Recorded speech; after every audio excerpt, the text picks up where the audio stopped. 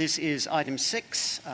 For the better conduct of our business, the Business Committee has determined that this item will take the form of a presentation on the Living in Love and Faith program, to be followed by questions.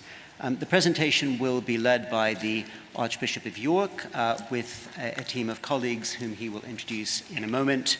It'll be followed by questions, and I'll come to the fairly straightforward procedure for our question time when the presentation has finished.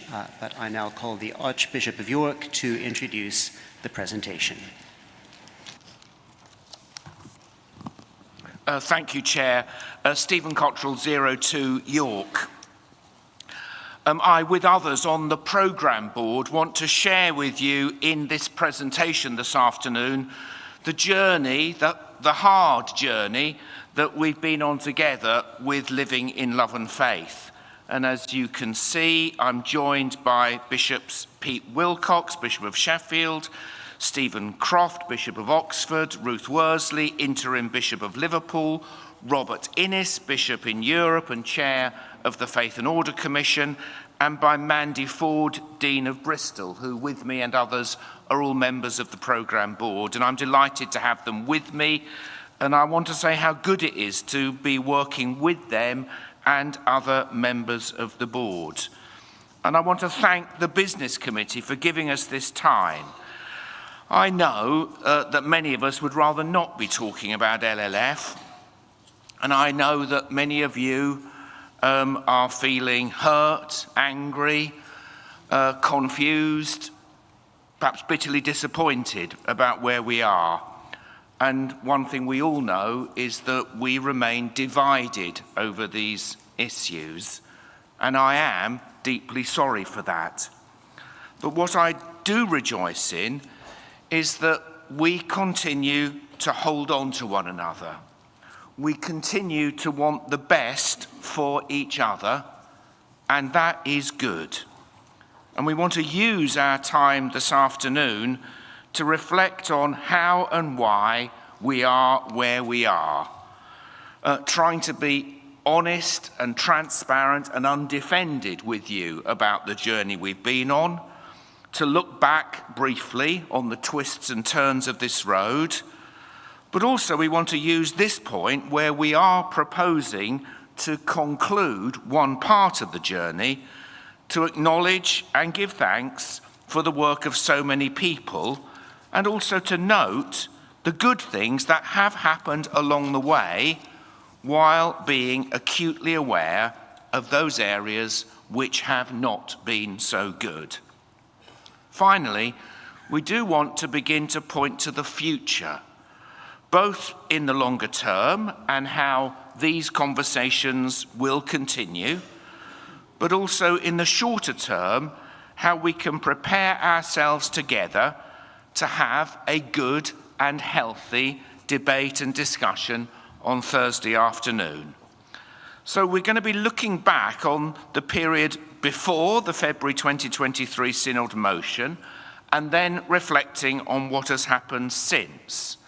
We will explain in more detail how the recently published Bishop's statement came together, and why the House of Bishops believes this part of the work needs to conclude, and where we think it needs to go next. So I'm going to begin by handing over to Mandy to take us back in time to 2017.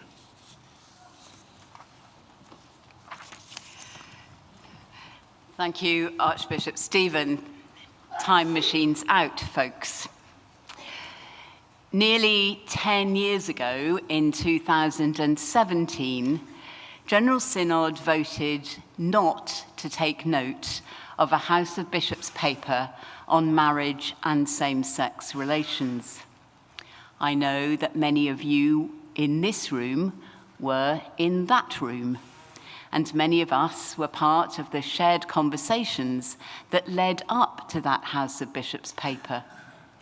The programme board are also very deeply aware that many of you in this room and beyond have been involved in these conversations for much longer than 10 years, and we want to acknowledge that.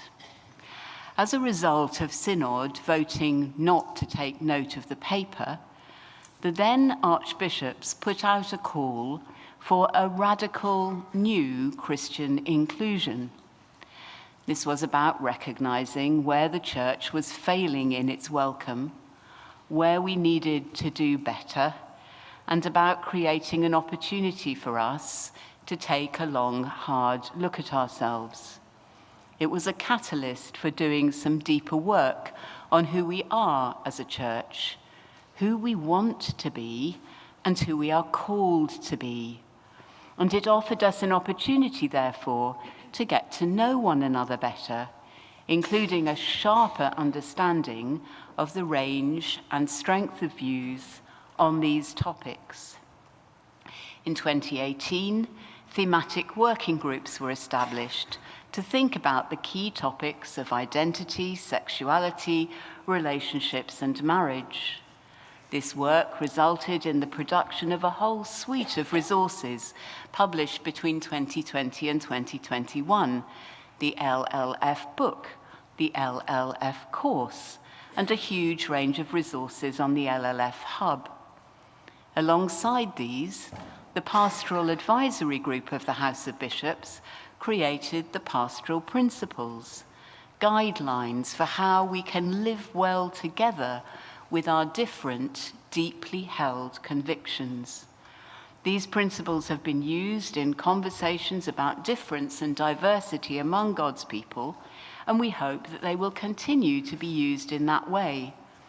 All of these resources are a valuable theological resource to the Church, not least in reminding us that real people struggle and are affected by these things in their everyday life and faith.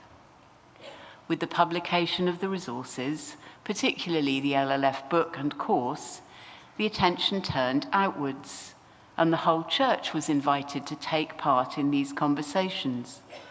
During this time, every diocese had LLF advocates who facilitated these local conversations and gave invaluable support.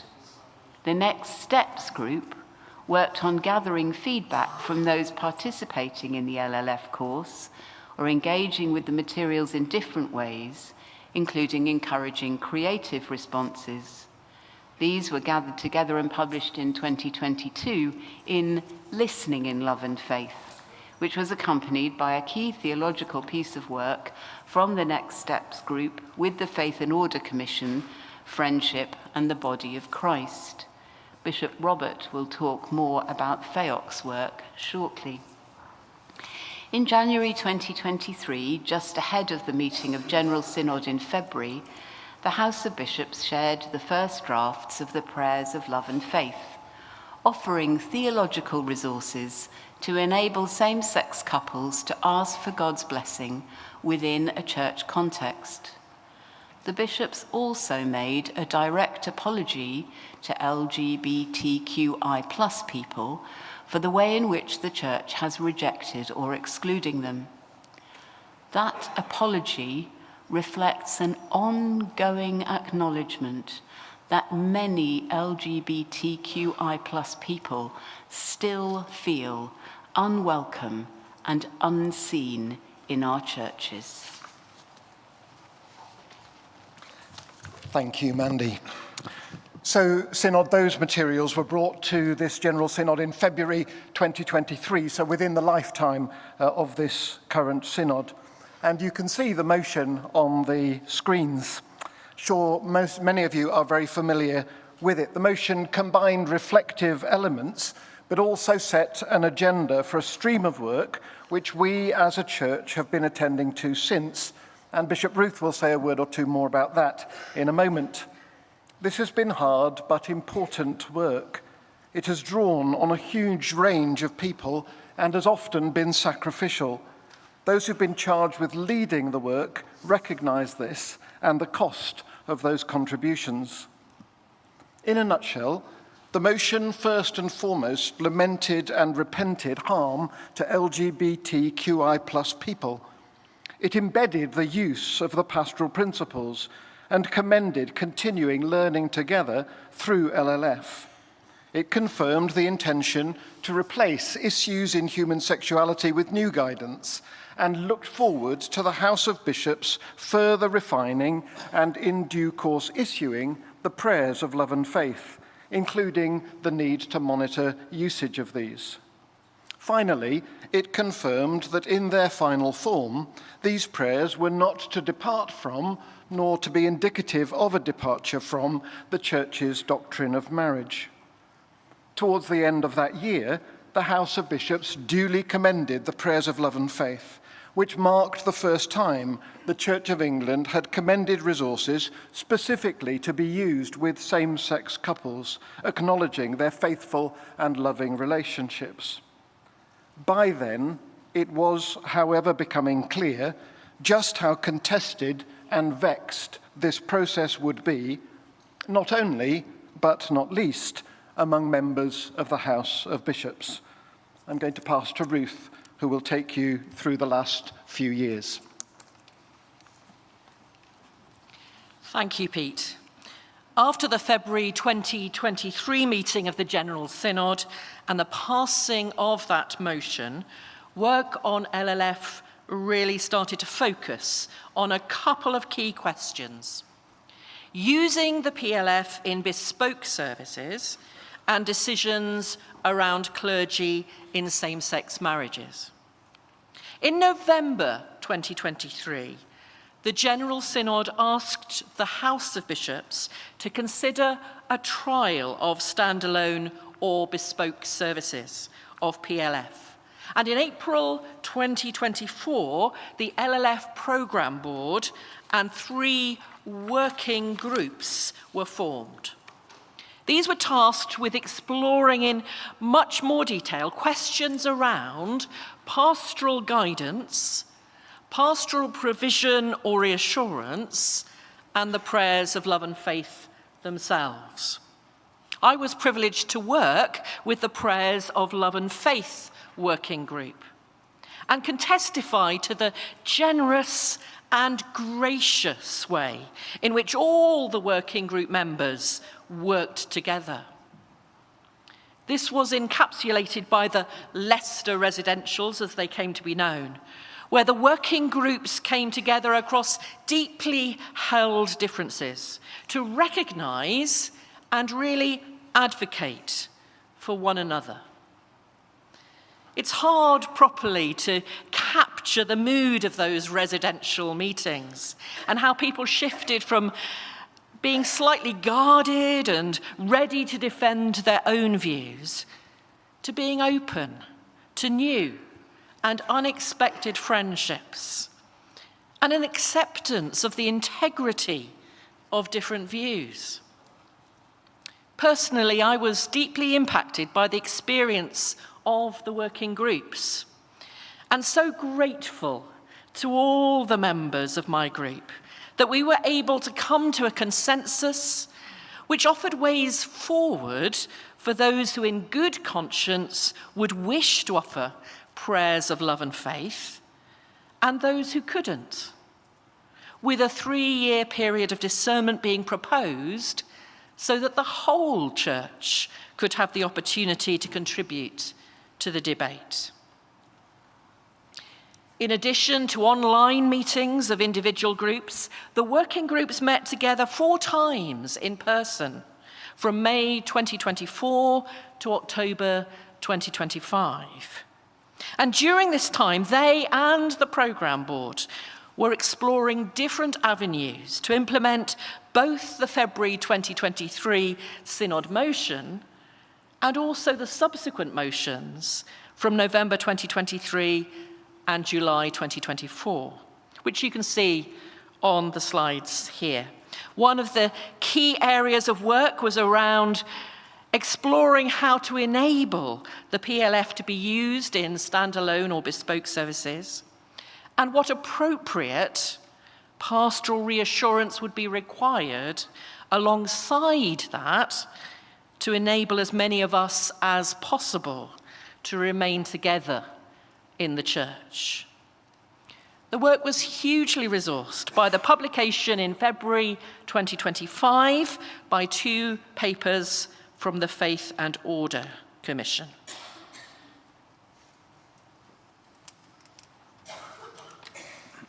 Thank you, Bishop Ruth. In December 2024, the Faith and Order Commission completed work on 3 documents addressing a range of topics. This work was shared with the House of Bishops for its January 2025 meeting, and then published as GS MISC 1406 and GS MISC 1407. GS MISC 1406 contained 3 substantial papers, each reflecting on a different aspect of the LLF discussions. Section 1, called Ecclesiology, Unity and Differentiation, sought to bring clarity over the discussion about what level of disagreement the Church of England is experiencing in this process. The core of Section 1 explored what unity as far as possible might mean theologically and ecclesiologically at this juncture in the Church's life. Defining 3 levels of disagreement, it notes that in the past, when the Church has found itself in a similar position, it has created a space between so-called second and third order disagreement, a kind of disagreement that has a bearing on our ability to be fully in communion as one church. The arrangements to address this have allowed a way to bear the impairment to communion that inevitably follows from it, without ceasing to be one church. Section 2, called Episcopacy and Conscience, discussed the contours of individual and collegial episcopal conscience. The paper explores the practices of reception, economy, and charity as mitigations that might shore up a fragile unity. It ponders different forms of collective responsibility, seeking to aid bishops in discerning how to carry the pastoral and teaching needs of a church experiencing disagreement. Section 3, called Holy Matrimony, Civil Marriage, and Same-Sex Marriage, arose in connection with the proposal to relax discipline towards clergy in same-sex civil marriages, although that is not its central focus. Rather, this paper seeks to resource the Church's discernment on such issues by placing them within the broad and rich theological canvas available in Christian tradition. Framing the whole in a historical trace of Christian marriage and its civic manifestations, the paper articulates 2 different perspectives on the goods of marriage and their relationship to sexual differentiation. Recognizing legal developments over the past 250 years, the paper nevertheless argues against making holy matrimony and civil marriage into separate and unrelated estates of life. At the same time, the Episcopal Reference Group of the Faith and Order Commission published GS MISC 1407. This paper introduces 9 theses about the doctrine of marriage and offers a compendium of resources related to the Church of England's doctrine of marriage. This paper argues that the story of the doctrine of marriage in the Church of England over the last 500 years is one of a high degree of consistency and stability, and yet with some significant developments in understanding and emphasis within the envelope of continuity reflected in Canon B30 and the prayer book tradition. Using this to compare with the prayers of love and faith, the ERG recognized that the PLF in themselves, considered in the light of the 9 theses, do not characterize the relationship of any given couple as marriage and do not therefore impinge directly upon the doctrine of marriage.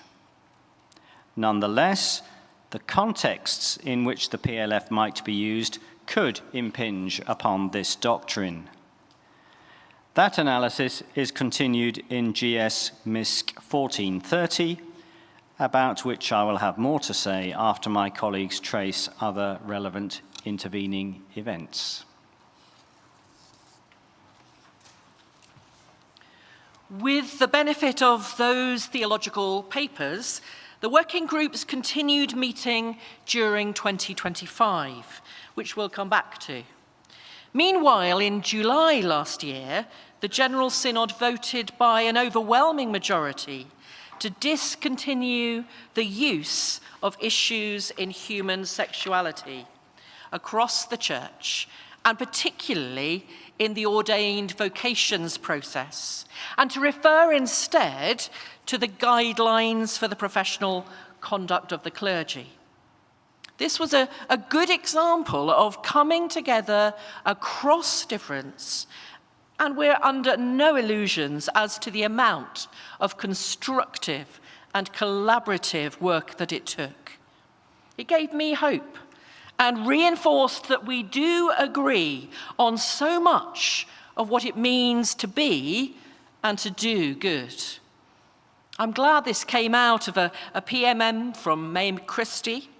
We really want to be open to inspired ideas coming from any part of this synod when they help us work together to find ways forward. Pete. Thank you, Ruth. So by last summer, various routes had been explored and proposals suggested for the introduction of bespoke services of PLF, but without any consensus emerging among the bishops. There was still less consensus about the process which would be required to enable clergy who choose to enter into same-sex civil marriage to be free of the constraints which presently inhibit their ordained ministries. Part of our difficulty was in agreeing the appropriate legislative and synodical routes for that step, but part was also to agree on the appropriate and proportionate pastoral provision for clergy and PCCs which found themselves out of step with their bishops.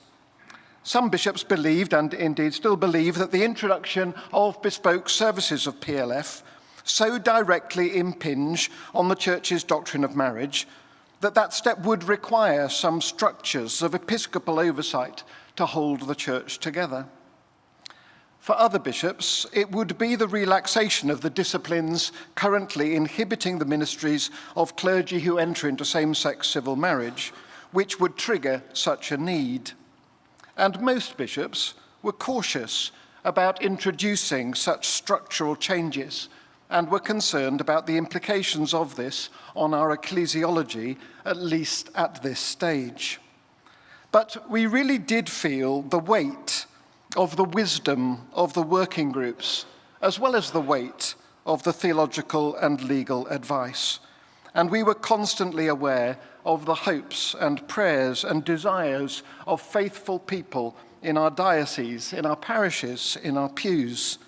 Yet we remained divided over what to do about bespoke services and clergy who enter into same-sex civil marriage.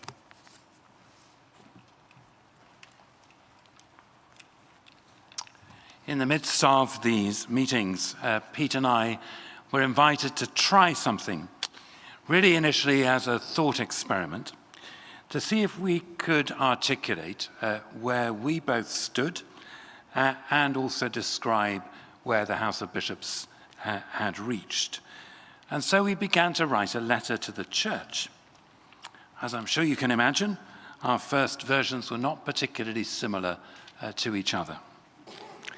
But, and this is where the glimmers of hope were, as we shared our letters with one another, we began to see areas where we did find agreement, and so we worked on more drafts, and gradually a letter took shape, which we could both in good conscience put our names to, even though we have very different views on some of the substantive questions.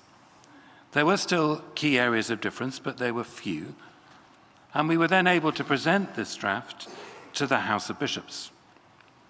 Where there were areas where Pete and I could not come to a common mind, we presented options to our fellow bishops, and these were voted on.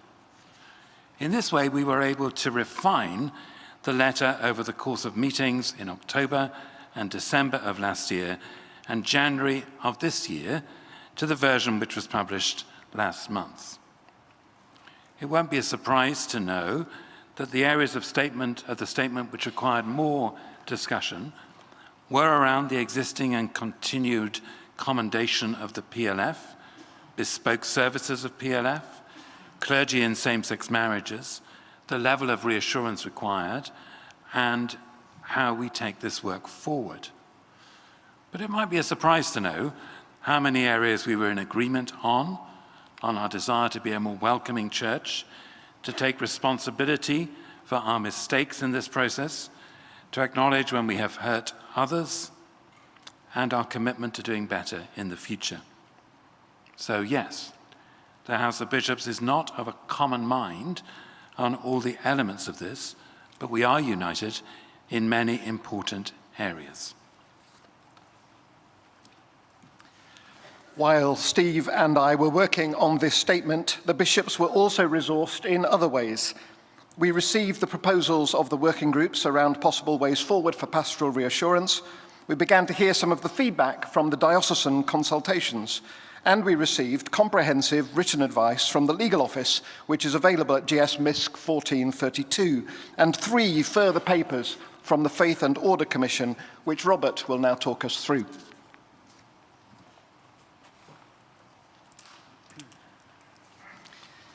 Thank you, Pete. After publishing work in January 2025, FEOC immediately turned its focus to further questions put to it by the House of Bishops and the General Synod. It produced 3 more GS MISCs, published for you in early November. Each one has a succinct summary at the beginning, so whether you have 2 minutes, 15 minutes, or an hour, we've tried to make these as digestible as possible. For now, I'll offer a very brief summary of each paper.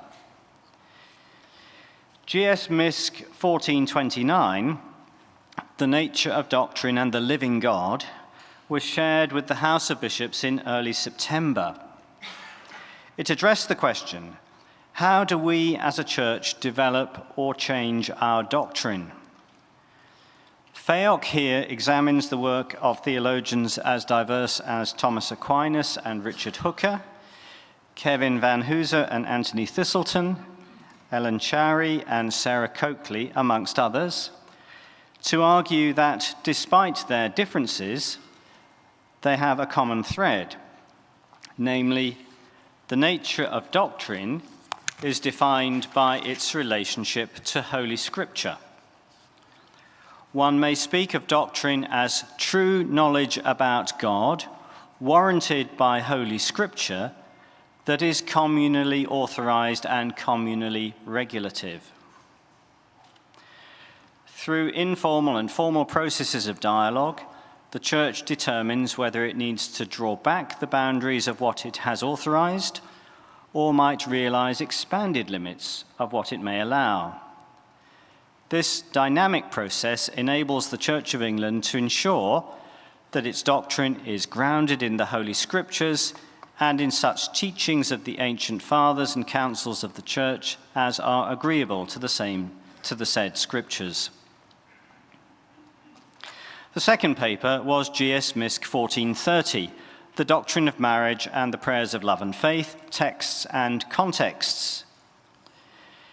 Expanding on the discussion of GS MISC 1407, this work from members of FEOC and the Liturgical Commission considered the enacted contexts for the prayers. It concluded, in view of the power of symbolic actions and the limitations around their definition and regulation, The paper frames a series of questions that the House of Bishops will need to answer in their deliberations about how to proceed. To what degree is a liturgical text's silence on a topic an acceptable way to indicate agreement with present teaching? What symbolic actions should be proscribed and/or prescribed to ensure the PLF cohere with the Church's doctrine of marriage? And what level of communal authorization is required to engender confidence that ministerial discretion in the use of the PLF will not create doctrinal plurality? Finally, GS Misc 1431, the exercise of discipline and clergy exemplarity in the Church of England, the case of same-sex civil marriage. This paper returns to the wider question that Section 3 of GS Misc 1406 touches upon, specifically what legislative or other options might be available for ordaining and licensing those in same-sex civil marriages. Observing the Latin disciplina includes everything from instruction in the faith to corrective pastoral conversations to punishment. One can say discipline has formative, reformative, and punitive aspects.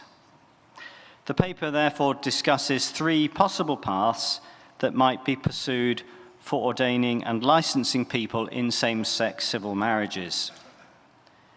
As with GS Misc 1430, FEOC does not offer simple answers, but a set of questions for discernment, intended to allow fruitful dialogue and discernment not only amongst the bishops, but for the wider General Synod and Church of England.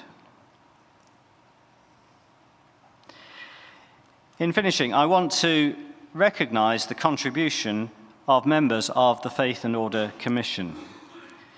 Currently comprised of 7 bishops and 10 scholars, the scholars volunteering a substantial amount of their time alongside their demanding day jobs, they have provided the Church with over 120,000 words of carefully researched, thoughtfully discussed, and prayerfully informed theological reflection. I express on all our behalf our thanks to those scholars for giving so freely and generously of their time. The work isn't perfect, the work of humans never is, but it has all been offered in the hope of resourcing more informed discussion and discernment.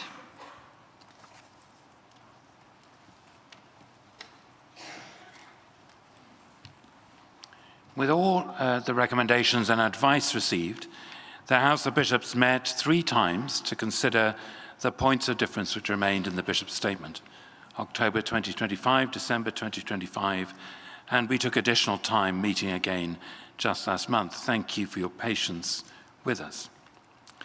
Over that time, several things became clear to the House. Firstly, that introducing bespoke services using the PLF would need a formal Canon B2 process. Secondly, that to enable ordination or licensing of same-sex marriage clergy would require legislative change. And consequently, since neither of these things could happen in the short term, if indeed they happen at all, the impact of an arrangement such as delegated episcopal ministry on how we are shaped as church will be disproportionate to the changes so far agreed. Rather, the House agreed that reassurance would be offered through updated pastoral guidance to accompany the PLF and through the establishment of the Pastoral Consultative Group. As you'll be aware, the Bishop's statement was finally agreed and published on the 14th of January. And so that brings us absolutely up to date. And on that note, I will hand back to Archbishop Stephen to do a short recap on the Synod motions.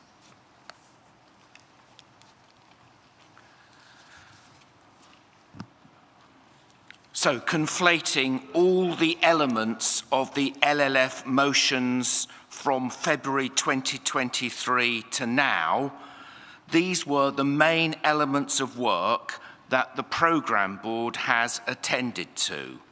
1, replacing issues. Synod, thank you for your help in bringing this to a speedier conclusion than we might otherwise have managed. This example of collaborative working is something that we must continue to aspire to.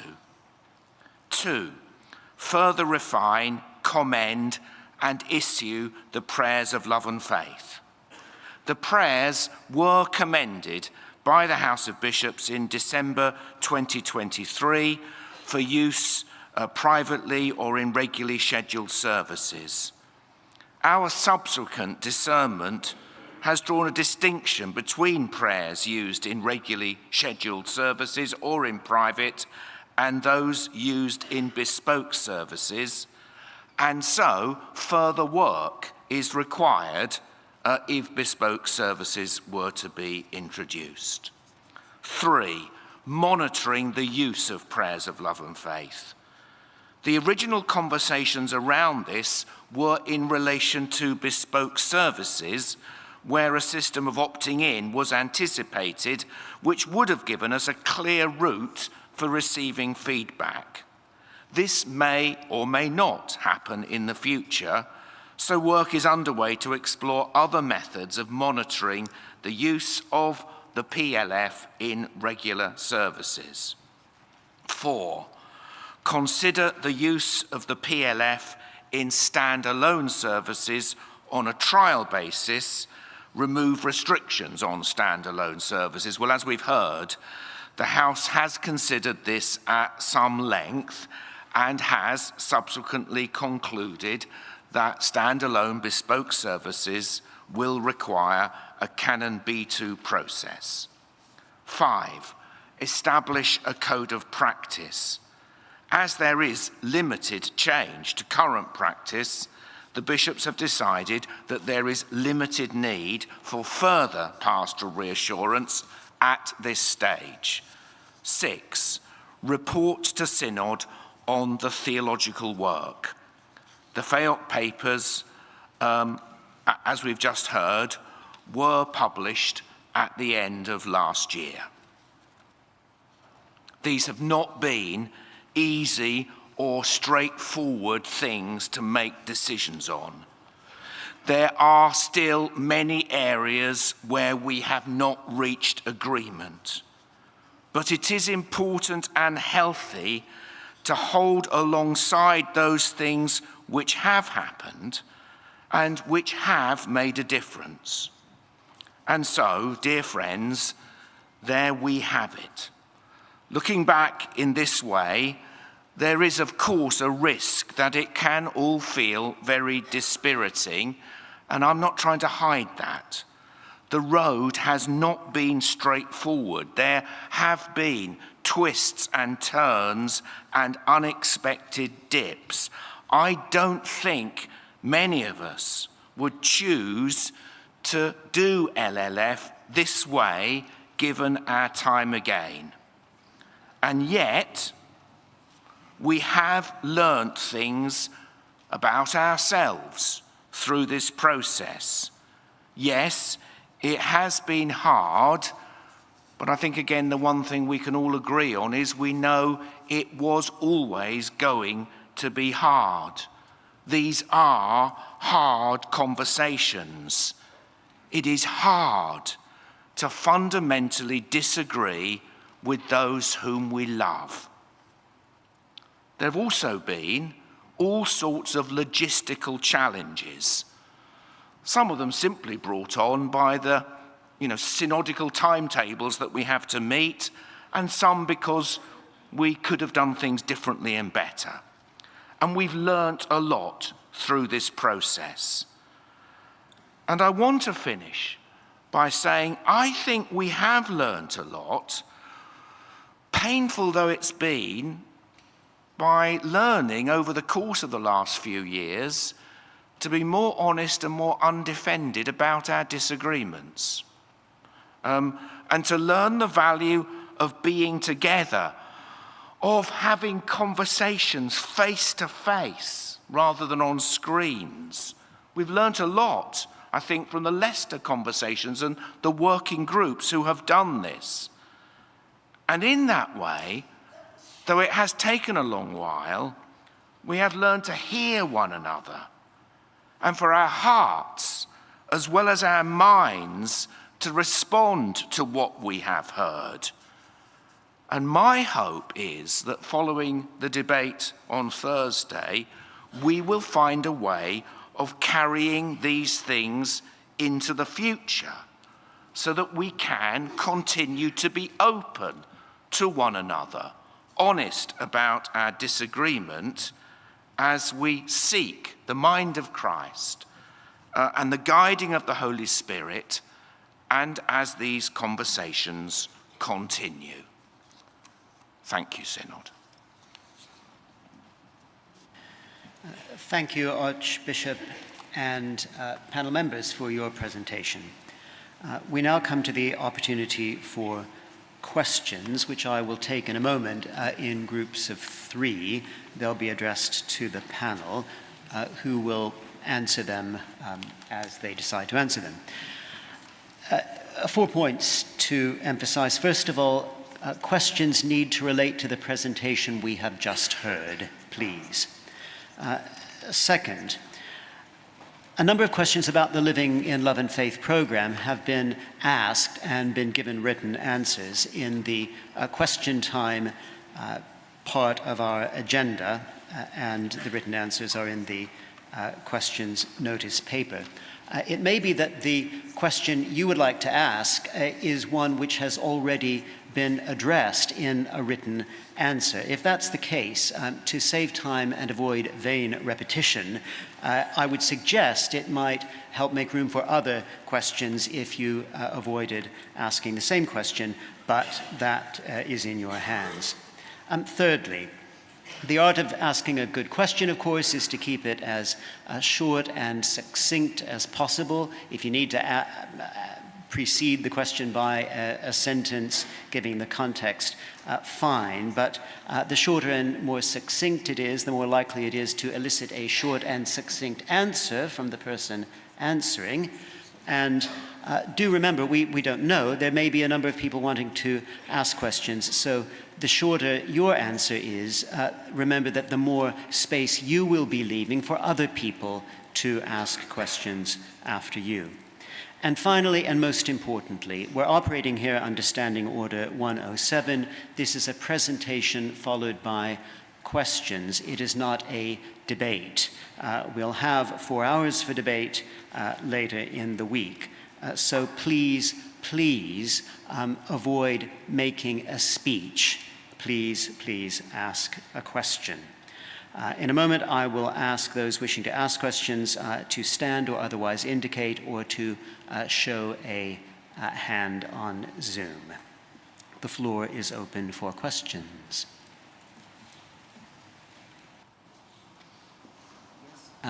In the back by the door, yes. Yes, thank you. Followed by Adam Gaunt, followed by Paul Robson.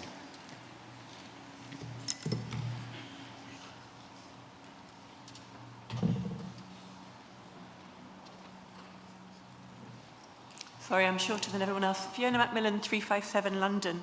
At what stage did standalone services become bespoke services? Who agreed to this change of language, and why was it felt appropriate? Thank you.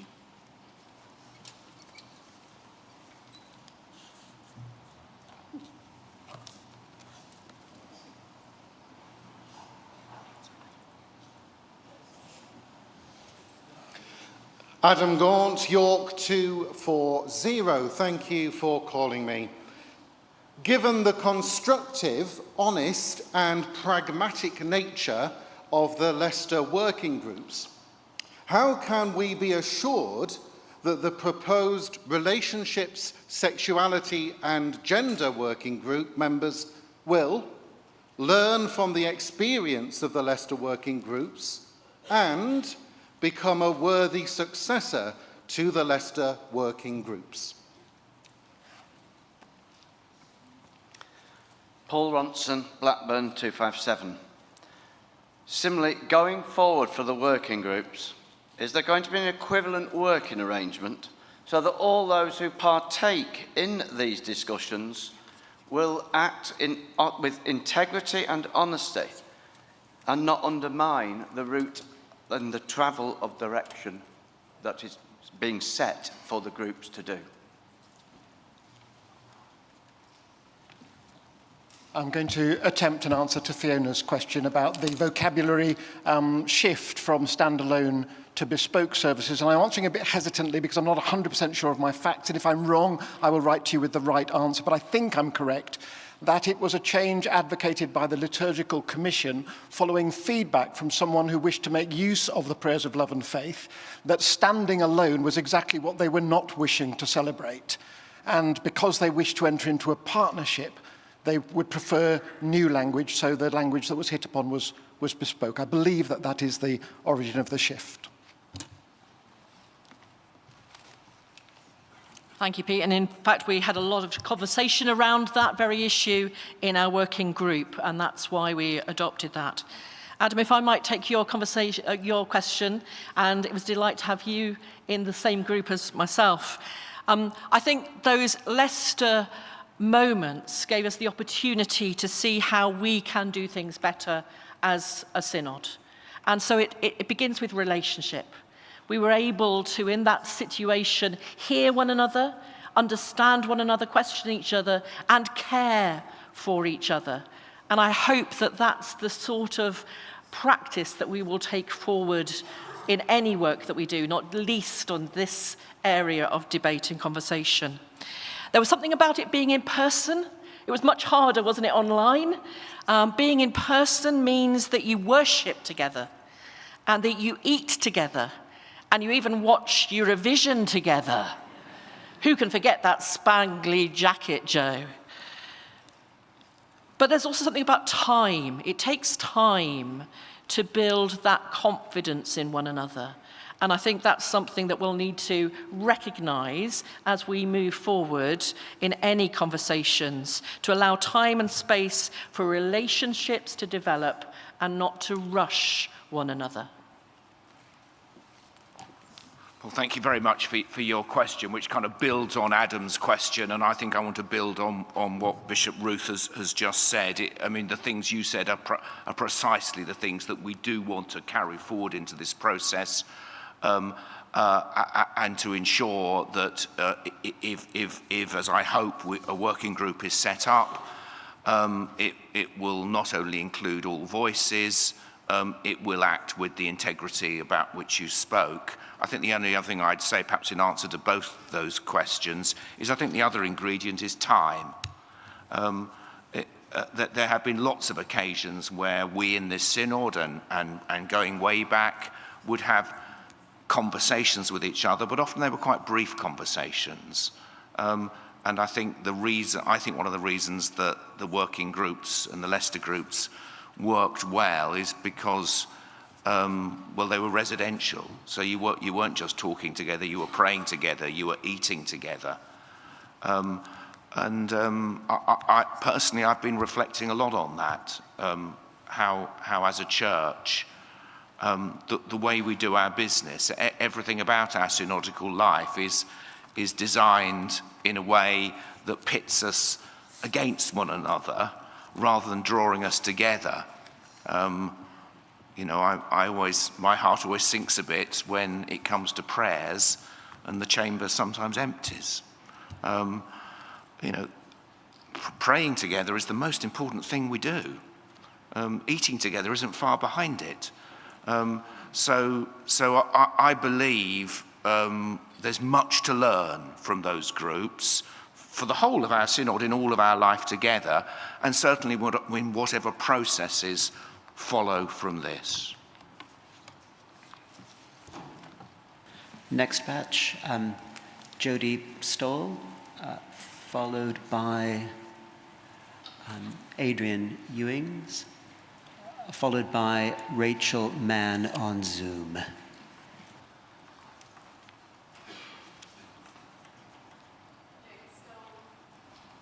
London 165. LLF was a process for the purpose of enabling the radical inclusion of LGBTQIA+ people, given that the pain of this process falling far short of what was intended is predominantly borne by those it was meant to include, how will the House prevent the continued oppression and abuse of our LGBTQIA+ siblings by the ongoing process which is now suggested? Adrian Ewing, 062 Bath and Wells. I'm not sure if I'm allowed to direct my question at one particular member of the panel, but I'd like to direct it, if possible, to the Archbishop, because he made a number of references to lessons learned. My sadness at the presentation we've had just now is it's a breezy, sanitised version of the very painful, uncomfortable process that we've been through.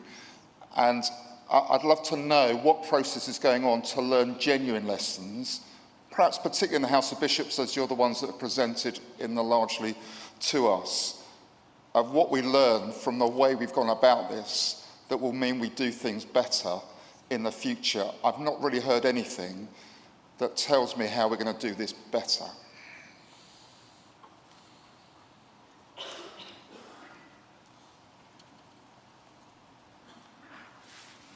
Rachel Mann, 171 Manchester. On the evidence of this presentation, to what extent would you say it's reasonable to conclude that LLF has brought about a radical new Christian inclusion?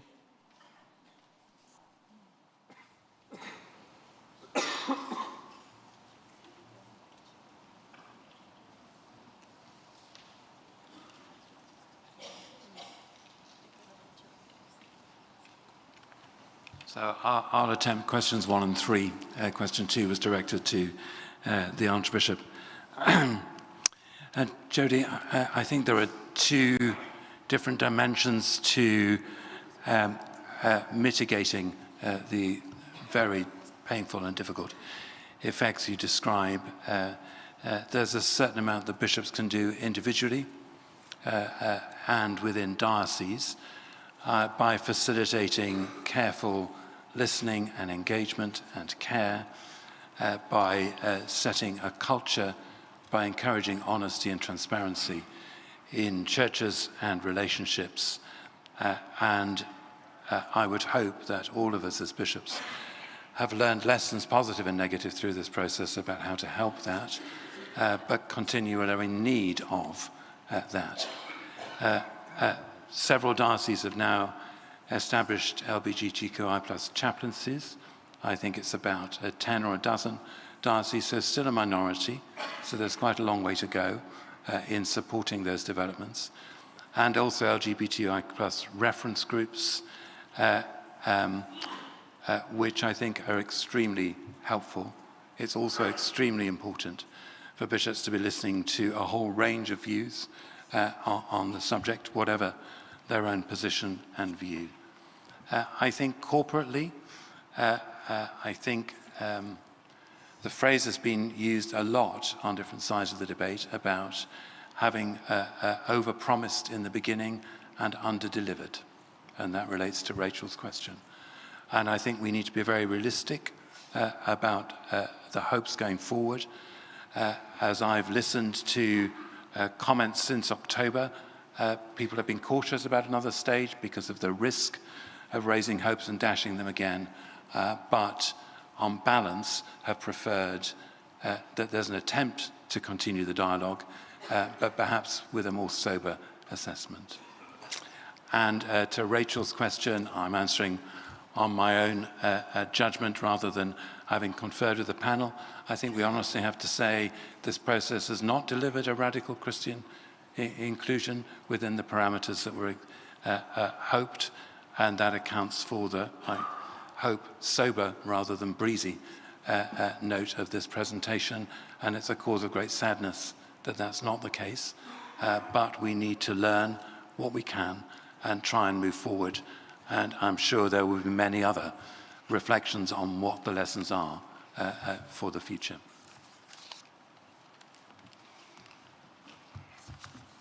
So, Adam, thank you for the, I can't see where you are, but thank you for the question about lessons learned.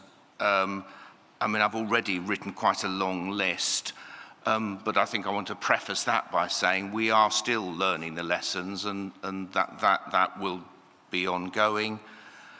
And I don't make any apology for saying I think the first lesson we have learned and are learning and need to learn again is to see the face of Christ in one another and to honour Christ in one another, about learning to speak well of one another even when we disagree, to learn about how painful it is when Christians find themselves in disagreement over these things. That's a lesson we need to continually learn, and I still will always believe that if we can learn that lesson, that is such an important message we need to bear to our world. We live in such an increasingly polarized world. If we could model that, it would be such a blessing to the world we're called to serve. But of course there are other, much more, which I'm sure probably what you were thinking of, much more practical lessons to learn. As Bishop Steve has just said, I think we overpromised in the beginning, back in 2023. Although we, the House of Bishops, spent a lot of time discussing what we would bring to the Synod, actually we didn't spend enough time.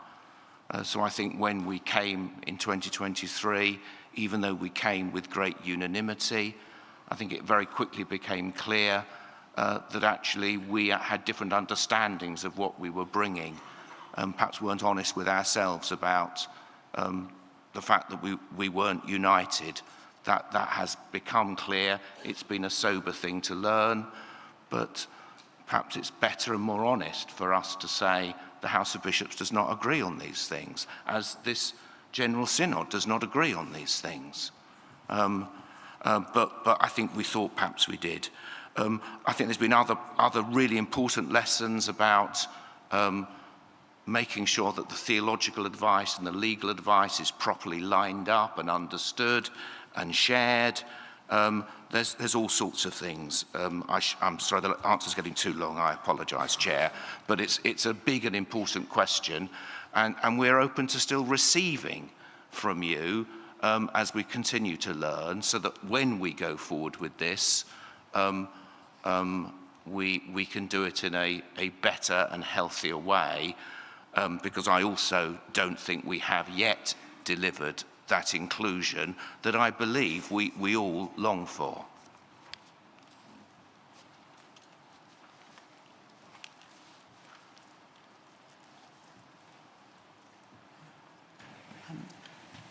Yes, is it Joe? Yep, thank you.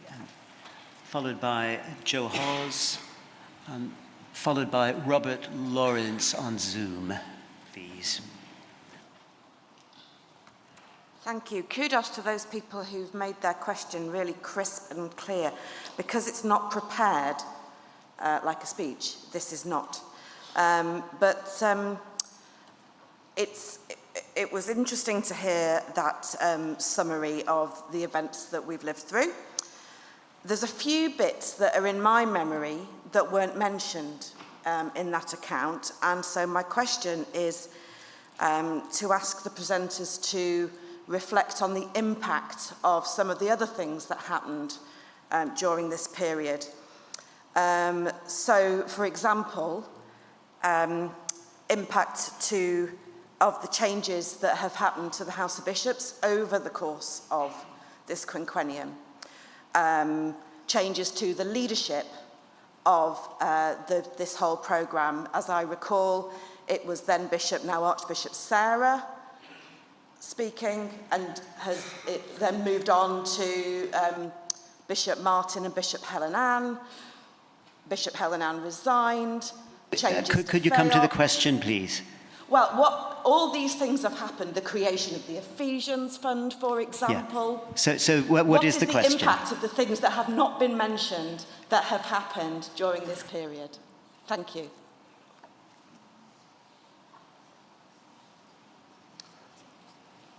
Joe Hawes, Deans 54. As a veteran of 5 years of the working groups, might I ask the House of Bishops how they intend to avoid the disconnect of 5 years of work, which was subsequently rejected and might have been avoided through far greater numerical engagement at an earlier stage. How, in the next stage of the process, might that disconnect be avoided through far greater engagement? What structures and numbers do they envisage putting in place? Thank you. And Robert Lawrence on Zoom.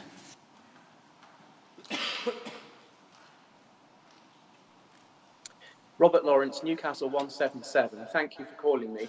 As you know, Newcastle Diocesan Synod has passed a motion calling for action by the House of Bishops. With reference to the FEOP document of August 2025, whilst the doctrine of development claimed by liberals and the perspicuity of scripture relied upon by conservatives both had flaws, could not Van Hooser's Phroenetic theology provide us with an appropriate pastoral way in a church that is scripturally based, draws on the creeds, and which is capable of improvisation led by the Holy Spirit in the character of Jesus Christ? In other words, that it should be generous, loving and forgiving, and focused most on those who are most often counted least, those at the margins. And in the case of the presentation we have just received, have they noticed how little there is an acknowledgement of the lived experience of faithful LGBTQI+ people?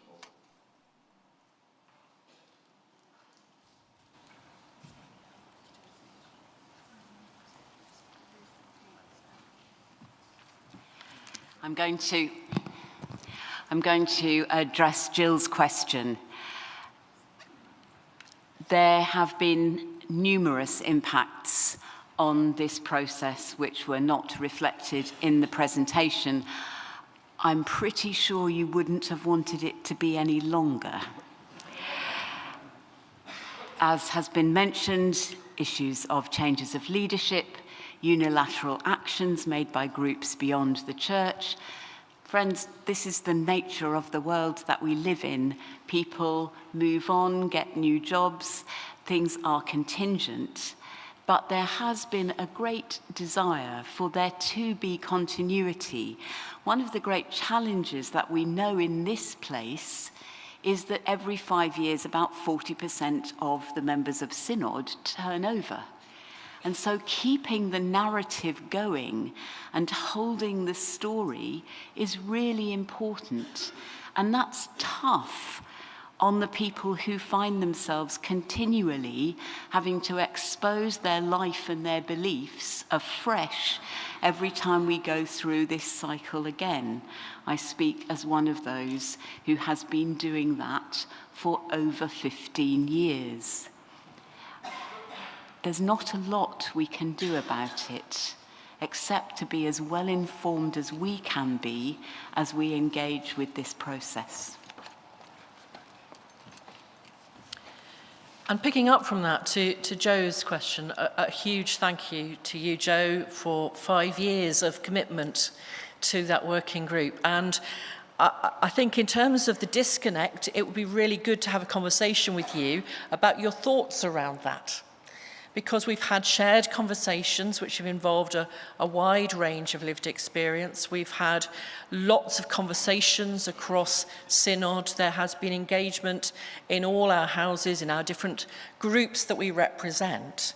But how do we keep that continuity of flow, especially as we think about how do we make this perhaps business as usual rather than something that's a specific project on the side? And I would really value that conversation as to ensure that we hear as many voices as possible, but keep that continuity of story and momentum of direction to discover the church we should be as the whole people of God, reflecting its beauty and diversity.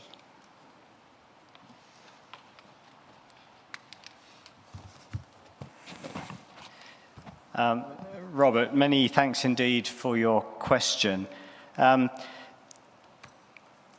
As we set out in our documents, we understand doctrine to be true knowledge about God, warranted by Holy Scripture that is communally authorized and communally regulative. And it is the responsibility of the whole church, House of Bishops perhaps particularly, to have a continual engagement with Scripture and to be open to new insights, so that the faith that we inherit is proclaimed afresh in each generation. And yes, Van Hoose's model of a dramatically informed reading of Scripture is one mode of doing that. Members will recall that in the LLF book, one of the chapters is concerned with how to read and understand Scripture, and a number of different models are proposed there. But we encourage, and I hope we will see in the next months and years as we continue to talk about these things, that we have a serious and deep engagement with Scripture and are open to the Holy Spirit's leading and to the generation of new insights. I think the second part of your question was attentiveness to LGBTQI+ voices, and as a commission, we have wanted to try to do that as far as we can, and have been attentive to the need for a diversity of voices wherever we can achieve that.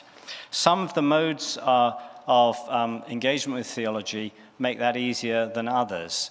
So if you recall the book, the LLF book, which was under my predecessors, Chris Coxworth's oversight with others, much of that book was in the form of stories and narrative and engagement with people from the LGBTQI+ community. The course that went with the book similarly engaged with stories. Some of our more recent material, which has been on more technical subjects, doesn't take that form, and it's quite dense theological argumentation, where sometimes the arguments are made not necessarily by LGBTQI+ people themselves, where that material doesn't exist, but by those who are advocating for a more inclusive church. So, yes, thank you for that question, and thank you for helping us to stay attentive to the need to include a diversity of voices.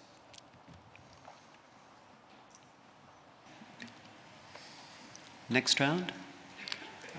The Bishop of Lichfield, please, followed by Angus Goody, followed by Julie Withers on Zoom.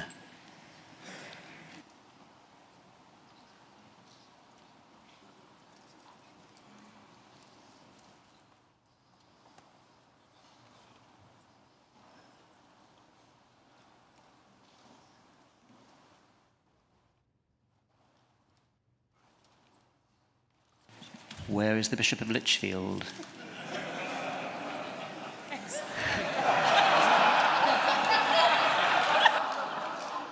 To save time, Angus, please go first. Angus Gowdy, 300 Durham. I've got a question for Bishop Robert. Thank you for what you said. You started by talking about the differences of opinion within the Church of England. Now, the present bishop's decisions seem to be heavily influenced by the FEOC work. Were there similarly differences of opinion within FEOC and within the ERG?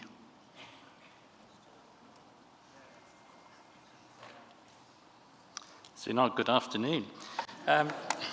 Michael Ipgrave, Lichfield 24, speaking as chairman of the Liturgical Commission, and just speaking in the interest of accuracy, probably this should have been a point of order, but the Bishop of Sheffield opined that the change in terminology from standalone to bespoke services was at the request of the Liturgical Commission. He went on to say he wasn't sure that that was the case, and I'm glad he added that qualification because that was not, in fact, the case.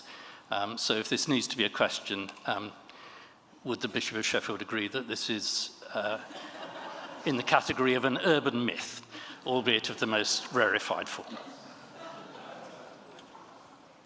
Julie Withers on Zoom.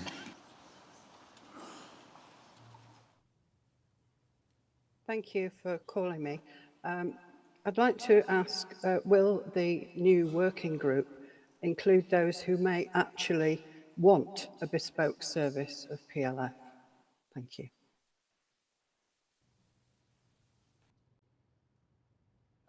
Mea culpa, both apology to Michael and also to Fiona. I said what I said in good faith, but I wasn't sure, and I'm happy to be corrected.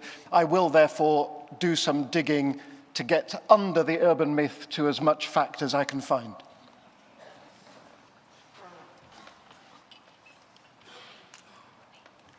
Angus, thank you very much for your question. Were there differences of opinion in the Commission and the Episcopal Reference Group?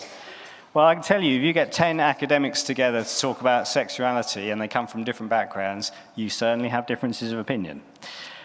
We have robust discussion at Commission meetings, and we work through those discussions, and we produce texts which where we aim to produce a text that everybody can stand behind and agree to. I have to say that when we started out on some of these processes, I was very pessimistic about the possibility of us being able to do that. And it was something of a work of the Holy Spirit and a mark of the generosity and graciousness of members of the Commission that we have been able to produce texts which all members of the Commission from very different starting points and backgrounds have been able to agree. We do this by writing in particular ways. Sometimes we will have a text which argues one point of view and then provides strong arguments from another point of view. So in the text on clergy and same-sex marriage, you'll see that when we're talking about the possibility of pastoral accommodation, we try to offer the strongest arguments in favour of that and the strongest arguments against. So sometimes we adopt that stance. Other times we find ways of expressing ourselves that everybody can sign up to. So one way or another, I'm really pleased to say that we do embody unity in difference.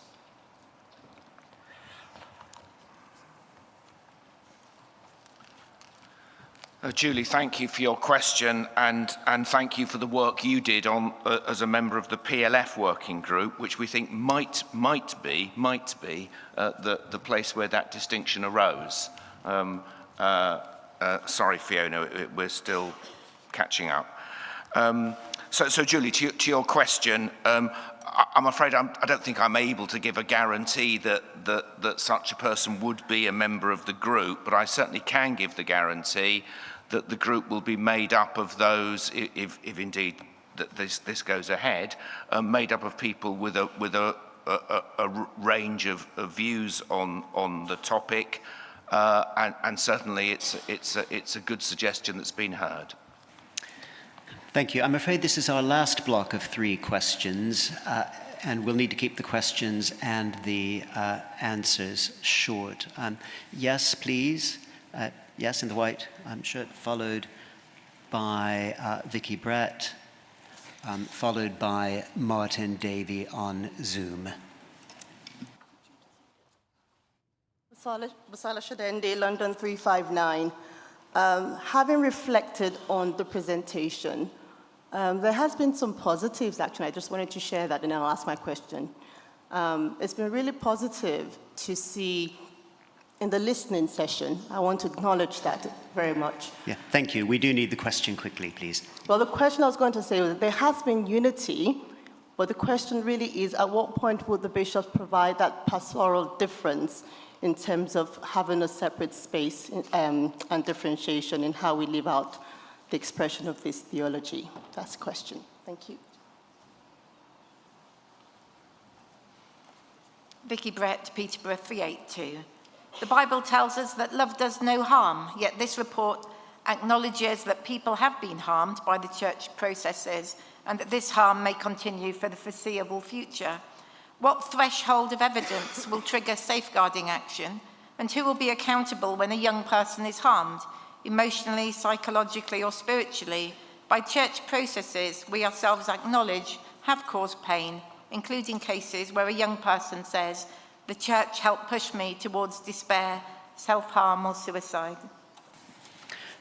And Martin Davey on Zoom.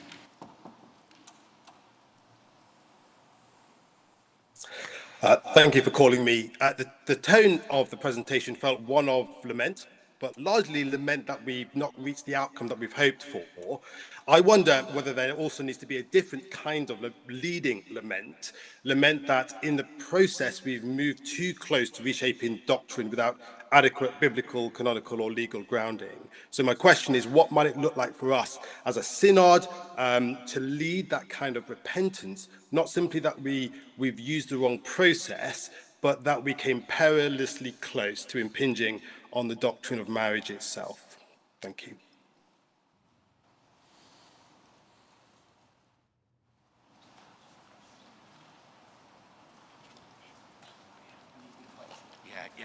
Sorry. Well, perhaps shall I just do all three?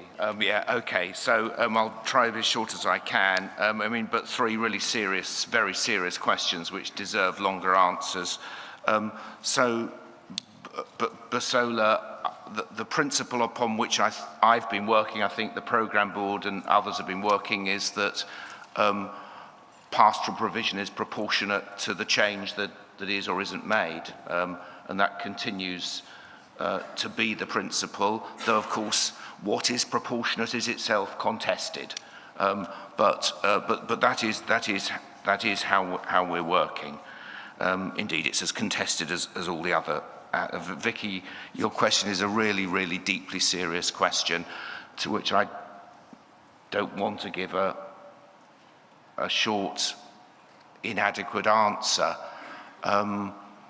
I know we would all be deeply, well, first of all, I know the reality of the situations you're describing, because I've had conversations with people for whom that has been their lived reality. And I'm sure all of us would want to do all that we can to minister to and prevent that happening. But I feel as if that needs a longer conversation, but I hope you will keep bearing witness to that bit of the story. And Martin, yes, there is a degree of lamentation. I think there's also a degree of realism. Those of us who've been speaking to you this afternoon from the programme board, we represent the disagreements within our church. So just as we continue to work together, wanting to honour one another and see if there are other ways forward, so that is the invitation we give to the whole church.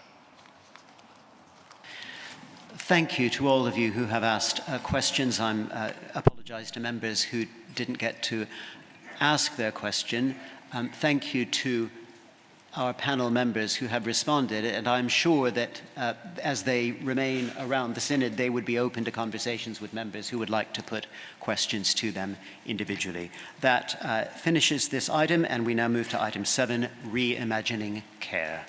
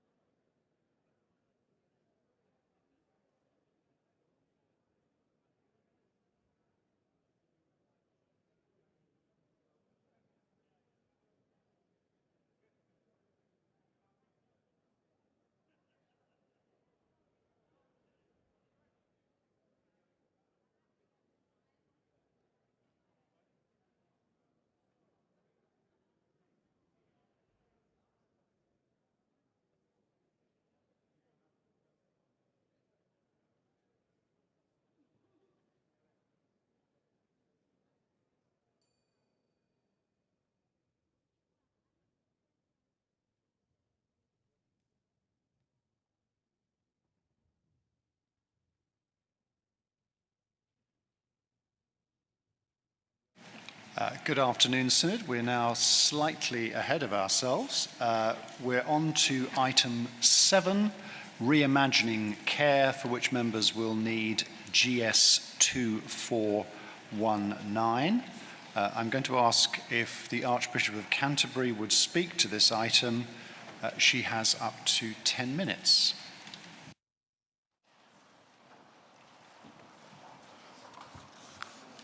Thank you, Chair. Sarah Mullally, 001 Canterbury. It's a pleasure to bring this important topic before Synod for our discussion. And I want to start by thanking everyone who was involved in the Reimagining Care Commission for their work. And I know that the members of this Synod bring much wisdom and experience to this area, and so I look forward to what I know will be a good debate. According to the government's report, People at the Heart of Care, 10 million people are affected by adult social care in England at any one time. They receive care and support. Others provide paid or unpaid care. Care delivered well can be transformative and enables us to live lives to the full.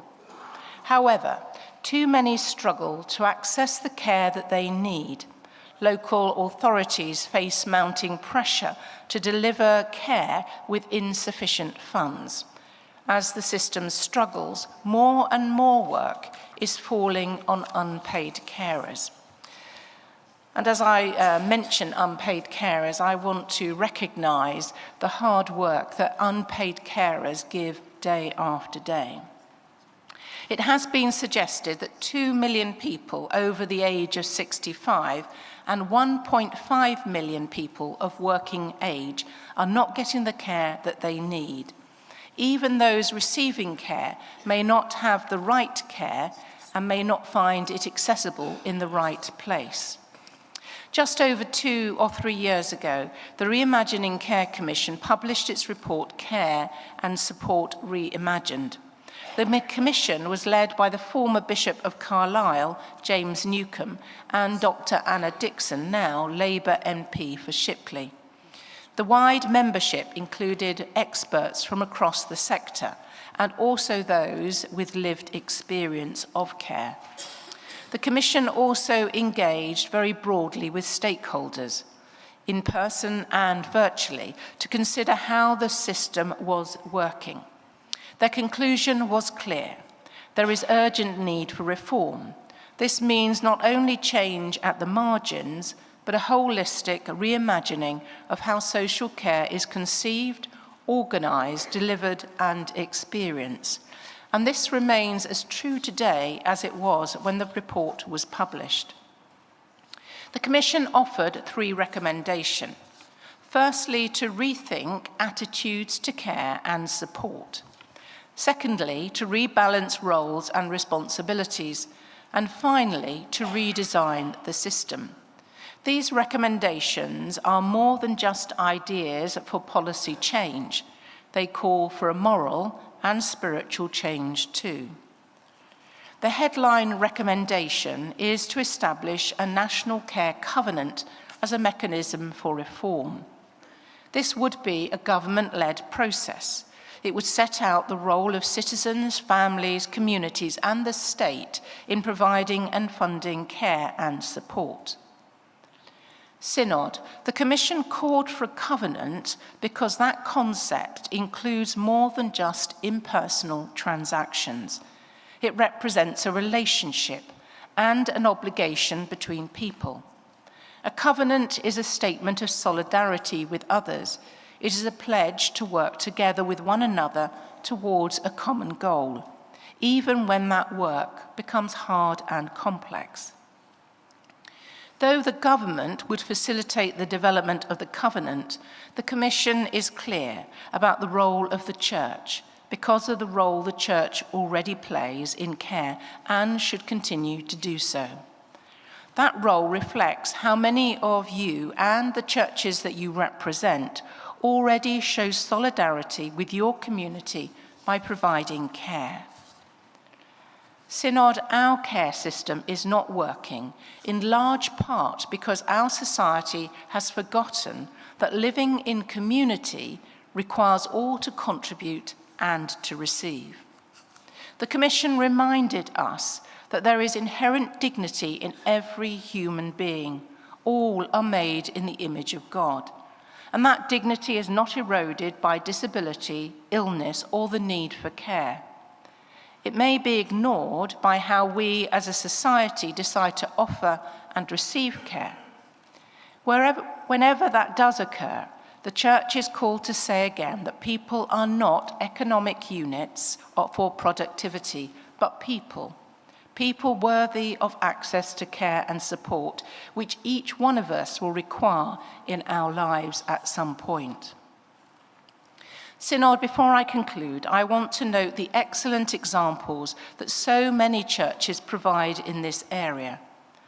One of the most innovative is social prescribing, a method of engaging with health and care services that enable people to utilize the wonderful activities already run by churches.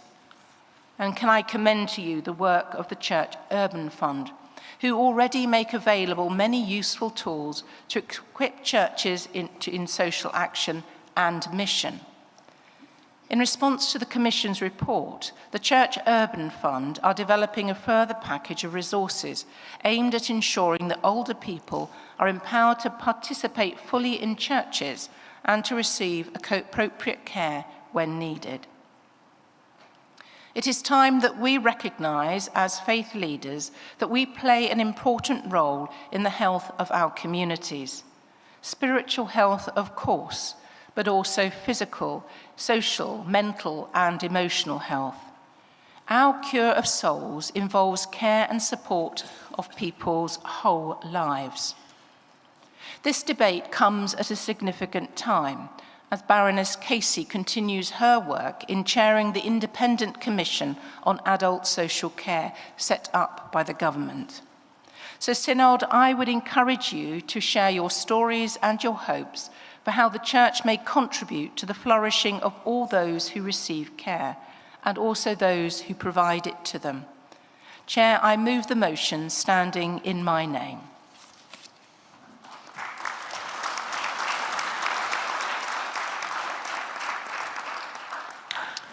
Thank you very much indeed, Archbishop. I'm going to open now this to debate. There have been quite a number of people have requested to speak, so as a result, under Standing Order 22.3, I'm intending to limit speeches to 3 minutes from the outset. So, do I have Ruth Allen and Abigail Ogier?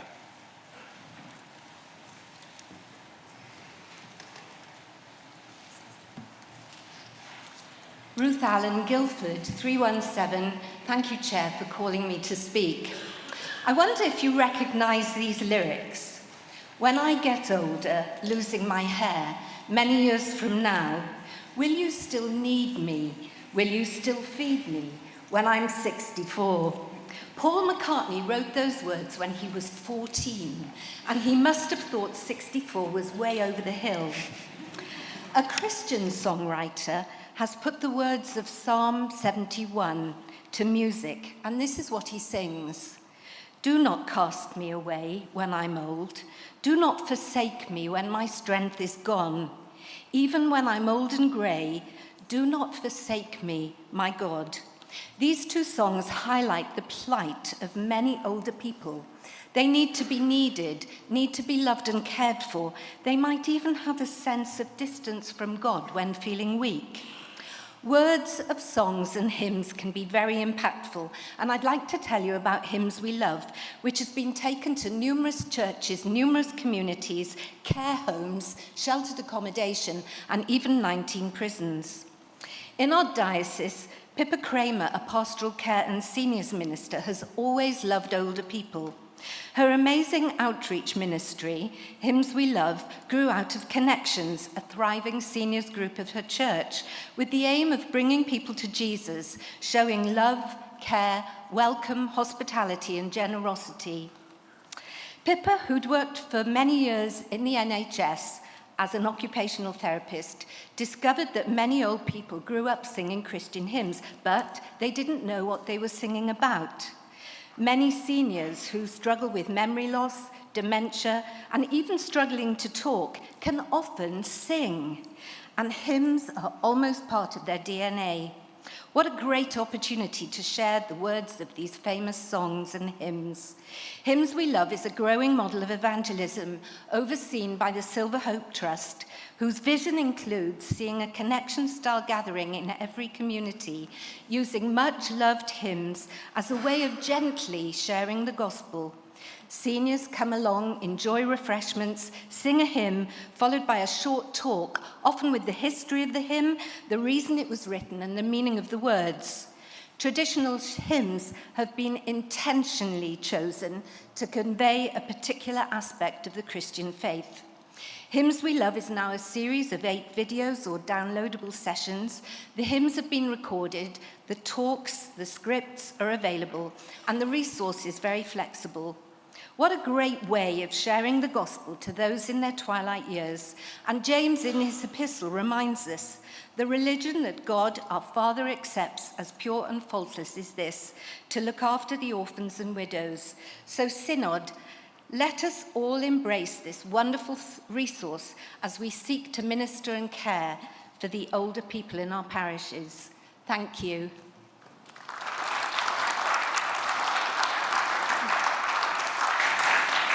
After Abigail, I'm going to call Sandy Turner, if she's here. Yes, and then Canon Shane Arden. And then if we could have Alice Kemp will be immediately after that.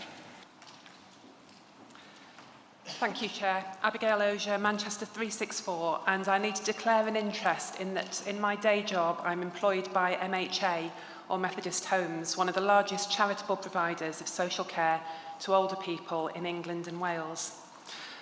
I want to speak today in support of this motion from the perspective of my own experience working in adult social care with older people. During the COVID-19 pandemic, there was a remarkable public outpouring of support for those of us working in care homes. Staff were described as heroes, and rightly so. They continued to provide care in the most difficult of circumstances, at significant personal risk and immense emotional strain.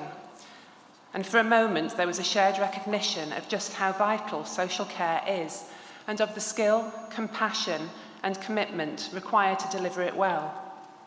Yet that recognition now feels painfully short-lived. In the years since the pandemic, the challenges facing social care have not eased. In many cases, they've intensified. The complexity of our residents' needs continues to grow. Funding pressures remain acute, and recruitment and retention have become ever more difficult.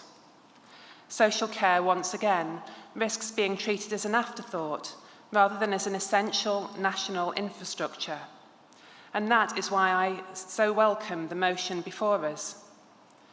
The Archbishop's Commission on Reimagining Care offers a compelling vision for changing how adult social care is perceived, organised, delivered and experienced.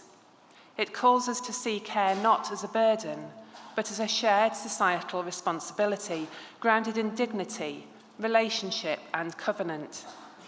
That vision resonates strongly with our vision at MHA. Our aim is to enable people to flourish, not merely to survive.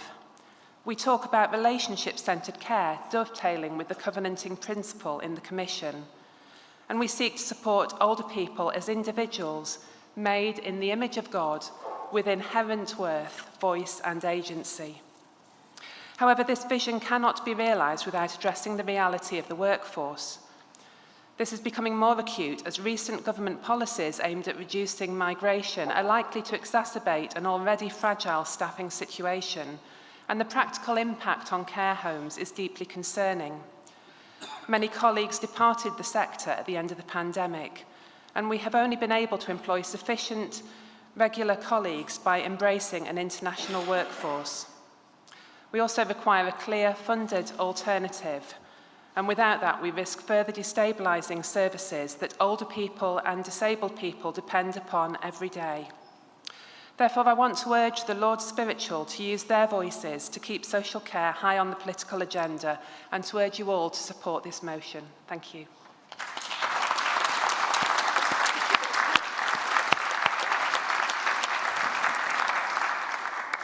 Sandy, and then Shane, and then Alice.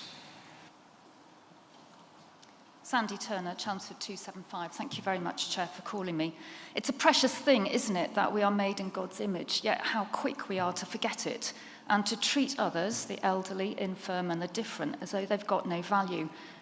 But before we feel overwhelmed, I'd like to encourage us by the story of our lunch club and the day John's life changed.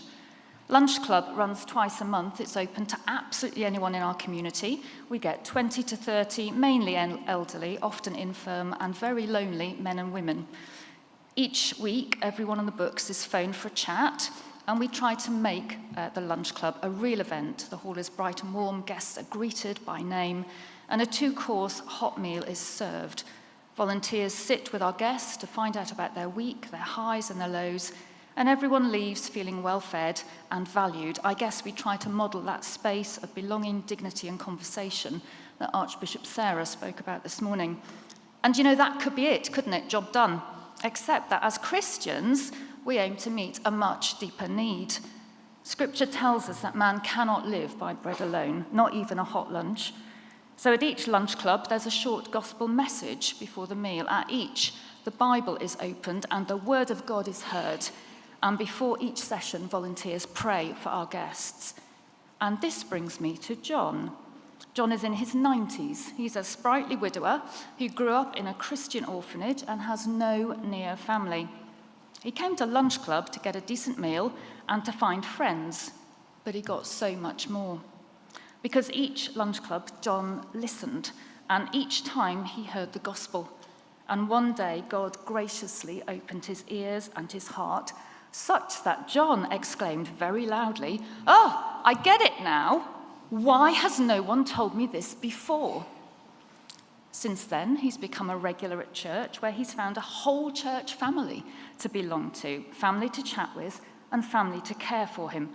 You know, it's an encouragement, isn't it, to see God is always at work through his word and his spirit, reaching our elderly, infirm, our lonely, our disenfranchised, whose greatest need, just like ours, is for the gospel. So, brothers and sisters, as we care in our parishes, as we meet the needs of so many in this broken world, let's keep Christ front and centre of all we do. Let's be unashamed of the gospel, which is the power of God for salvation. Only Jesus can satisfy our deepest need. Only Jesus can save. And praise the Lord, no one is too marginalised for him. Thank you. After Shane and Alice, James McCluskey. Is James McCluskey here? James McCluskey and Alison Coulter. Thank you for calling me. Shane Ardron, 332. I'm delighted that the phrase "made in the image of God" is used because it gives us a wider grounding to think about care. My mother had dementia. During some of the progression of that disease, she had times of great uncertainty, like time had been removed from life's events. She no longer knew if she worked. She didn't. If her parents were alive or not. They weren't. This damage to her mind affected her body and her spirit. She was anxious and distressed, and it showed in her physical actions and a spirit which couldn't rest. Yes, it was a passing phase, but when you're in it, or watching someone you love go through it, it doesn't seem very passing. We are more than our minds, and my mum moved on to a place of peace, and her spirit stilled, and she found joy and her humour again. Until, as many of us know, all that was left of her was a body without a working mind, until all functions faded. How her spirit was, I don't know, as she could no longer communicate by then. But in those last few days in hospitals, in hospital as I sat with her day after day. I recalled some of the poems A.A. Milne poems that my mum had once taught me. She could barely breathe for herself at that point. But for me, in hindsight, as I was saying those prayers, a tear slowly fell from her eye. And in hindsight, that was a sign of her spirit that was still there. For me, the greatest commandment is about loving God with our mind, body, and spirit, in the image of the Trinitarian God who created us and that we love and worship. And maybe when we think more about ourselves in this way, we will be able to care for ourselves and others in new light, and maybe even manage to do the second commandment a bit better as well. So thank you for including this phrase and encouraging us to care about ourselves and others in a more holistic way. Thank you. Thank you. So if we could have Alice and then James. Alice, yes.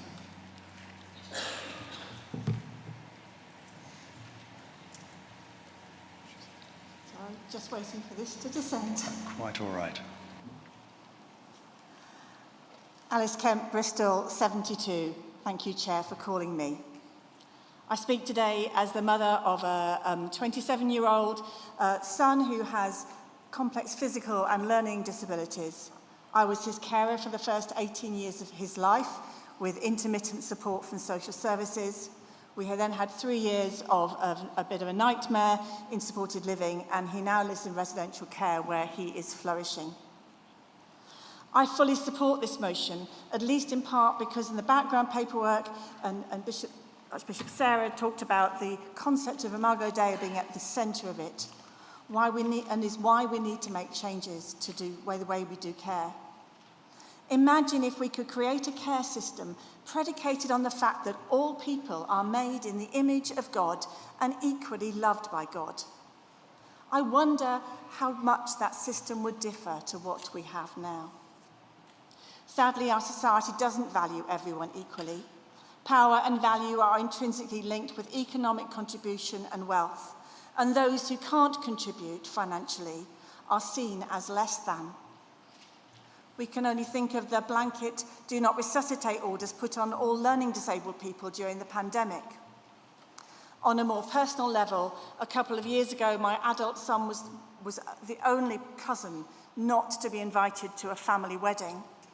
When we asked why he wasn't invited, we were given a long list of his failings. He had no intrinsic value in their eyes. He was just an inconvenience and a problem. And these were family members who had known him all his life. We wondered what hope there was. We also had a carer once who referred to his college transport as the spazzy wagon. And so we've seen all these ways of lack of care. And that is often also for those who are caring for them, often working on minimum wage with long hours, limited with their career progression opportunities. Care work is a vocation for many, including for a great number of the amazing carers that I have come to meet through my son. They do it because they have a passion for what they do, not for the money. Yet the care system is incredibly stressful. This lack of value and low pay means that the care homes are frequently understaffed, and we've repeatedly experienced good carers leave despite their passion for the work because they could earn so much more from outside. We need a care system that recognises and celebrates the value both of those who need support and those who care for them. So what can churches do? We've heard some wonderful examples. I can add to that Anna Chaplaincy, which we've just launched in Bristol Diocese. And we also have a dementia-friendly churches scheme, which is thriving to help churches become places of hope. So Jesus often spoke about those who had no voice and no power, and this motion calls us as a church to remember that there are those who may have no voice, no power, and are no less deserving in the love of God, and therefore love of the church. I urge you to support this motion. Thank you. After James McCluskey and Alison Coulter, I'd like to call Rosie Austin and then Peter Harris. Is Peter here?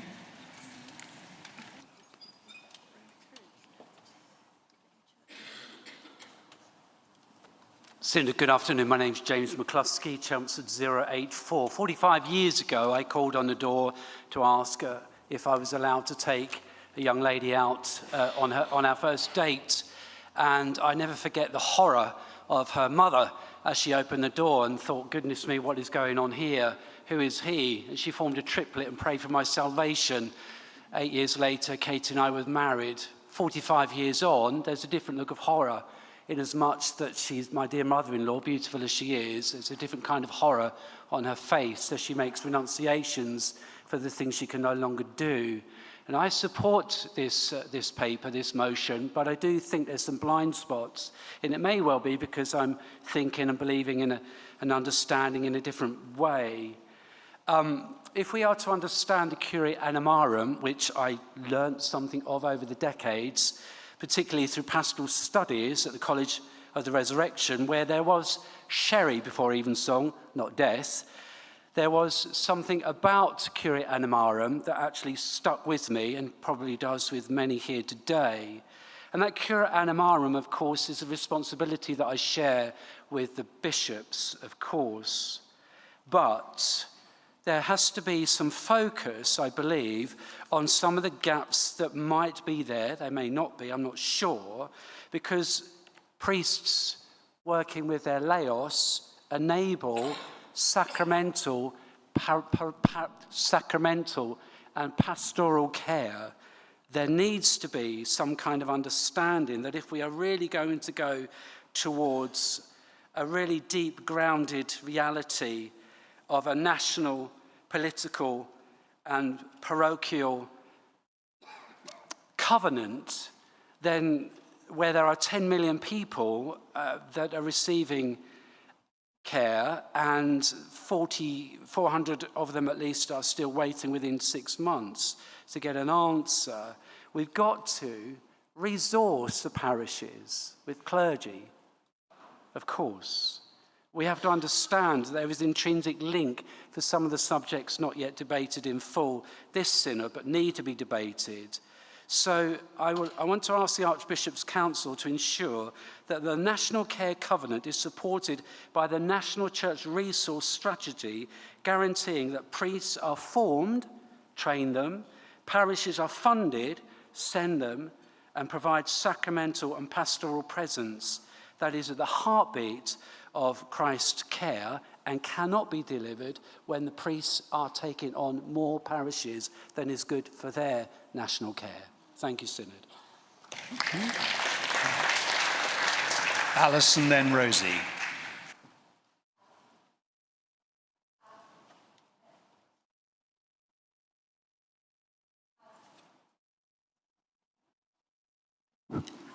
Alison Coulter, Winchester 428.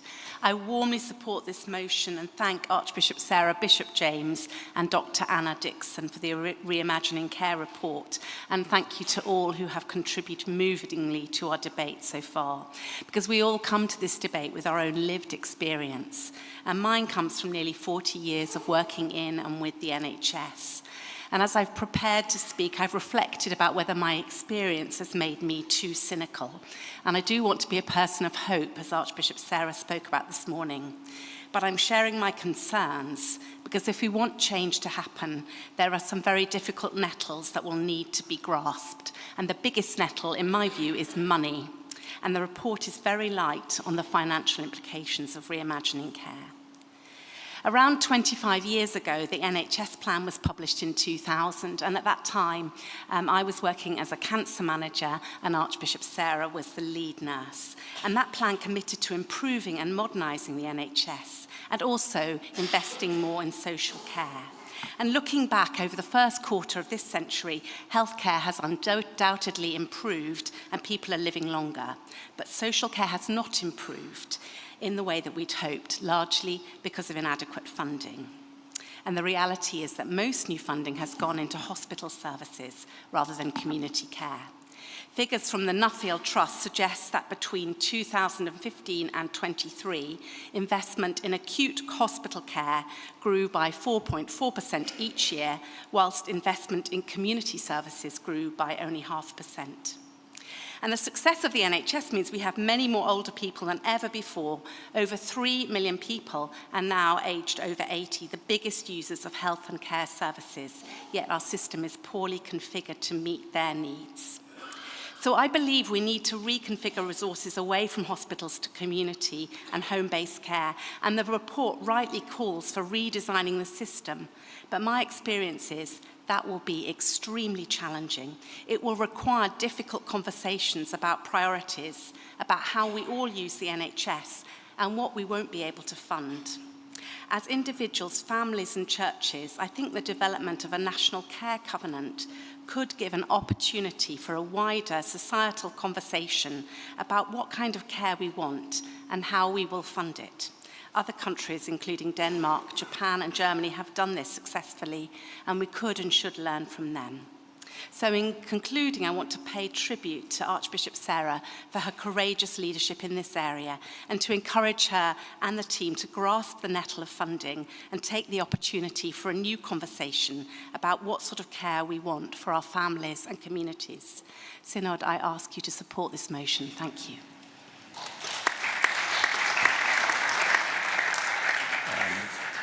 After Rosie and Peter, could I call Martin Poole and then Sue Lucas, if Sue's here. Rosie Austin, 116 Exeter. I want to thank Archbishop Sarah for bringing this important motion to Synod, and also all those who are involved in care. Archbishop Sarah in particular paid tribute to voluntary carers, but I want to mention those who are paid low wages to provide dedicated care, as Alice referred to as well. Before I was ordained, I worked for a couple of years as a community care worker, supporting people to remain in their own homes. And I want to pay tribute to those frontline workers who often work below the minimum wage, with gaps between scheduled visits often going unpaid, and with fuel costs too.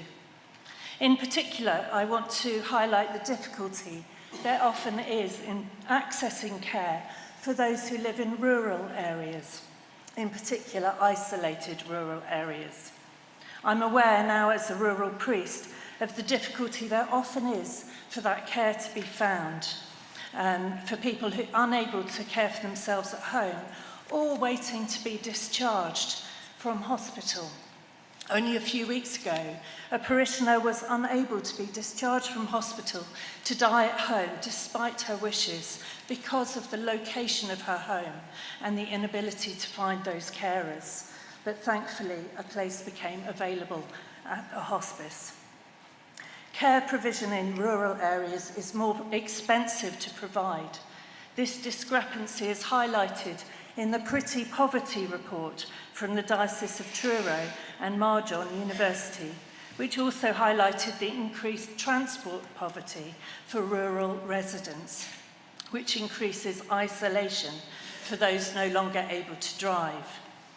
The report says, rural residents face systematic exclusion from employment, healthcare and social opportunities without private transport, adding an extra rural tax. And community resilience reveals strong social capital and mutual support networks that both mitigate disadvantage and mask underlying needs from policy recognition. In rural areas, the networks are often seen as being stronger, and yes, they often are, but sometimes this adds to the pressure for family, friends and neighbours to do more than they should, and increases the pressure on churches too, and their pastoral visitors. So thank you once again for this report, and please be aware of the extra challenge there exists for providing these services in rural areas. Thank you.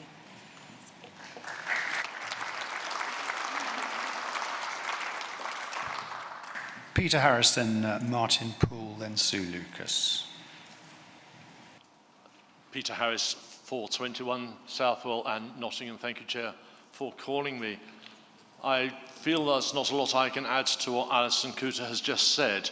My role in the NHS is assessor of the resident doctors, undergrads, and also advanced clinicians. And there is a significant problem with retention and recruitment in those areas, partly because of what is colloquially known as bed blocking. In my own trusts across the Midlands, there are many people in medical and acute beds who cannot move out of those places because of the inadequacy of adult social care. And this is the fundamental problem that we face, both as a church and society. And we need to address it. We need to address it collectively, not just for the independence of those people who need the care, but as the report says, the interdependence across our nation. And it's a fundamental issue that we need to look at, to resource, and to tackle. And it's both consequential, both on the government and the church, to look at how we do this collectively, not just independently. Otherwise, there will continue to be beds blocking in our hospitals, both the acute and the medical side, because there is nowhere else for these people who are fundamentally fit but need additional support in their homes or in the community. This commission is the correct way forward, and I do hope that the Archbishop's Commission will be addressed and utilised across our countries. Thank you. After Martin Poole and Sue Lucas, could have the Bishop of Chelmsford and Charlie? Thank you for calling me, Chair. Martin Poole, Chichester 97. Abigail Ogier just mentioned something about recruitment. I just want to give you some specific facts around that. I have a member in my congregation who works in nursing care at the local hospital. The level at which you have a work permit, this person earns £67 per year less than the level that the government has set. So this person has been told they have to go back to the country they came from along with their family. The NHS Trust in Brighton reckons that there are at least 5 people affected by that this year.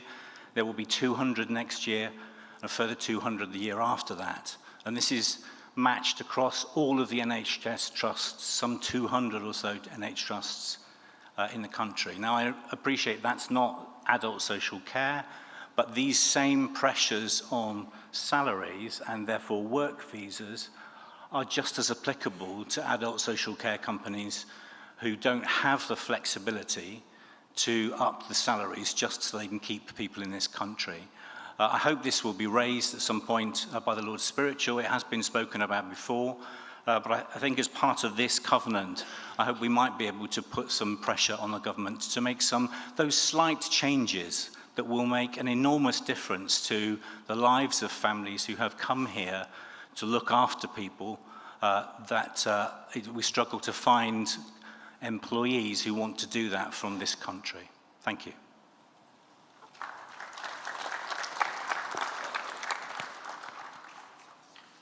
Sue Lucas. Thank you, Chair. Sue Lucas, Chelmsford 82. Archbishop Sarah's predecessor, but one, Bishop Rowan Williams, once said that the sacramental life is about living in a material, limited world without resentment. And I hear the resonances of the sacramental life in everything that has been said today. For we belong to a Saviour who accepted all the limits of the material and the mortal, and through them mediated our salvation. That gives us the strength to draw on in making actually the difficult economic decisions, not shaped by a neoliberal economic rationality, which puts the economic at the basis of everything, but genuinely making the choices of doing the best and the generous thing within limits. This, for me, is not abstract theology, but very real personally. Between 2020 and 2022, my mother lived with us in the rectory we lived in then for the final 2 years of her life. She died full of years at nearly 97, not long after the July Synod of 2022. The mother who first gave me life and taught me how to live well continued to teach me how to live well and then how to die well. I am hugely grateful for that, and the care that we were able to put in place around her is something that I would hope for everyone. That requires us to make those difficult choices so that care can be equitable, relational, real about what is happening and the choices we have to make, and also shaped by subsidiarity, locally discerned and delivered. As a church, we have a unique opportunity to mediate how the sacramental and living within the limits with appropriate discernment and with generosity is part of this debate. Synod, I commend this motion to you. After Bishop of Chelmsford and Charlie Batchuk-Bell, could I go for Fiona Macmillan and then Jane Evans? Gully Francis Dechani, Chelmsford 011. Thank you for calling me. I'm speaking in particular in my role as lead bishop for housing. I'm happy to support this motion, and I want to remind us that this synod passed a motion in July 2021, also in response to an Archbishop's commission, which said responding to housing need is an integral part of the mission and ministry of the Church of England, particularly insofar as it affects the poorest and most marginalised. Synod, there is a considerable overlap between people's housing and the care they may need. For example, someone who uses a wheelchair but is living in a house that isn't adapted to their needs will be less independent and require more support. Similarly, if an older person starts to become frail, then any small trip hazards in their home present a much greater risk to falling, which necessitates more care provision. And the lack of good retirement housing, especially set within a community, means older people living alone may remain in their now unnecessarily large family homes for longer than they would want to, while experiencing loneliness and isolation. So to a considerable extent, the challenge of care and the challenge of housing and how to use church land and resources well, especially for the benefit of vulnerable people, can be addressed together. For example, in a church in Cambridge, I know that people are working towards creating an intergenerational community in the heart of a new housing development in their parish that will see an extra care retirement community co-located with a church primary school. If successful, this will provide age-appropriate housing that's designed to enable people to remain living independently for longer. It will provide increasing levels of care as and when that's needed, reduce social isolation, and improve mental health and well-being as the older generation interact with the children. And a chaplain will provide a link to the parish church and help maintain a Christian ethos and values. There are so many other creative ways to respond to the challenges of care and housing in an integrated, missional way, which express the love of Christ through the church to our neighbours in need. And I urge Synod members to explore such possibilities in your parishes and your dioceses. Thank you.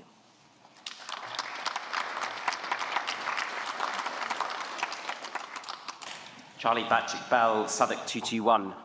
I'm very grateful to follow the Bishop of Chelmsford who linked this debate to another, and I'd like to do something of the same. And I'd like to gently remind us all here in the chamber that care provision and those who receive it is often wider than we might imagine. I also want to remind us that the language of doing too in care is not always terribly helpful, and rather care could be seen as something that shapes who we are as a church more widely. We hate, for example, the idea of being dependent, and so we create categories of those who have things done to them and those who are the doers. As a church, it feels to me that this is the kind of culture shift that we could embed in wider society if we fought back against this kind of simplistic binarism. It's for this reason that the draw on I feel uncomfortable about in the third of the subsections of this motion, not because I feel that we should not draw upon the lived experience, but rather because I feel that we should centre the lived experience of those who require care and those who will be the recipients of that which we ourselves may indeed be recipients of. I also want to link today's debate to tomorrow's, the debate on mental illness. Ironically, I myself will probably not be in the chamber as I will be providing medical care to people with mental disorder tomorrow, and I'm unable probably to be here. But one of the key groups in society that are frequently forgotten are those who suffer from enduring and severe mental illness. And that means people who suffer from illnesses such as psychotic illnesses, schizophrenia, schizoaffective disorder, and so on, which we ourselves often shy away from discussion of. I work in forensic mental health, which is the Cinderella service of the Cinderella service, those who are criminal justice involved and who themselves require mental health service and involvement. And we forget them at our peril, and yet forget them we do. We wish to lock them away and not have them on our streets. And I worry that our failure to attend to them as children of God, ultimately does damage to us as a church and as a wider society. They must be included in conversations on care too.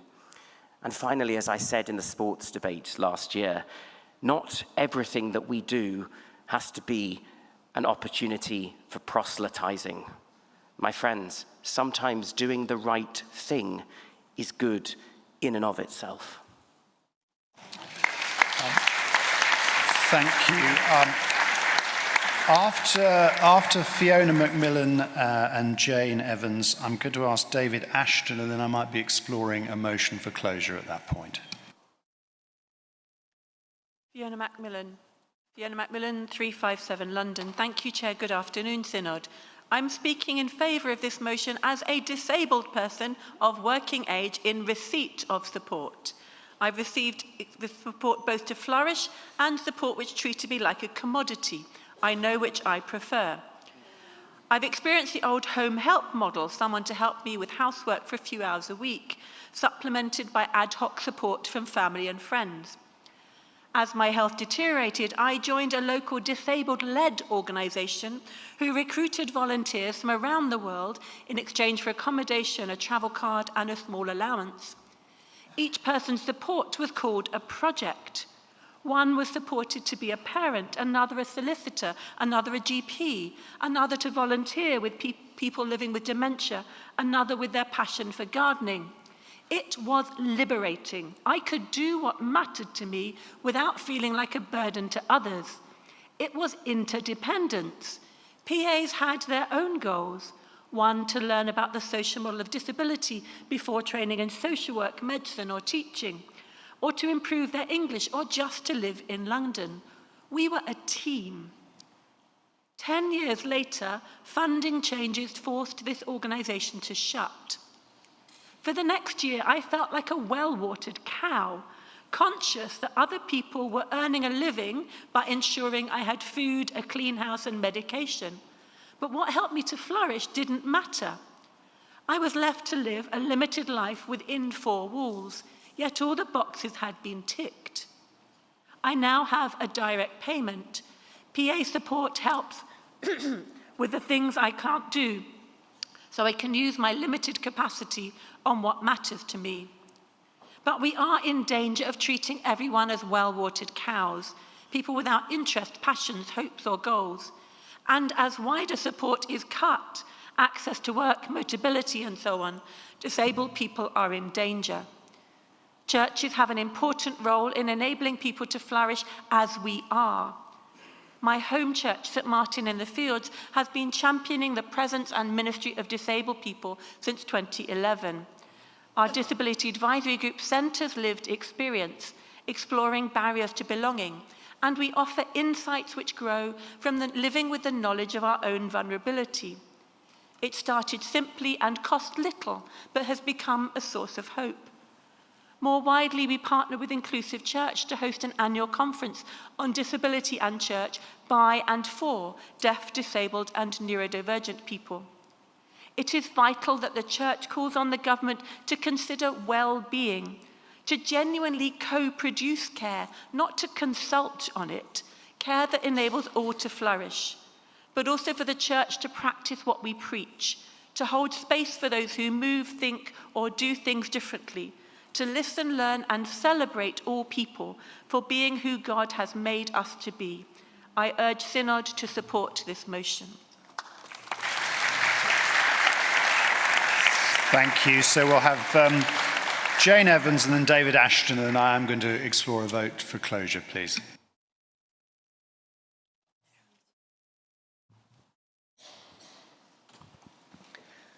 Jane Evans, Leeds 326. Thank you for calling me. Mo Salah is a footballer who plays for Liverpool. He earns £400,000 a week. Contrast that with a care home worker, this has already been referred to in other speeches, who earns the minimum wage. That is just over £400 per week. 400 as against 400,000. My question is, what does that say about us as a society? I used to be a trustee of a charity running residential care homes. The staff are dedicated, loving, and loyal. Their jobs require skill, patience, compassion, and resilience, yet they're treated as low-value labour. Our biggest competition for staff wasn't another care provider. It was Tesco, where stacking shelves paid more than looking after some of our most vulnerable people. My mother was one of them. One of our staff members left because he needed more money. He went to Tesco, but he came back. He missed the relationships. He missed the purpose. He missed caring. Care is a calling. We all know that. But because it's a calling, we excuse ourselves for not valuing it properly. When we pay so little for this work, we are not just undervaluing a job, we are devaluing compassion itself. We're saying something deeply troubling about what matters to us as a society. And the consequences are real. Burnt-out carers leave, shortages grow, vulnerable people suffer. When care fails, society fails with it. And no amount of football can fill that gap. Jesus tells us that where our treasure is, there our heart will be also.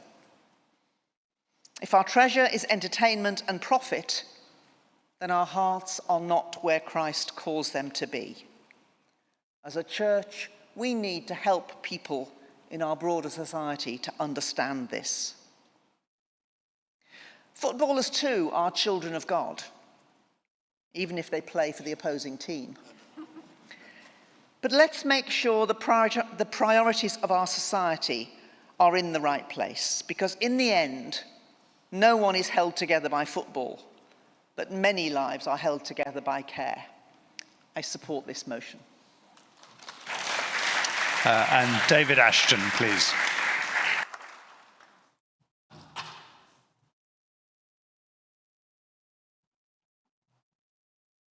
Dave Ashton, 324, Leeds. I want to address or speak to paragraph B. What can we, the churches, do instead of asking others to do it? On a Friday afternoon, I run a club for elderlies. Most of them are women who've lost their husbands. What we do is 4 times a year, I get people with cars from my parish to take these elderly people out, and we go to a pub and we have a lunch and they enjoy it. because they're sat with people. They're sat and being able to talk.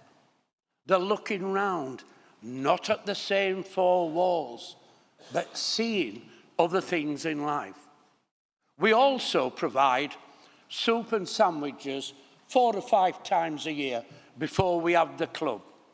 And once again, the thing I hear from them is, this is lovely to be sat and to talk, not eating by myself, in the same house, every day by myself.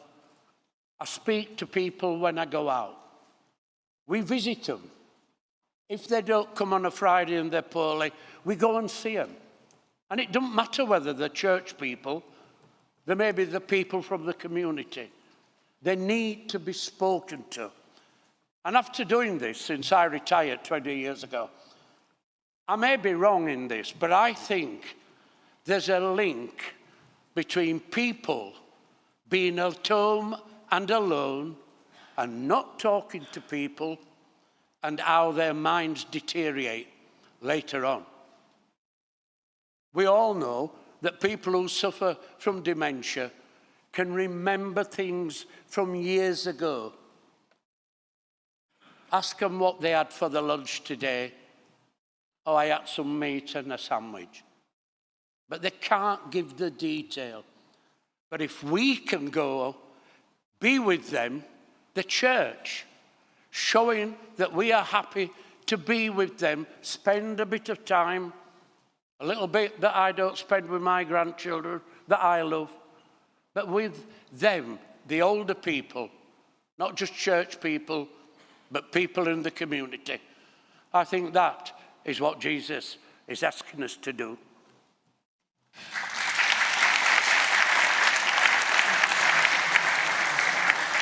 I now wish to test the mind of the Synod on whether item 7 has been sufficiently debated. I therefore put the motion for closure on item 7. Those in favour of the motion for closure on item 7, please show. Those against? That's carried. So that debate is now closed. I'd like to invite the Archbishop of Canterbury to respond to the debate. Archbishop, you have up to 5 minutes. Sarah Mullally, 001 Canterbury. It has been a pleasure to hear such a range of speeches and stories from contributors in this debate. Thank you for speaking and sharing. Ruth, I want to thank you for your example of hymns we love. It recognises the power of hymns to connect the hidden self. And Shane, you reminded us that prayers can also touch the deepest self. Ruth, you spoke about the involvement of NHS staff in activities. And Abigail, Rosie, Martin and Jane, you reminded us of the need to support those working in the care sector. They are indeed part of our social infrastructure. And yes, James, of course, priests are part of the infrastructure, not just of the church, but also our communities. Rosie, you raised the challenge of rural care. And Alison and Peter, you rightly highlighted the relationship between the pressures on the NHS and the lack of funding in social care. I look forward to Baroness Casey's commission reporting, and I do hope that within her work, she will initiate a national conversation about care. There were many examples that demonstrated the link between the role of the church and meeting the needs of individuals. And Alice, you reminded us of the work of the Anna chaplains and dementia care. And thank you, Bishop Gooley, for your reminder to us of the importance of good housing around health. And also thank you to Sandra for your example of the lunch club and David's example of the pub outings. This indeed reminds us of the role of church in meeting the needs of the individual, social, physical, but also spiritual. They are as much mission as they are care. All of these things go deeper. Alice, Shane, Susan, and Fiona, I want to thank you for all of your powerful testimonies. They indeed put flesh on what it means for each person to be made in the image of God. And yes, Fiona and Charlie, thank you for your reminder of our interdependence. And also, Charlie, thank you for your link to the debate tomorrow on mental health. Thank you for all the testimonies raised and for all that you and your churches do to support both those who work in social care and also those who are those people that receive social care, and for the work that your churches do. I'm always reminded that it is often the ordinary that makes the extraordinary difference to the lives of others and also to our lives. As I conclude, I would want to recognise again the work of the Commission and its chairs, but particularly Bishop James Newcombe, who joins us in the gallery today, and I'm sure has listened with interest to this debate. Finally, Jane reminded us that when care fails, society fails with it. So I would encourage Synod to vote for this motion.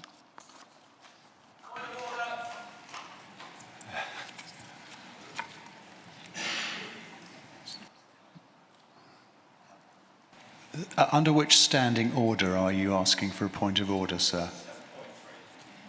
37.3. Hang on one second.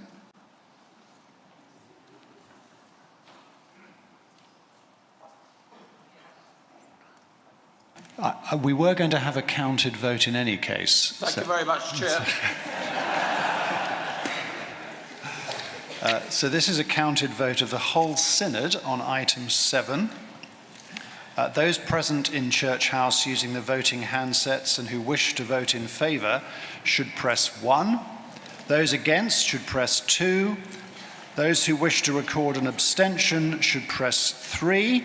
Those participating remotely should use the online voting platform and vote or register an abstention using the buttons on the screen. The voting period is now open and will end in 1 minute.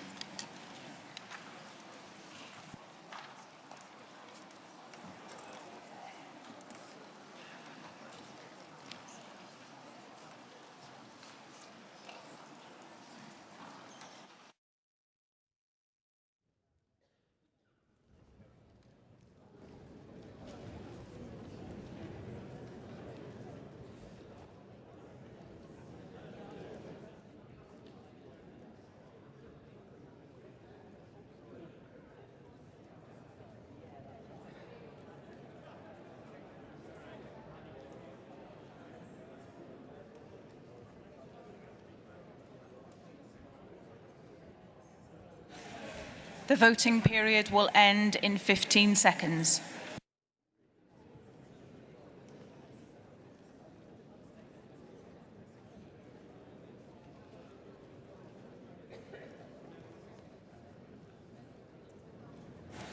The voting period has now ended.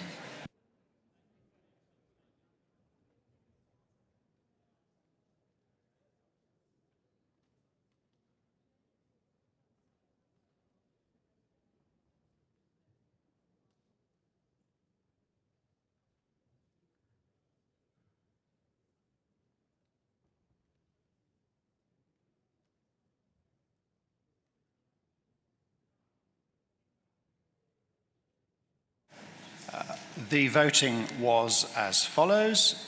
Those in favour, 245. Those against, 0. Recorded abstentions, 1. The motion is therefore carried. That concludes item 7 on our business, and we move on to the next item, a Diocesan Synod motion from Chester.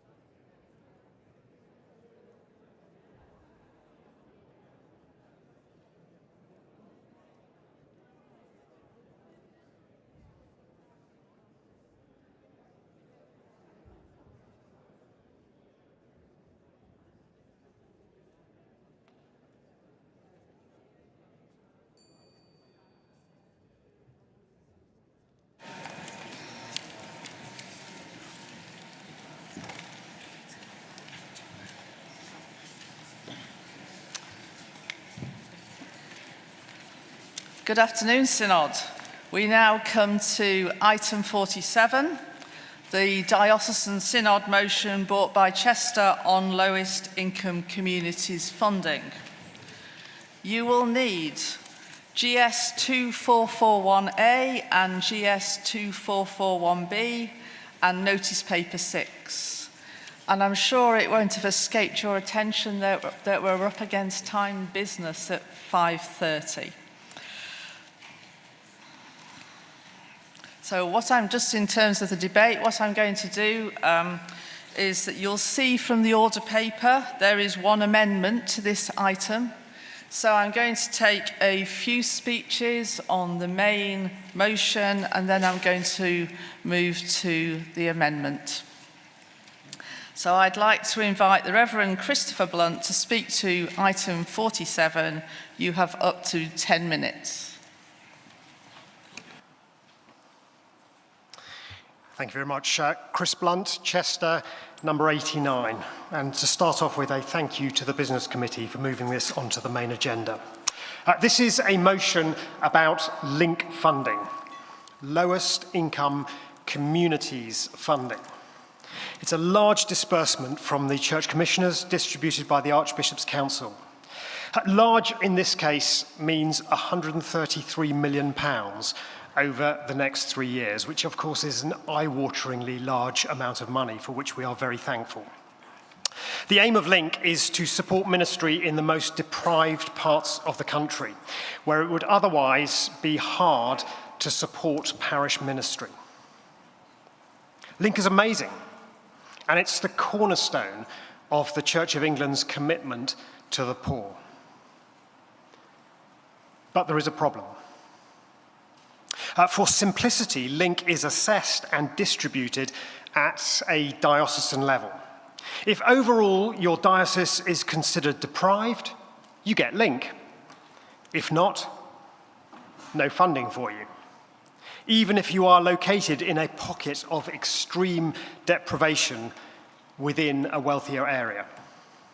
The net result is that our commitment to the poor of this country has a blind spot. And with this motion, we are seeking to address that blind spot. Now, I have an interest to declare. I am the rector of a lowest 1% multiple deprivation parish in a diocese that receives no link funding. As you can imagine, it was fairly easy to get the motion through our diocesan synod. So it's a motion that is born out of frustration. We have a generous parish share system in Chester, which is part of the justification given for our lack of link funding in a 1% parish. Our parish is asked for just 45% of a standard parish share, while the wealthy parishes of the diocese pay up to 145%. And the debate comes up every few years in the diocese as to whether this is a sufficient support for our diocese poorer parishes. And of course it doesn't get changed because the demographically wealthier parishes also find it tough meeting their 145% parish share. In Chester Diocese, we don't have a large, or in fact any, endowment fund subsidising parish share. So we do our best to make sure that we all pay our way. But it's tough. When you are part of a parish where a large number of the congregation are living and giving out of universal credit or PIP or state pension, even the wonderfully and generously subsidised 45% share, it's hard to meet. So my question is, was link funding not designed exactly for parishes such as this? But do we get any? No, we don't. Hopefully, you can see the frustration. Now, what this motion is seeking to do, it's actually very modest. If you've read GS 2441B, the response paper to our Diocesan Synod motion paper, you will have read what is actually an incredibly small c conservative, if you change anything, you break everything kind of argument. To say I'm disappointed by the response is an understatement. The motion actually isn't asking for an increase to the already very generous link allocation. It doesn't seek to upend diocesan finances, and it doesn't aim to stress any other parishes that are currently receiving link funding. And please forget any scaremongering about the impact on rural parishes. Our aim is far more modest. So our first aim is that we move to a parish-level assessment. Parish level because it is the closest unit the Church of England has to the communities where we are seeking to fund ministry. So obviously analyse at this level. It's a no-brainer. The second aim of this motion is we are proposing a proportionally modest transfer from middle-class parishes in link-funded dioceses to the nationally most deprived of parishes, wherever they are located. But something proportionally modest is just fine. And to analyse it against a series of parish-level statistics that can be modelled and tested well in advance of any implementation. I find it strange to say, but it seems that I trust the church house statisticians to get this right more than the naysayers. Our third aim.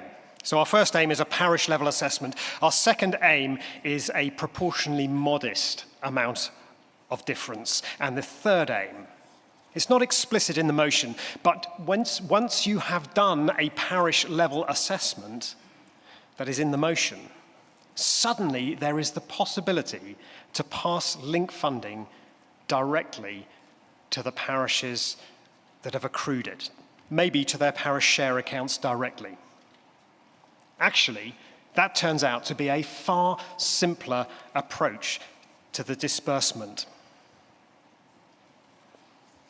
I'm just incredibly glad, actually, that there was no joker who put in an amendment that says, after this synod, scrap everything and just rename it the Lowest Income Diocese Fund. You see, as reported to the July Synod, a large proportion of link did not reach deprived parishes or could not be accounted for. Project that forward into this triennium, and we are talking tens of millions that will be potentially top-sliced to fill diocesan deficits as if parochial deficits don't matter. And it is for these reasons that I move the motion standing in my name.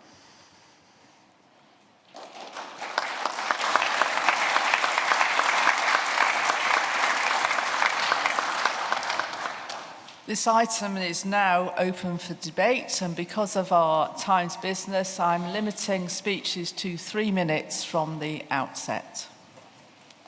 So could I call Andy Salmon, please, and Emma Roberts.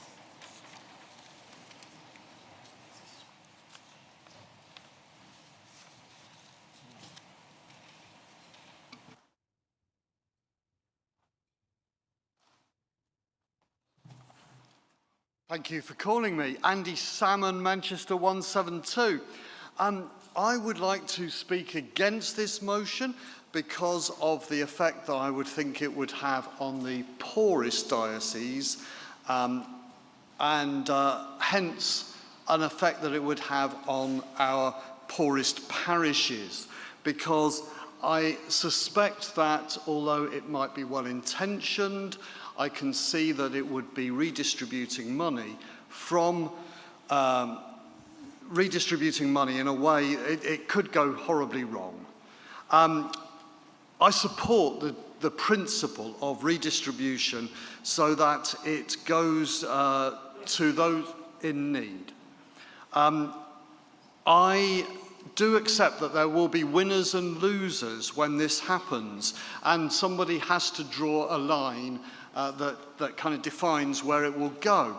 And so there is a line that means that some dioceses get money and some don't.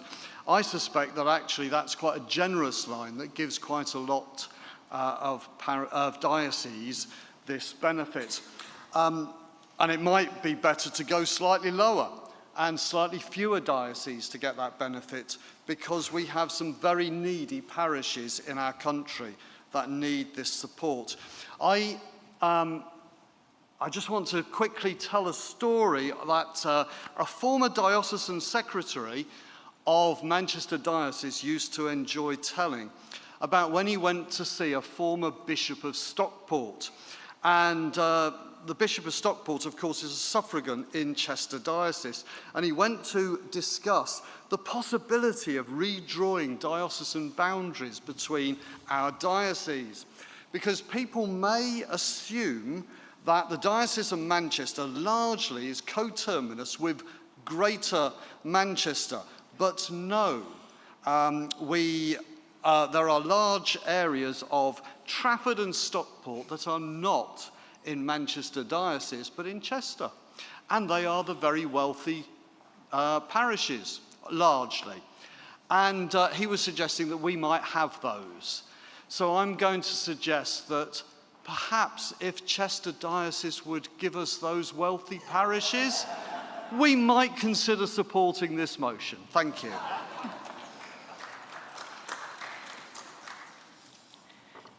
Emma Rabat, St Albans 395. Chair, Synod members, Reverend Christopher, thank you so much for this motion and for allowing it to be heard today.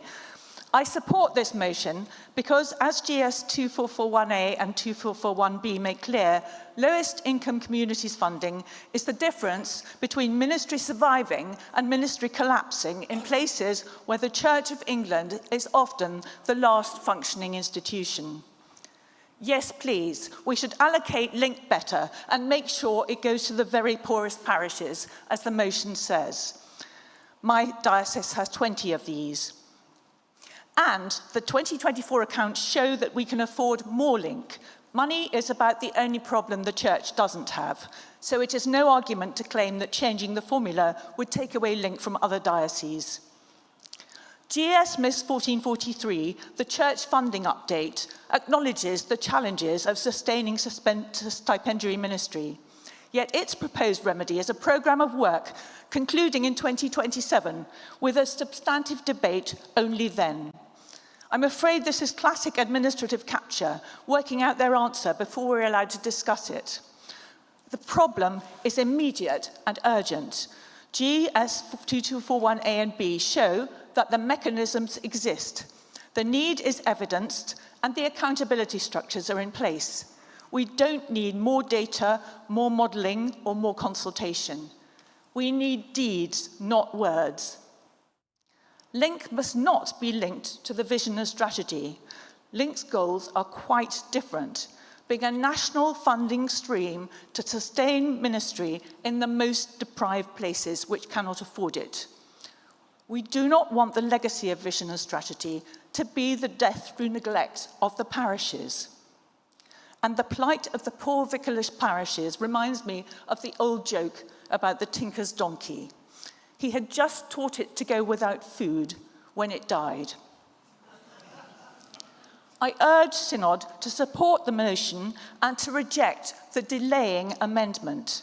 We need to send a clear message now, this is important and urgent, that the Church of England will not allow its very poorest communities to wait until 2027 for the help they need today. The threat to the parish system is now. Please vote for the motion and reject the amendment. Thank you very much.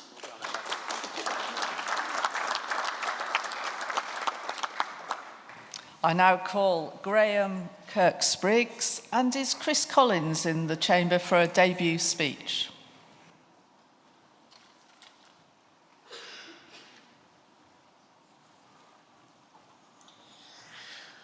Graham Kirk-Spriggs, Norwich 181, thank you for calling me chair. as the honourable member for Manchester Diocese said earlier, I am unsure of how to vote about this because I'm not convinced that we need to change the system. And I'm also very, very concerned about the finances of the dioceses that are the poorest in the Church of England. We changed the funding system in order to try and readdress some of the balances and checks within the diocesan finances. So I would want assurances, if I'm going to vote in favour of this, that it wouldn't mean that the funding would be taken away from parishes that already receive it. But there's also another very important point about this, which is that parish share is really important. Paying parish share as much as we can into the common pot is incredibly important.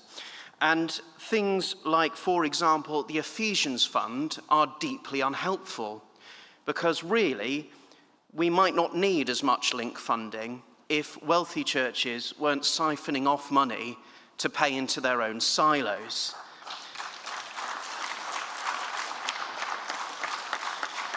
But actually paying into the common pot, and through that common pot, it is the poorest parishes in dioceses that benefit. So no increase to the money that is going to be parceled out is suggested. So how will it work? Will there be less money for each parish individually if we spread it across more parishes? Or are we planning to increase the funding necessary? So I suppose there's a couple of questions in there for me in order to vote in favour of this. Thank you.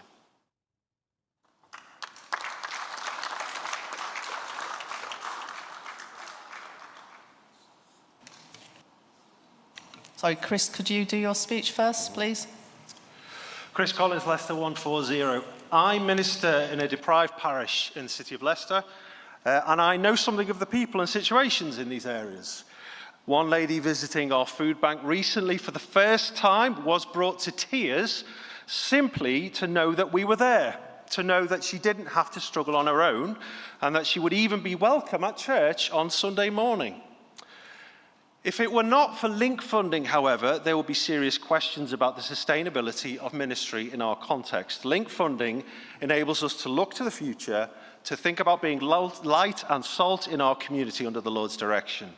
With it, our church can fund most of a stipend when combined with our giving. Without it, I fear there will be no church in 10 years' time.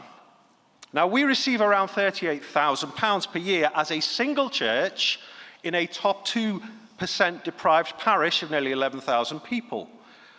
My friend Chris Blunt serves in a larger parish of nearly 20,000 people and 3 churches, which is even more deprived in the top 1%, yet there is no link funding whatsoever for him.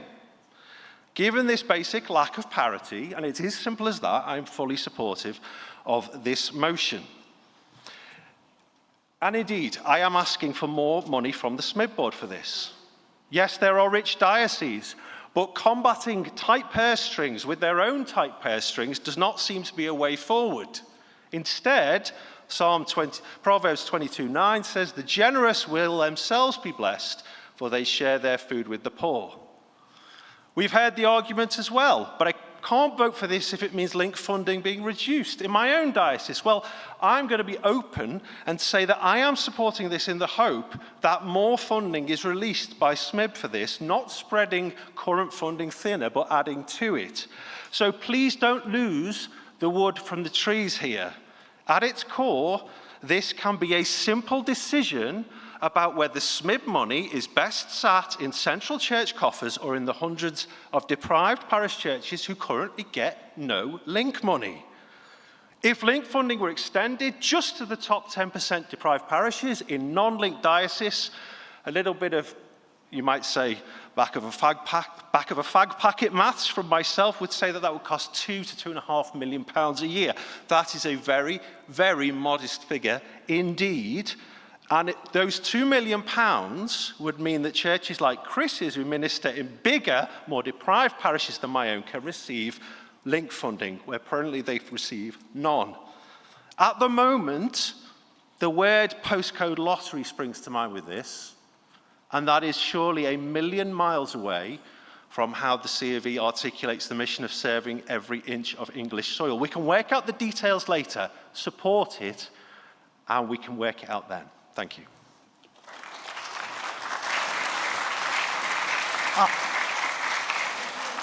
I now wish to move to the amendments, which is item 48. So I call upon Carl Hughes to speak to his amendment, and he has up to 5 minutes. Thank you, Madam Chairman. Carl Hughes, 467 Archbishop's Council, and I'm proposing this amendment in my capacity as Chairman of the Archbishop's Council Finance Committee. This amendment is offered in a constructive spirit. The original motion raises an important and heartfelt concern that significant deprivation exists across many dioceses, and ministry to these communities requires adequate and long-term resourcing. The purpose of this amendment is simple.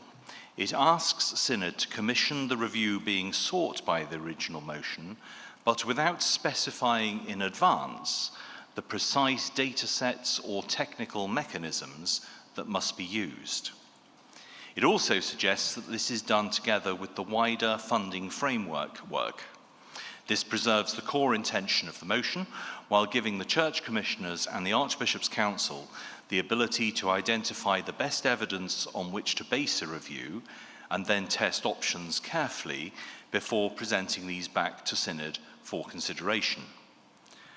Whilst I remain concerned that we support the most deprived parishes in the country, I do have concerns that the approach proposed in the motion moves decisions about how best to support local parishes from diocesan leadership to national church bodies. It would also remove accountability over such funding from diocesan synods. Link funding is primarily used to support stipendiary posts in dioceses, and these posts are obviously under the oversight of the diocesan bishop. The new light touch reporting for Link, introduced this year, means that the use of this funding is now transparent for each diocesan synod. And in my opinion, the use of a national formula to determine local deployment is absolutely not desirable, and actually is indicative of a level of centralisation that many in this chamber complain about regularly. Link is also only one component of funding for mission and ministry in economically deprived areas. In addition to potential direct support for parishes, any review must take into account the resources that dioceses themselves can deploy, and should not weaken the core virtue of mutuality of support amongst parishes within a diocese. I see in the Chester motion a deep concern about fairness, transparency, and confidence in how need is addressed. I also want to see this. We ought at this stage not to constrain the demographic, socio-economic, missional and contextual factors used in the assessment of Link. Rather, we should review and report back to this synod on an allocation system we can all trust to be fair and responsive to the realities of deprivation wherever it is found. By adopting this amendment, we honour the heart of the Chester motion, while equipping national bodies to conduct the kind of careful, comprehensive review that the whole Church deserves. I move the amendment standing in my name and commend it to the Synod. Thank you, Madam Chairman.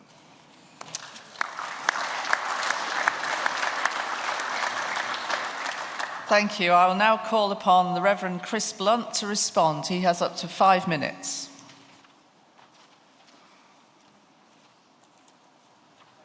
Chris Blunt, Chester, number 89. So we have here what is in effect an amendment that might as well say, please trust the Church Commissioners and the Archbishop's Council to do their jobs. Okay, but actually I do. And this motion is far more positive than I think you are giving us credit for. You're concerned that the point of responsibility is moving from the diocese to the national church. I disagree fundamentally with that, because actually I think the responsibility is moving from the diocese to the parish, which is the unit of the Church of England closest to the most deprived communities, and therefore it is a good move to be making. We also know from the Triennium Funding Working Group presentation in July that there is a large amount of the funding which is not making its way to the most deprived parishes, and therefore moving away from the diocesan level is very important. There are many other mechanisms that can be used to improve the system. I'm hoping that actually as the discussion moves forward, we'll be able to consider things like match funding and other things to incentivize the way that the money is used. So I think for all of these reasons, also with the experience of ministry without link funding, actually what Chester Diocese would like to propose is it's a simple yet a very meaningful change. The whole point of this motion is about moving the level of assessment as close as possible to the communities that we seek to fund. Our expectations are quite modest. Right? We don't expect it to result in financial shocks across the church. But we do expect it to right an injustice and give us, as a Church of England, the right to say to the nation that we value ministry in every deprived community. So that's why we are asking specifically for that level of assessment to be moved to the parish level. Therefore, we would like the motion to proceed unamended. So with that in mind, Madam Chair, I resist the amendment. As Chris Blunt has rejected this amendment, it will elapse unless 25 members stand in their places or otherwise indicate that they wish the debate on the amendment to continue. Do I see 25 members standing or otherwise indicating, or on Zoom with green ticks?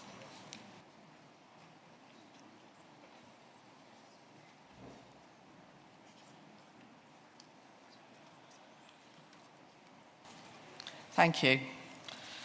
I do see 25 members indicating, so we will now continue the debate on the amendment, item 48. And speeches will be limited to 3 minutes. Thank you. So I will call the gentleman in the green shirt and the Bishop of Blackburn.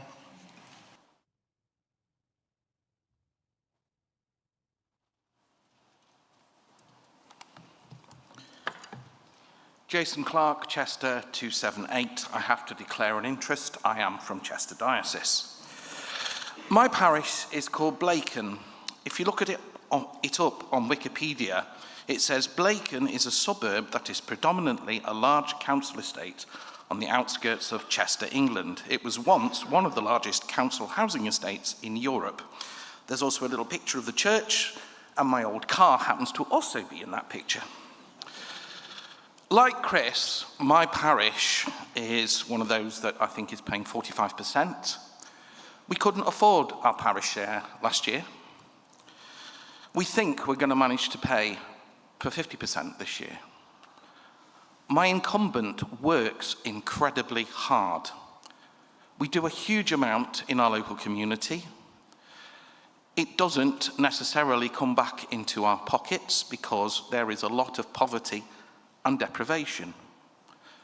For my parish, particularly, link funding might mean that we get to keep our incumbent, and when she retires in a few years' time, that we will get another full-time incumbent.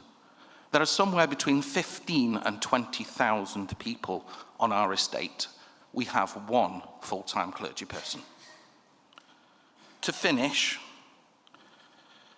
in the Acts of the Apostles, chapter 42, verse 45, it says, they sold property and possessions to give to anyone who had need. Please, can we give this to those parishes across the Church of England that are in need? Thank you.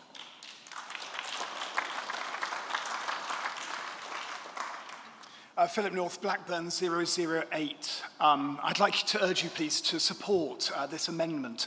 The growing vibrancy of the urban church in this nation owes a great deal to link funding. It's because of link that we can have sustained joyful churches in places like Burnley and Blackburn and Blackpool and Accrington and Morecambe. And this motion, if passed unamended, could place all of that at threat. Of course, I would love to have every deprived parish receiving a link, but if the impact of this motion, and it will be if it's passed unamended, is to reduce disbursements to existing recipients, then our plans to renew urban life in Blackburn are at a deep threat. In the church, wealthier areas should support more deprived areas. That's a basic principle that goes back to Acts chapter 2, as we've just heard. This motion, unless backed by a significant real terms increase in linked disbursement, undermines that principle. It means that funding will flow into wealthier dioceses at the direct expense of more deprived dioceses. That will undermine carefully drawn up 9-year plans, and it will mean that in Blackburn we'll be left in a position where we'll need to have to make reductions to the resources that we can allocate to our urban parishes. So we need the approach proposed by Carl to wrap this up in a bigger process of financial review. There's a perception that some dioceses are not utilising link as intended. The data presented to Synod in answer to Marcus Walker at question 67 may highlight that concern. The Diocese of Blackburn does not recognise that data, and we are not alone, and Synod must not be misled by it. In Blackburn, 100% of what is allocated on link is transparently spent in Lancashire parishes that are in the 25% most deprived nationally. 100%. Parishes know that, and they even see their figure that is allocated to them on their parish share statements. Unless we hear today firm promises that link funding will increase in real terms to cover the cost of a changed formula, I would urge Synod either to accept the amendment presented by Carl Hughes and keep this matter very firmly on the agenda, or simply reject this motion, one that is well intended, but which will have very negative consequences for urban and estates parishes in the most deprived regions of the nation. Thank you.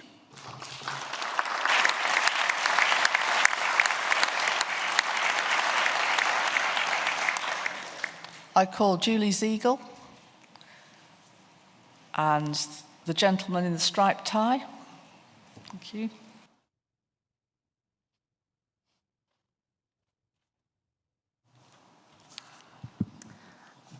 Julie Ziegel, Oxford 377, born and raised in Chester Diocese.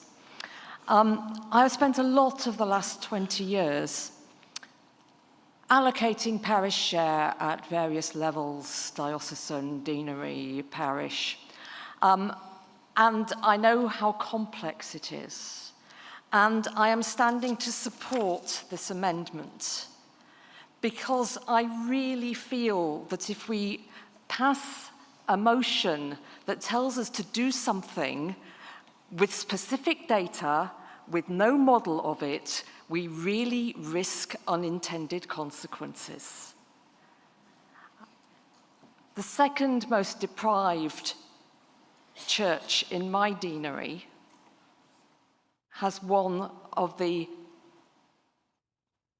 most income adjusted for size in the deanery.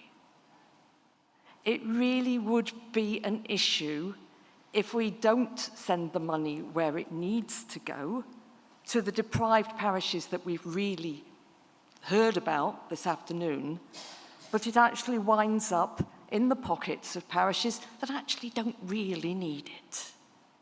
So can we please look at this in detail? I understand that there are places that don't get this money that do need it, but we do need to be careful and not prescribe at this point.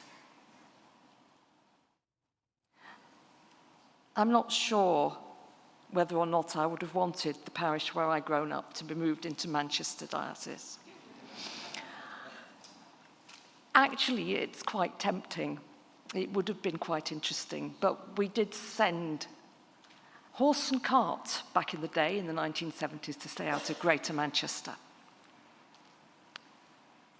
Please, can we be careful about this to make sure it does the right thing? Thank you.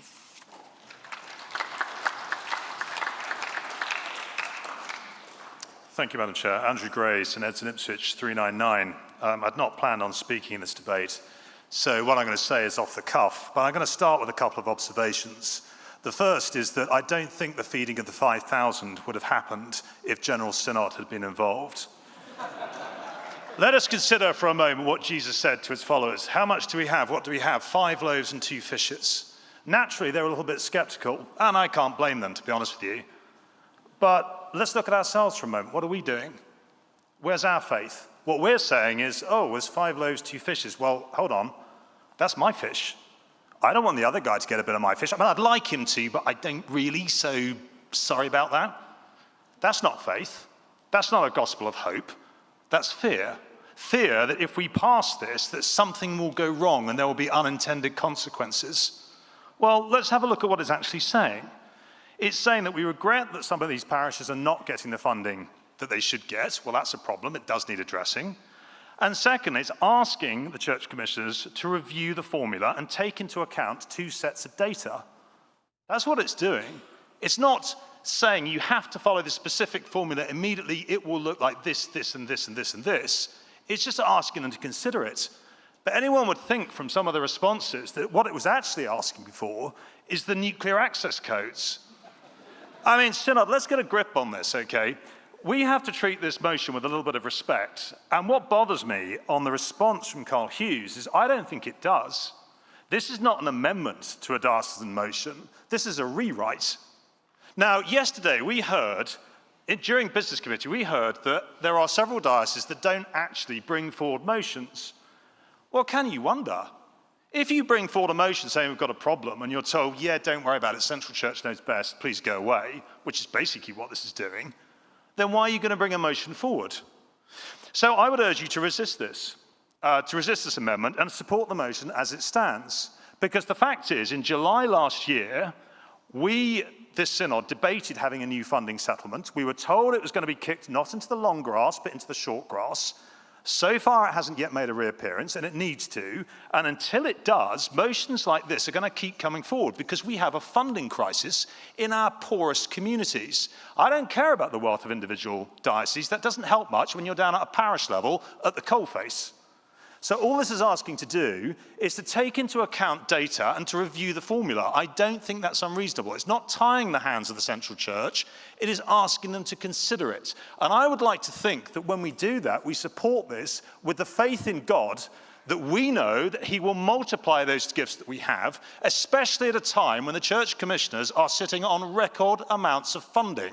So why don't we, just for a change, do something a little bit risky and put our faith in God, if that isn't too much to ask. Thank you.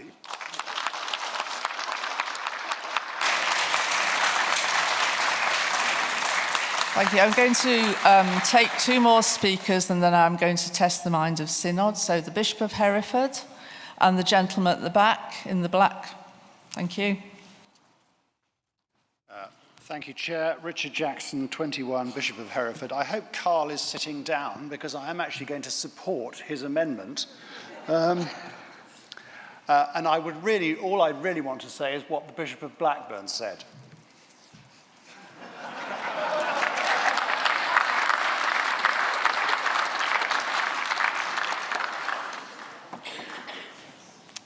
Have we got the next speaker?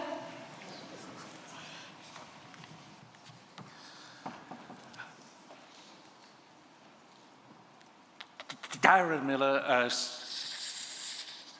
75 Canterbury, with fewer consonants next time. I'm speaking to my own surprise to support the amendment because without it I could not support the main motion.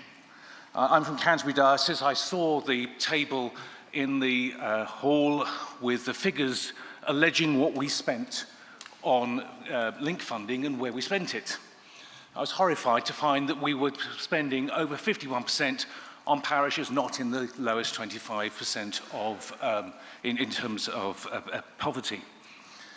I got onto our diocesan office and said, what's going on here?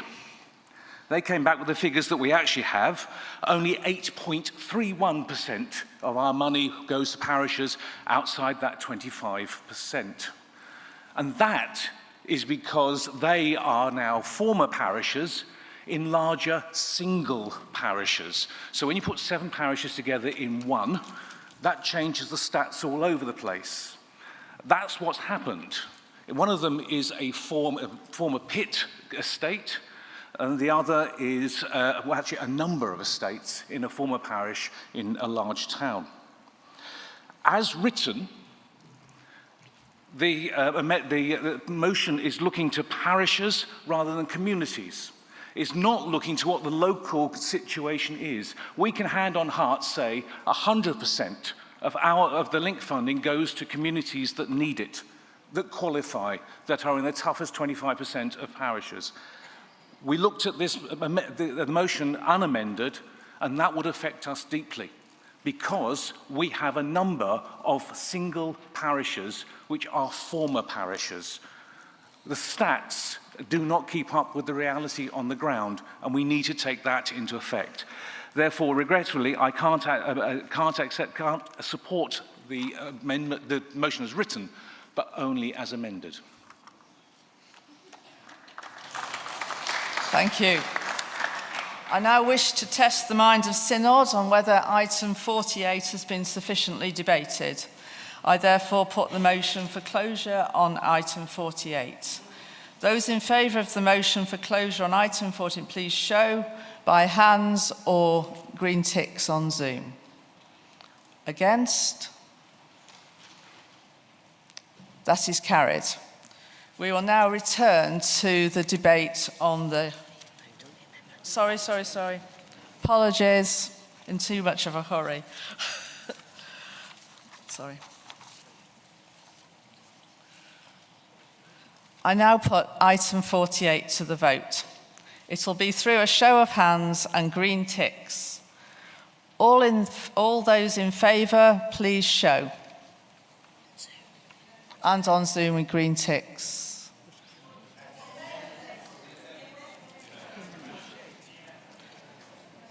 I do apologise, Synod. Could we just start again here? And now put item 48. Yeah, the amendment to the vote. Yes? Thank you. Thank you for the feedback. I will put item 48, the amendment to the vote. So can you please show through a show of hands or green ticks on Zoom? So all in favour, please show.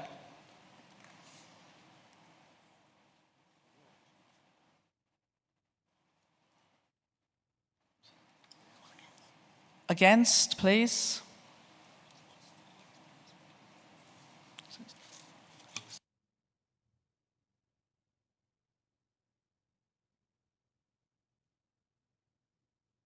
The amendment is carried. We will now return to the debate on the main motion as amended. The speech limit will be 3 minutes. I'd like to call Marcus Walker and the lady at the back, please.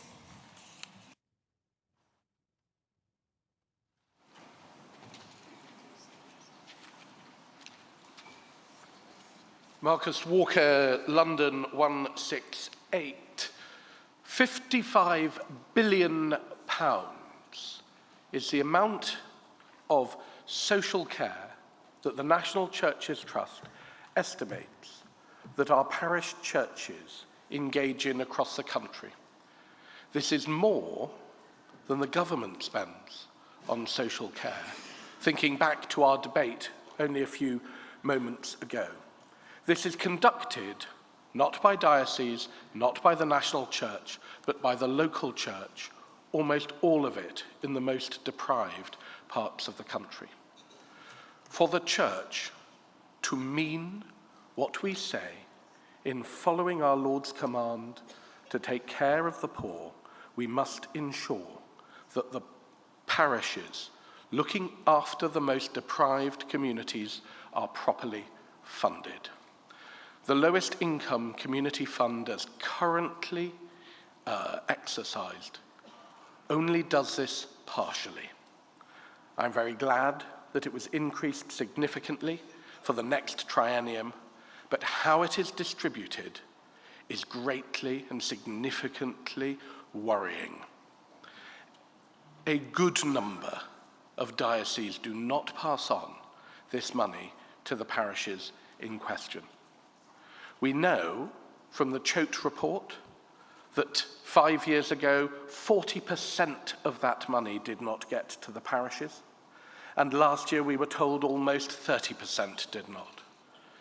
Dioceses that I've visited, in one diocese, churches that had link funding tagged to it of £56,000 and £78,000 were both told that they could not have a parish priest because they did not pay their full parish share.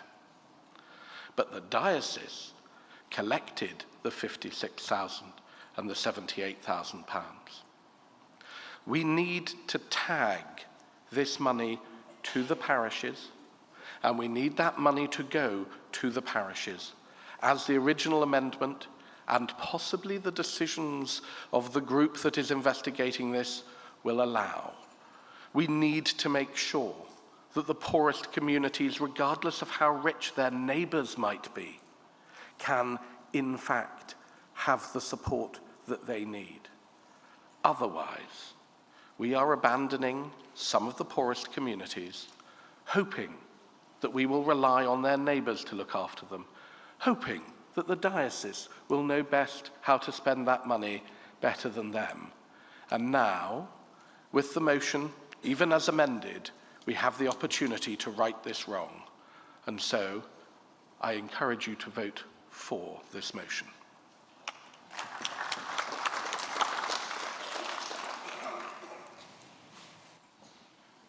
Please. Jane Richards, Chelmsford 83, thank you for calling me to speak. Prior to my current role, I was the vicar of a parish that benefited from link funding. This meant that the parish was able to receive a full-time stipendiary post, and it was an honour to step into that space. The parish were able to pay their share in full, and there was a pride in that, a feeling of contributing to the wider work of the church.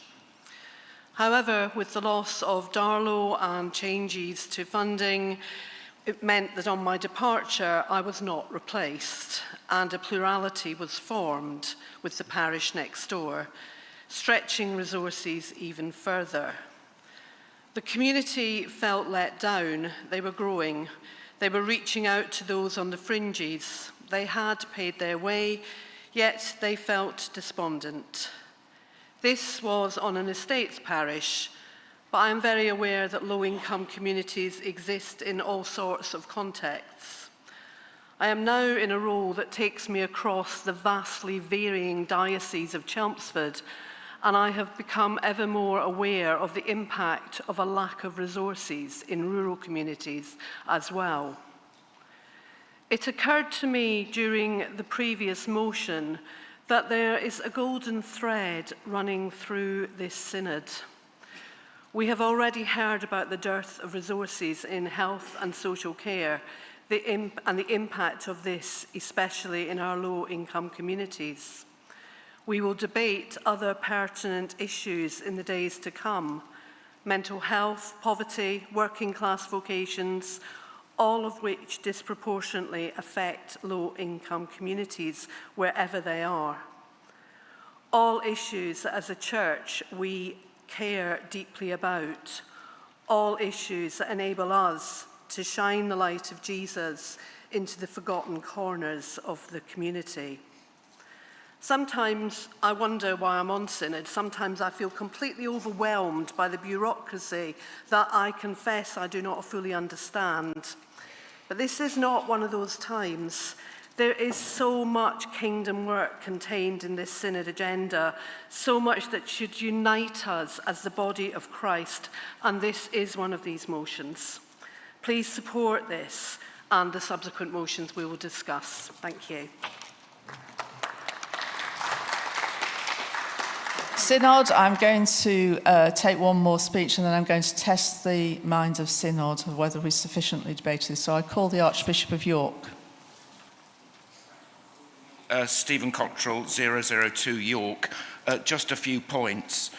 And first of all, I do want to say I'm very grateful to the Diocese of Chester for bringing this motion and really very, very sympathetic to what lies behind it. Because a few things have been mentioned today and yesterday about the vision and strategy, perhaps I could remind Synod that one of its key objectives is the revitalisation of the parish system and of parish ministry. Therefore, in my view, and it's been my view for a long while, link funding should increase more, and it is one of the very best ways of supporting ministry in the poorest and most deprived bits of our nation. However, you cannot separate out the poverty of a parish from the poverty of a diocese.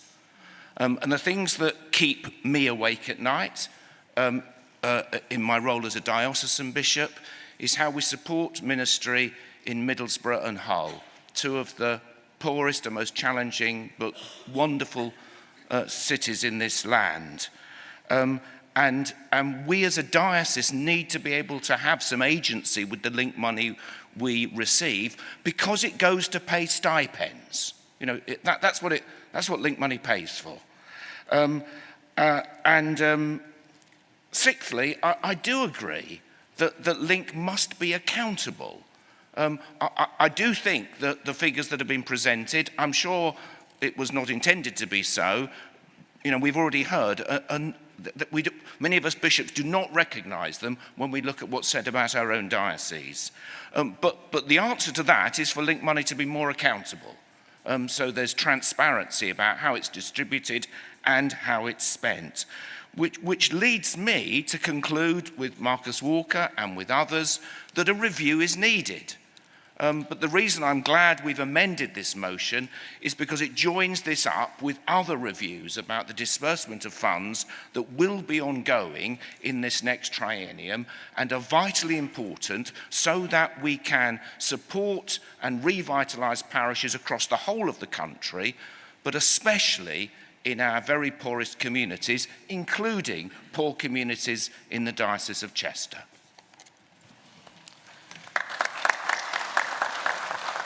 Thank you. I wish to test the mind of Synod now whether item 47, as amended by item 48, has been sufficiently debated. So all those in favour, please show, by show of hands, green ticks on Zoom. All those against? That is carried. So I now invite Chris Blunt to respond to the debate. You have up to 5 minutes.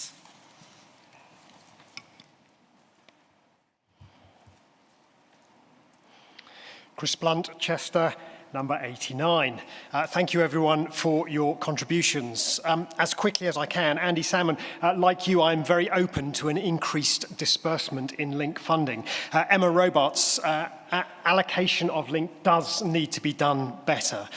Graham Kirk-Spriggs, again, I'm open to an increase in the disbursement. That would be great.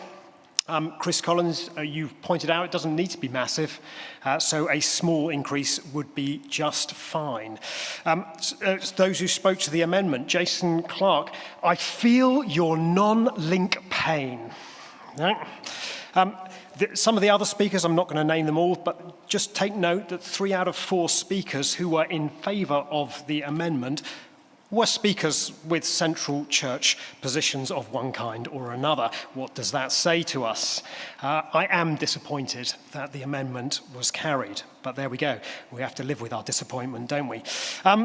Andrew Gray, amazing.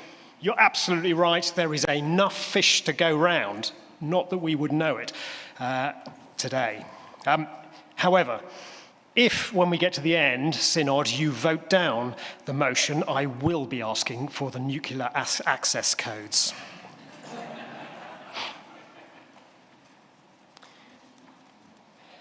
Marcus Walker, I totally agree. How link is distributed is worrying. Jane Richards, thank you for your support. And to the Archbishop of York, the issue is that the information we have been given as a synod points in the other direction, that actually not 100% of link funding is making its way to link parish or parishes that should be in receipt of link, and that's what I'm most concerned about here. As we close, I would like to thank Chester Diocesan Synod for supporting this motion to get it here. I'd like to pass on my thanks to the Chester reps behind me and out there for assisting. I'd like to pass on my thanks to our Bishop, Bishop Mark, for talking me through the issues around this issue. Though he's not getting involved due to his rather obvious conflict of interest being on the SMIB board. To reiterate, we are not looking for a radical upheaval. There are many great solutions out there for how we disperse link funding. Maybe a permanent formula review panel should be set up. So actually year on year, a little tweak here, a little tweak here. So to make sure that link does what it says on the tin, but without threatening any of our dioceses. But what link does say on the tin is that we fund our lowest income communities, wherever they are. So, from my parish, as you walk along Wellington Road in Stockport, you move from my link unfunded diocese into Manchester Diocese. Now, Manchester Diocese, the figures in the answer to question 67 have been challenged, but if they are to believe, then Manchester Diocese is the exemplar of a diocese that directs its link funding directly towards its most deprived parishes. But as you walk along Wellington Road, you move from Stockport, a 1% most deprived parish, to Heaton Norris, a 10% most deprived parish. From severe deprivation without link funding to moderate deprivation with link funding. It's a situation that is replicated in many places across the country. So I'm asking Synod, for the sake of a Christian presence in every community, we cannot let this postcode lottery continue. So I urge you, please. Sadly, the motion is amended, but I still ask you to support the motion as amended. Thank you.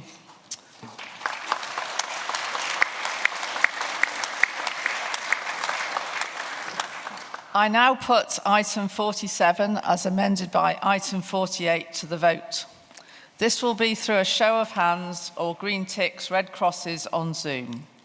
So all those in favour, please show. All those against? Any abstentions? Sorry, no abstentions. That is carried. This now concludes this item of business, and we move to item 9, questions.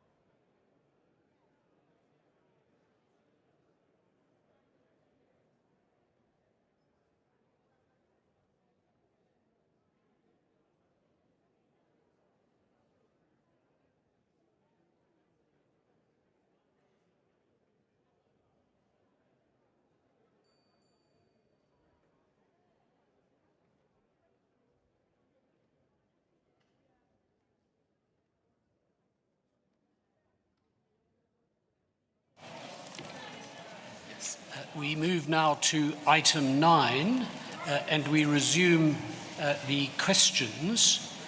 We concluded with question 60 yesterday evening. Questions 61 to 69 will be answered by Carl Hughes on behalf of the Presidents of the Archbishop's Council. Before we come to question 1, there is an update to the answer, and Carl will give that right away. Thank you very much, Chairman. I would like to start by updating my answer to questions 61 to 64 concerning the independent review of clergy pensions and retirement housing that we committed to in July.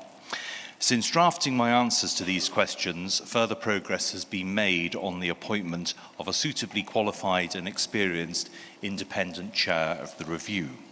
And I'm absolutely delighted to be able to tell you that Dr. Andrew Sentence, CBE, has agreed to chair the review. Andrew is one of our country's leading economists whose career has included being a senior advisor to Cambridge Econometrics, senior economic advisor to PwC, external member of the Monetary Policy Committee of the Bank of England, chief economist at British Airways, and the director of economic affairs at the CBI. He has had an active interest in pensions throughout his career and was a member of the National Association of Pension Funds Retirement Income Inquiry in the mid-1990s whilst he was at British Airways. And he has also advised a number of PwC's pension fund clients. So I very much hope that Synod will welcome Andrew's appointment and indeed his willingness to take on this incredibly important role. Thank you, Chairman. Thank you for that update. We now will take supplementaries. Question 61. Question 62. Supplementary.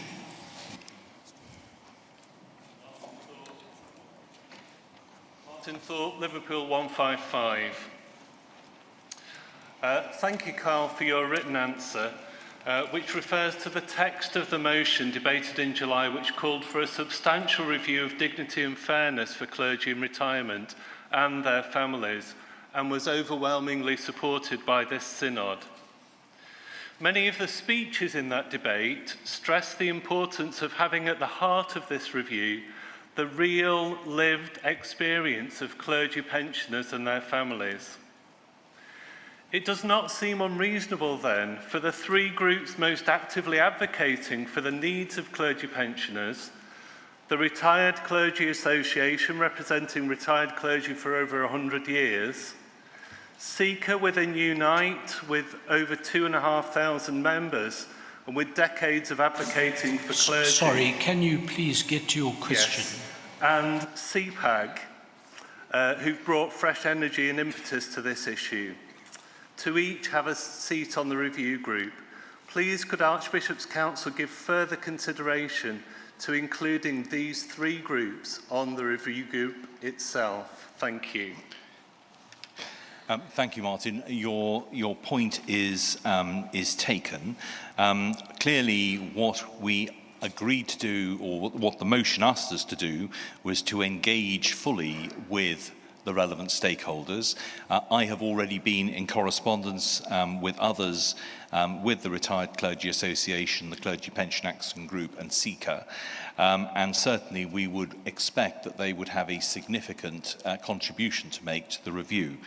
In terms of the actual review group, we now need, under Andrew's sentence, to pull that together.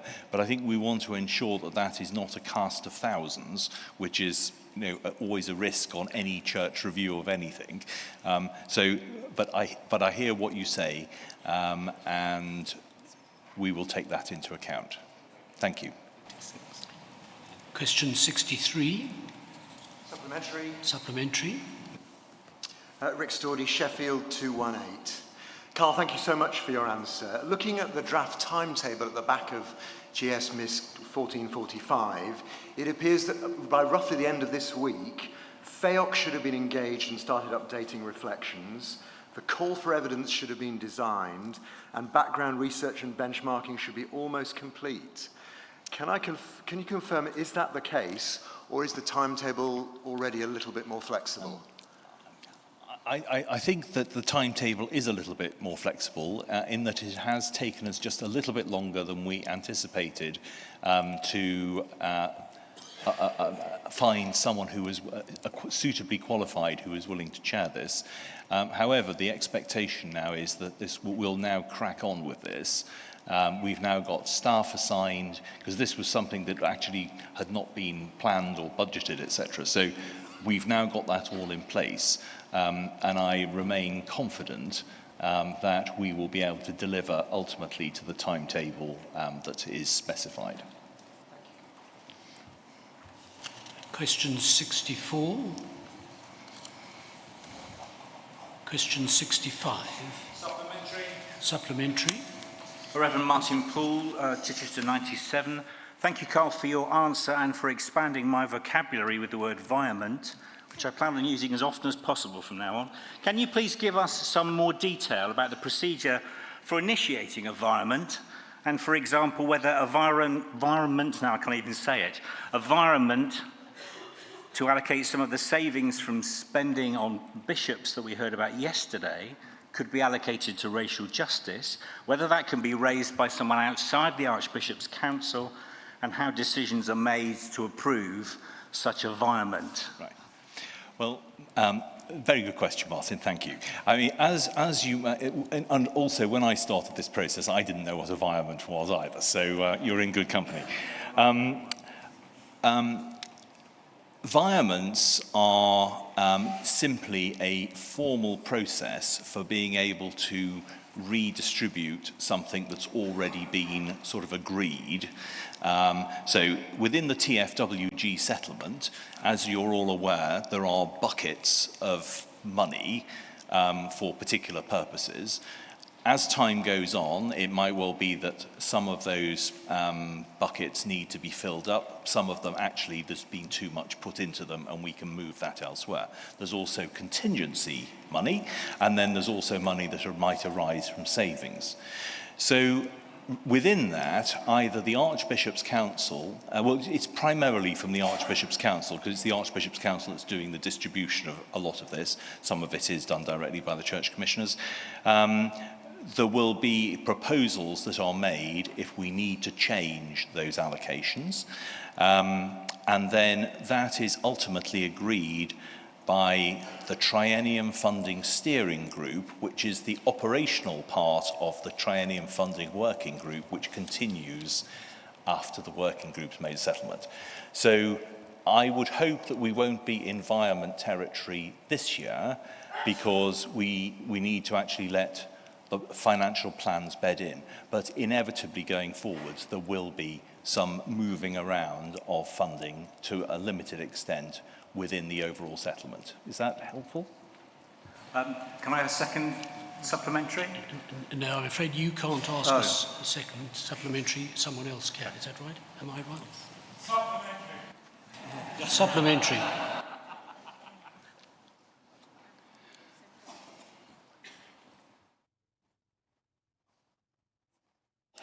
Aurora, Suffolk and Bishops 52. Carl, thank you for the answer. Who is on the Triennium Funding Steering Group, to continue Martin's question, and how may they be accessed and when? The Triennium Funding Steering Group is a subset of the people on the working group, but I'll be honest, I can't. William might be able to help me with that, but I can't. I know I'm on it. so you can come and talk to me, Aaron. But I can't remember which members of the group are on it. And Julie Jones is on it as well. Any other volunteers? Perhaps a written answer could be provided to the question. Perhaps in our next Synod update, I'll ask Simon if he can just jot that down for everyone.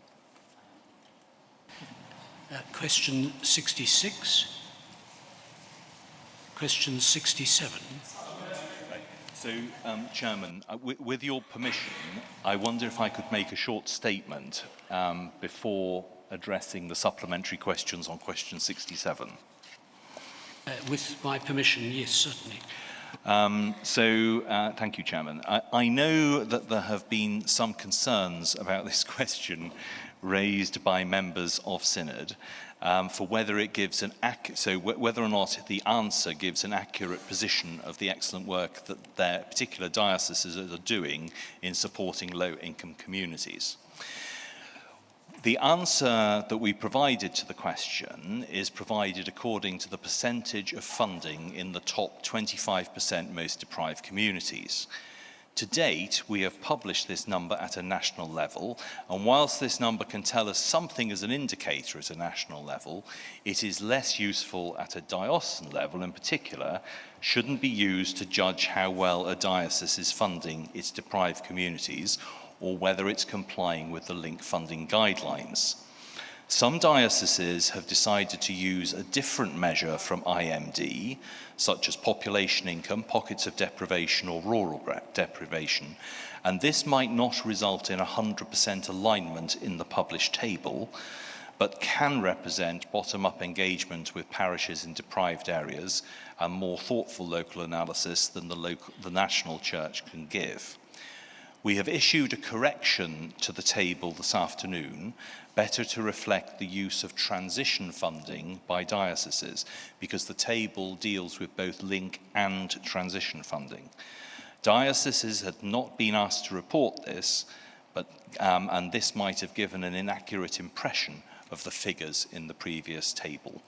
So I do apologise for any confusion that we've inadvertently caused. And for the bishops who I know are concerned about this, I will be talking to the Church Times tomorrow morning. Mr. Walker, as the person who raised the first question, has the first supplemental, followed by the Bishop of Blackburn. Marcus Walker, London 168. Thank you for updating the table. I'm slightly surprised that, as the asker of the question, I only discovered this a moment ago, which means that I am literally incapable of asking any questions about the new and revised table. What I would just say is, I don't think I've ever had so many messages from bishops as I did yesterday, assuring me that the figures were wrong.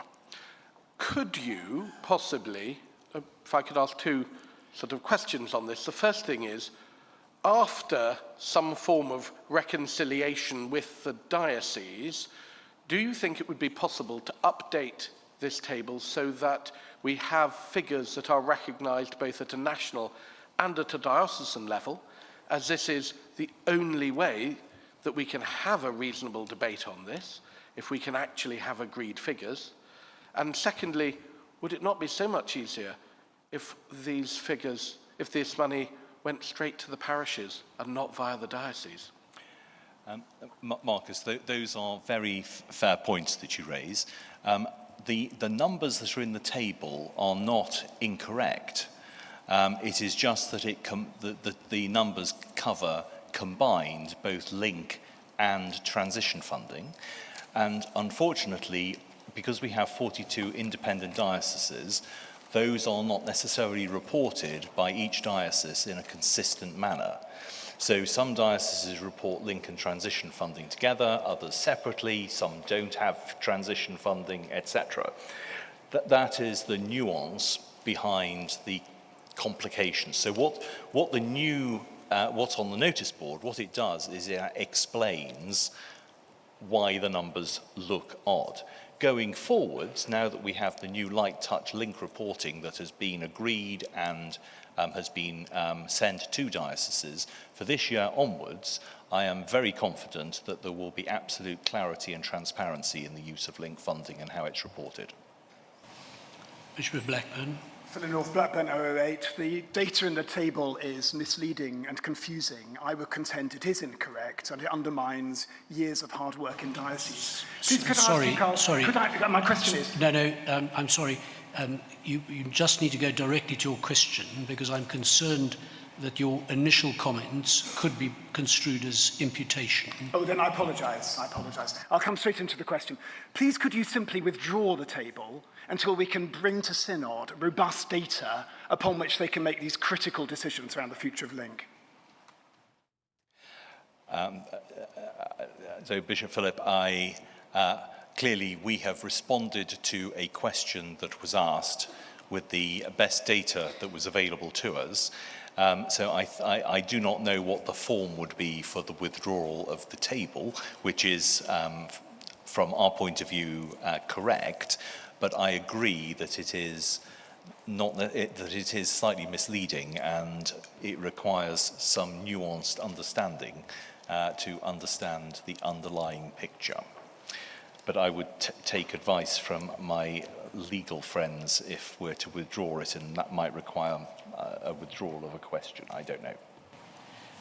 Thank you. Before we come to the next question, the exercise by me retrospectively of my discretion to allow questions to be answered for more than 1 minute should not be regarded as setting a precedent for future people answering questions.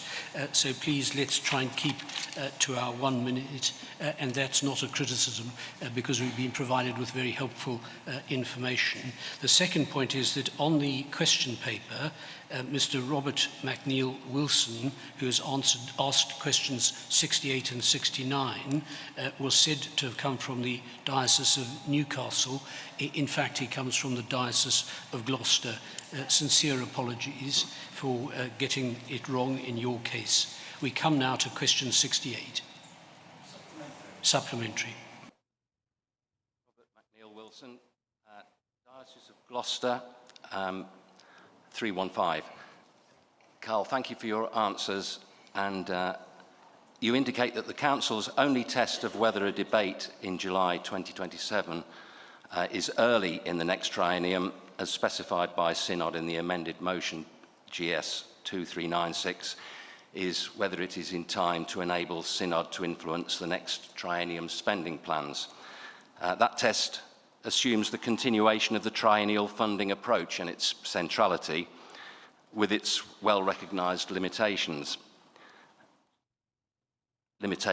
which the second Hereford Diocesan Synod motion seeks to address by calling for longer planning horizons. And obviously these are things like precisely because dioceses cannot offer job security and address clergy shortages without the assurance of long-term generational funding.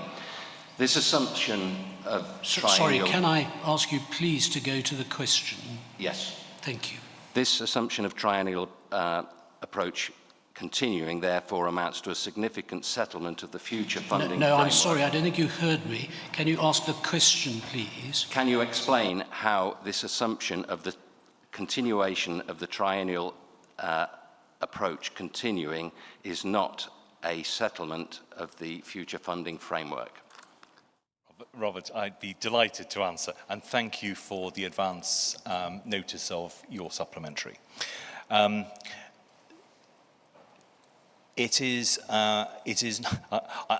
don't think it's right to say that the only thing that is in our minds with the timing of the debate is to influence the next triennium's funding plans. Clearly, the whole purpose of looking at the national funding framework is to ensure that that absolutely informs the consideration and decision-making process for the next triennium. So absolutely, certainly from my point of view, nothing is set in stone for the next triennium. The reason we've gone for July 27 is actually entirely practical, which is, I know from doing the Diocesan Finance Review that we actually need plenty of time to actually do the analysis, gather the data, etc., that we'll need for this. And because we've got the General Synod elections this year, bringing this to the Synod in February next year with a potential significant turnover of people, I think we'd be better sort of socialising this with the Synod and explaining it in February, but then bringing the detailed proposals for consideration in July 2027, which will be before the triennium funding process starts, but it will mean that new Synod members in particular will be better informed. That was our thinking. Is that? Thank you. Question 6. Second supplementary.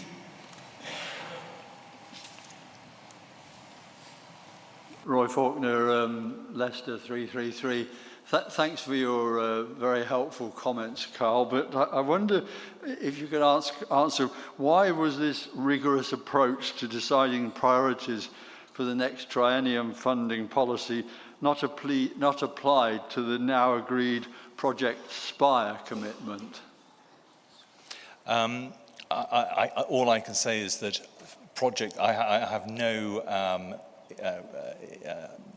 involvement in anything to do with Project Spire whatsoever, because that's a matter for the Church Commissioners. Question 69.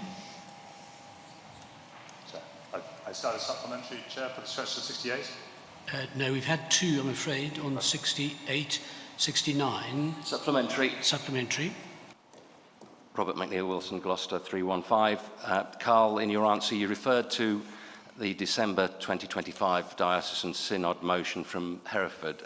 Can you clarify how that motion will influence the robust financial modelling that will shape the eventual funding framework, and confirm that the selection of modelling principles will be brought before Synod in plenary so that Synod itself can have a formative role in this development? We have very clearly heard from the debates that took place in July last year, and indeed from today's debate about Link, that there are very deeply held concerns about the national funding framework within Synod. So we are committed to ensuring that we look at a whole range of different options that we can then present to Synod as to things which are doable.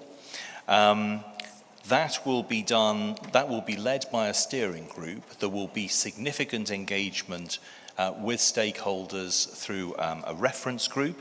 And if it's helpful, we will be talking about this in a lot more detail at the Fringe meeting tomorrow, on Thursday. And I'd be very happy to engage in a bit more detail at that point if that were helpful. Thanks, Robert. Second supplementary. Thank you, Andrew Grace, Synod Ipswich 399. Just mindful of that you're saying about the different options and the range of different options, can you confirm that one of those options will be a structural rebalancing towards predictable core funding for stipendiary parish ministry? No, I can't confirm that because we haven't actually done the work yet. But clearly we are going to be focused on ensuring that we are looking to do everything we can to support stipendiary ministry.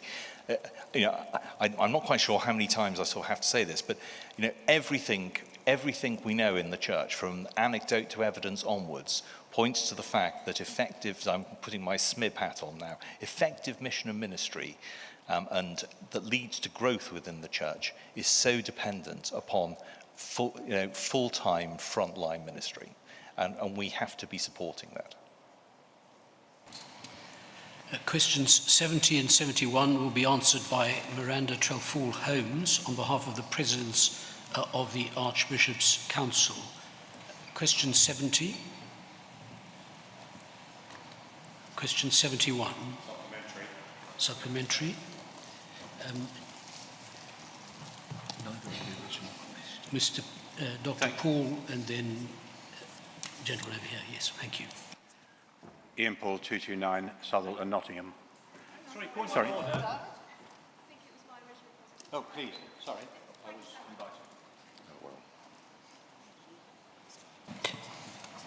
invited. With sincere apologies, I didn't see you, and I do apologise. You have the right to go first. That's quite all right. I'm very short. Thank you. Thank you for the clarity on the formation and the structure. Given the amount of time that has passed since these governance arrangements were suggested, is there a predicted timescale for when these arrangements will be completed? Thank you very much. Sorry, I should have said Jill Bull, Chelmsford 269. Thank you. Thanks, Jill. So the Racial Justice Board is now functioning. It has nearly full membership. We're still waiting for the House of Bishops to elect one member, but other than that, we're at full membership. We've had two meetings, one quorate before We had entirely the membership that we have now and one of the current full board residentially in January. In terms of the panel, a chair for the panel had been identified. They've now withdrawn, and we are awaiting the board having approved the terms of reference to the panel, which is one of the first jobs that the board has to do before going back out. So I haven't got a firm timescale, but I would expect that to be happening this spring. Yes, as I do have a discretion to allow a third supplementary, and as I've called you both, I will allow a second and a third supplementary. Which order? Dr. Paul, you were first. Ian Paul 229, Southall and Nottingham. Thank you very much, Miranda. You and I are both familiar with the struggles and the importance of establishing this governance framework.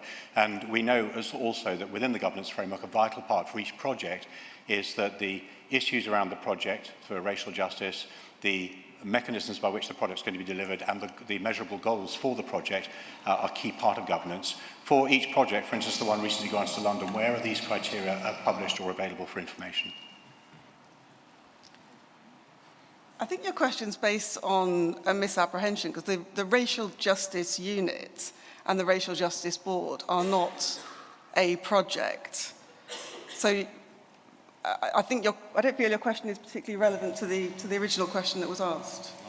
I'm asking about the work of the board in making grants.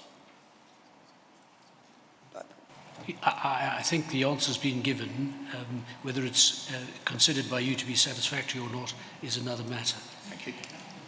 Mr. Mumby. Andrew Mumby, Summit 225. Thank you, Chair, for calling me. And Miranda, thank you for your original answer.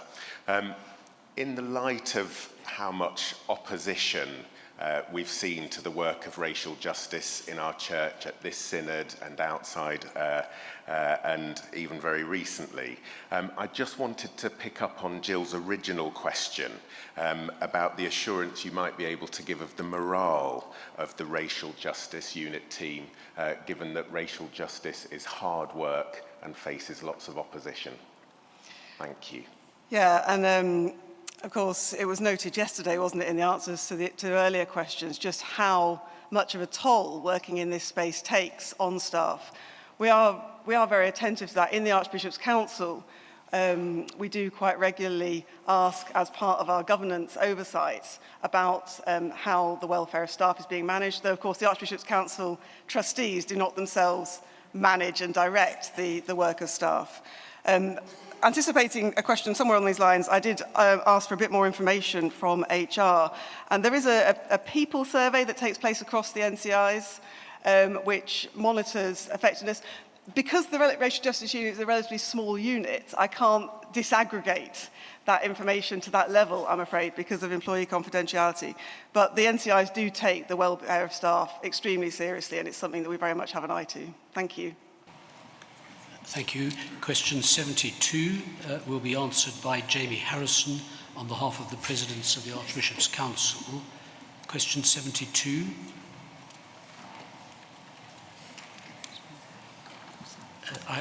Sorry? No. I should just say members have asked occasionally to be told how many people are on Zoom, and there are about 25 members on Zoom currently. Question 73 will be answered by Mark Shared on behalf of the President's Council. Question 73. Supplementary. I'm grateful for your reply and the restatement of the Archbishop's Council's full commitment to ecumenical dialogue.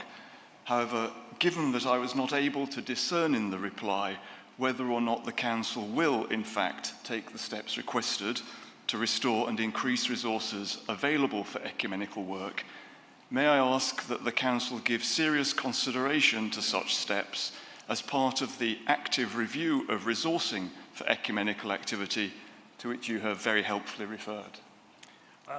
Thank you very much, Hayden. I was really grateful for the question, grateful for the opportunity to elucidate the reply a little bit more. I was grateful in the first instance that you raised this as a theological imperative and not a diplomatic nicety. It absolutely is, and we in Archbishop's Council would want to affirm that. I think we've been very blessed over the years with our resources. Particularly, I'd want to pay tribute to Jeremy Morris and the work that he's been able to do for us. I'm delighted to be able to tell you that Archbishop's Council, it is a priority. We, indeed, my colleague Rachel Jetson brought the latest report from CCU to the last Archbishop's Council meeting, and so on. You're asking for us to consider developing resources and so on. Clearly that's possible. I can promise you we will consider it. I can't promise you we will deliver anything. But Carl has previously outlined the whole basis of environments and how those possibilities arise. What I do want to say to you and say to the whole of Synod is where I started, that Christian unity, ecumenical work, is something the Lord prayed for in the last moments of his earthly life. We will never take that lightly. Thank you very much. Questions 74 and 75 will be answered by Peter Doyle on behalf of the Presidents of the Archbishop's Council. Question 74, supplementary.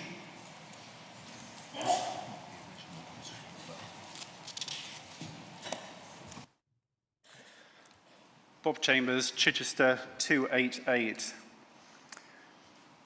Given that in the Archbishop's Council report that was considered at July 25 Synod, we talked about the risk register and reference to LLF as contained in that report, and the response to this question tells us that as part of standard operations, the risk register includes regular monitoring and updating. Could I please ask how the risks associated with LLF are considered to have changed as a result of events since last summer, and how those are documented accordingly in the risk register? Thank you. Thank you, Bob. Well, it won't surprise you that LLF is on the risk register. I have the luxury of being new to this role, so it would be wrong for me to give you a detailed answer on that. What I can say is that with a relatively new and fresh group on our committee, for which I'm very grateful, we did have a very open session and looked at all the risks together, and of course LLF was one of those, and that will continue to be the case in the light of whatever change this synod brings. So it is a very lively point, and we continue to monitor that. Question 75, supplementary. Jeremy Moody, Oxford 187. Thank you for your answer. In the risk management section of the Archbishop's Council last annual report, it was noted that protracted deadlock on LLF was, and I quote, unambiguously a risk to the Council's objectives, either through deferral of decision-making or revocations. So has the Archbishop's Council considered why the effective continuation of LLF, albeit under a different label, and doubtless further protracted deadlock, will not also be unambiguously a risk to the mission of the Church? And if it hasn't yet considered this, will it now do so as a matter of urgency? Thank you, Jeremy. It will continue to monitor all of those risks, and obviously in the light of whatever happens later in the Synod, we'll take a fresh look at all of that. It's obviously high up on the risk register, and it's something that we look at all the time. There is no, I can assure you, there's no complacency about that. Supplementary. Second supplementary. Thank you for calling me. Martin Poole, Chichester 97. Have you done an assessment of the risk if the process doesn't go ahead? I think the short answer to that is no. We wait for the outcome, and it would be a rather large use of the resources to look at what-ifs until we get there. But obviously the wider consideration of risks in this takes various things like that into account. Question 76 will be answered by Kate Walton on behalf of the Presidents of the Archbishop's Council. Question 76.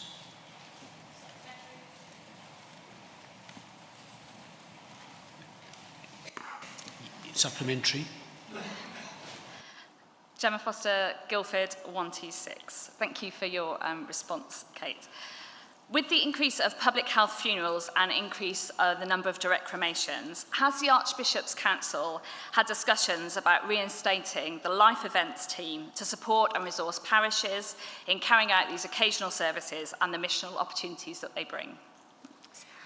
Gemma, thank you very much for your question. In replying to Sam Margrave's question last synod and also today, I've made reference to the fact that since the ending of the National Life Events team through the Transforming Effectiveness programme, no dedicated resource has existed within the Archbishop's Council to engage with the government on this issue. So as a member of the Archbishop's Council, my reply to you is that we haven't discussed this, although it's on our minds and we're very aware of this very important issue. As a parish priest, my reply to you is that I hear you in terms of the missional opportunities which are available to us all through occasional offices, and I know that in your parish like mine, we see much fruit come through via that route. So I promise that we will go away and consider that further, and thank you for bringing that to our attention. Second supplementary. Andrew Doctrine 208 St Edmund Street in Ipswich. Thank you very much for that. Could I ask you please to consult the Church's funeral group? We are here, ready, willing to work and assist. Andrew, thank you very much indeed. Yes, absolutely. And in responding to Sam and in the correspondence that I've had with Sam since he put in his question, I have forwarded him a copy of the Church's Funeral Group advisory document. You know, we certainly... I know that the staff are aware of that group and working together with them, and the staff that I've liaised with in answering this question are very aware of that important work as well. So thank you. Thank you. Question 77 will be answered by Julie Jones on behalf of the Presidents of the Archbishop's Council.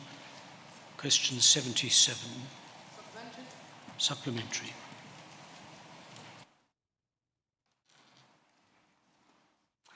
Chantal Noppen, 108 Durham. I got a little bit lost in the answer, so my supplementary is built on something which I'll say first. Can I confirm that the Church draws an active distinction between legitimate theological disagreement and abusive or harmful conduct, and that the latter is not permitted on official channels? If that is the case, where moderation has not been applied adequately, what routes of escalation or accountability are available to clergy or lay people, given that similar kind of behaviour wouldn't be tolerated in a secular workplace? Could it be that there's learning from secular organisations or indeed ecumenical partners to develop training on this a bit more proactively, who arguably do this better than we do? Well, I'm new to Archbishop's Council and I may not give you an adequate response today, so if I don't, we'll make sure that we follow it up more thoroughly. But to your first point, absolutely, there's a differentiation between a difference in theological perspective versus, frankly, discriminatory and bad behaviours. I know that the National Church Communications Unit keep a very clear eye on what's going on national platforms, and that the diocesan people do the same. Our problem, of course, is when people post appalling things when it's not on platforms that we can control. If you feel that things haven't been properly dealt with, I think it's probably worth your while being in contact with the Communications Director, Hannah, who will talk to the digital project team. That's the best answer I can give you today on that one, I think. Second supplementary.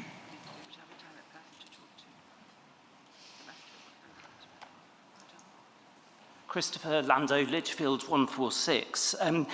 Does the very real concerns raised by this question point to the need for a wider review of the Church's digital communications and output, for which there is a private member's motion available, given the seriousness of this issue?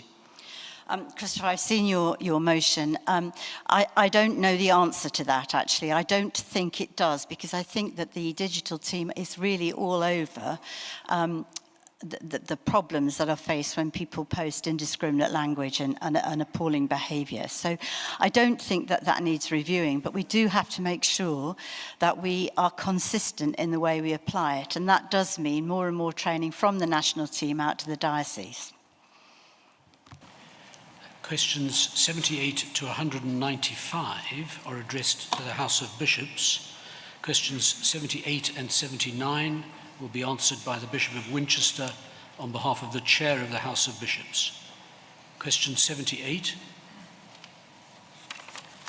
Question 79. Supplementary. Emily Hill, Hereford 322.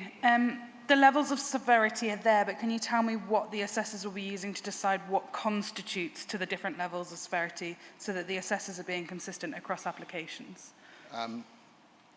I think I can only repeat what it says there. It isn't simply there are multiple factors that are taken into account in assessing the level of redress that would be appropriate. There isn't one simple scale. There are multiple factors that are taken into account in order to ensure a quantum of redress that is both appropriate but also equitable in terms of what is offered generally. But it's also really important to say that the redress scheme is about much more than money. It is about providing multiple forms of redress to survivors of church-based abuse.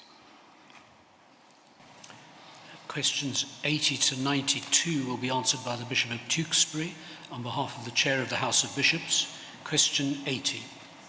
Supplementary. Judith Maltby, University's TEIs 452. Thank you, Bishop Robert, for your answer. I'm going to sneak in two questions here if I can. This is the first time, am I correct, that the thematic review of LLRs have taken place? And can we have some assurance that, if that's particularly true, we have some assurance that that will be a regular thing that one does with LLRs? Otherwise, it's a bit hard to see the point of them. Yes, we're committed to this being an ongoing part of our work. Question 81. Supplementary. Helen King, Oxford 378. The Wilkinson Review asked, ideally, that members of General Synod be required to complete trauma-informed training. The answer about the bite-sized learning modules is strongly recommend that members of Synod should complete. Is that really an answer sufficient answer to the Wilkinson report? Well, I'd refer you back to my answer that we are not in a position to compel members of Synod to engage in this training. I have done it. I learned a great deal from doing it, and I commend it to every member of this Synod. If you want to know how to access it before it becomes available through this work that we're doing, please talk to your diocesan safeguarding officer. Question 82. Question 83. Supplementary. Carol Blackhouse, Blackburn 70. What plans are there to work with or to consult with the Church of England National Neurodiversity Working Group? Thank you. I am unaware of any plans, but I'm grateful for you bringing that to my attention, and will make sure that I follow that up with the National Safeguarding team. Thank you. Question 84. Question 85. Question 86. Supplementary.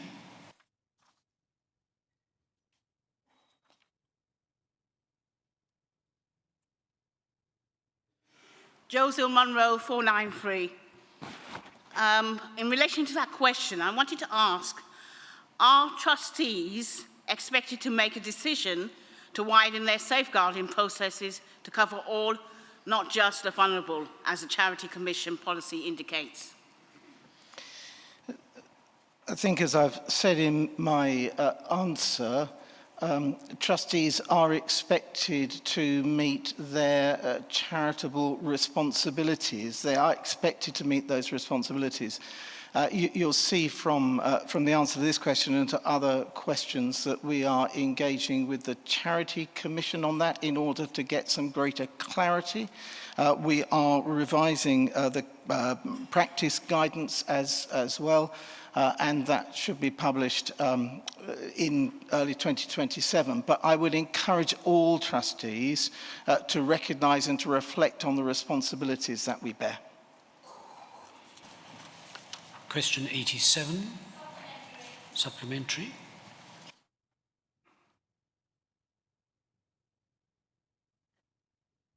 Prudence Daly, 376 Oxford. Given that the J report did recommend the adoption of the statutory concept of adult at risk by the Church, what is the difference in purpose for which that definition exists as compared with the current definition of vulnerable adults, please? So I understand it, the secular definition is defined as an individual aged 16 or 18, depending on the jurisdiction, over who has care and support needs. And as I understand it, the challenge we have is that actually might be more limited in our approach to informing. That's why safeguarding, which is why we are working with INEG to review this for us and to make recommendations. Question 88. Question 89. Question 90.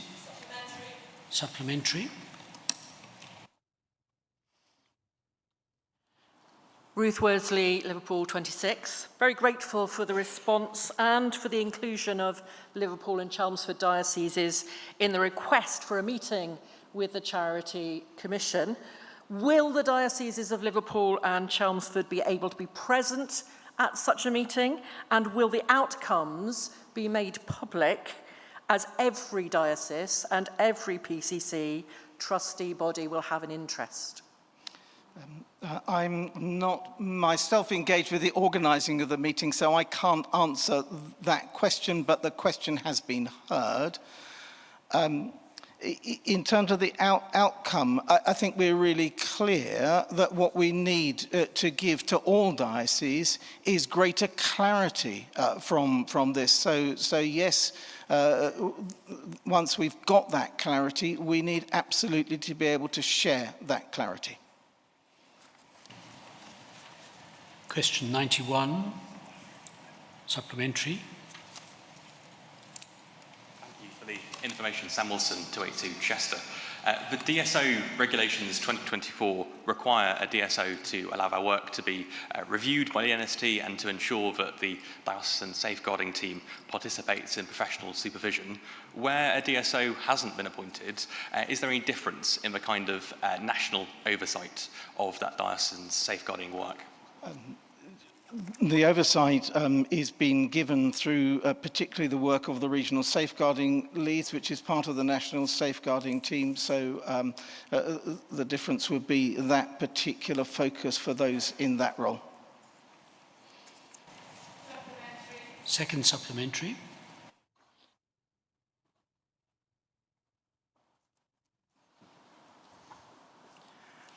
Lisa Batty, Manchester 169.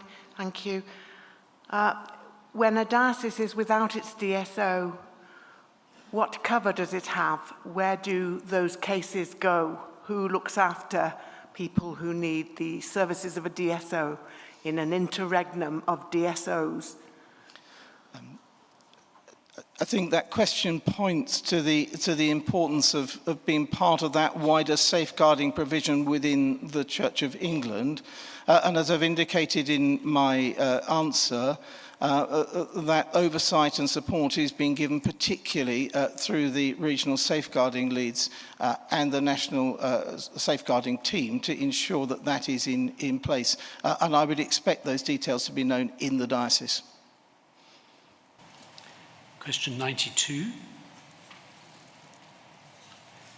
Questions 93 to 119 will be answered by the Archbishop of York as Vice Chair of the House of Bishops.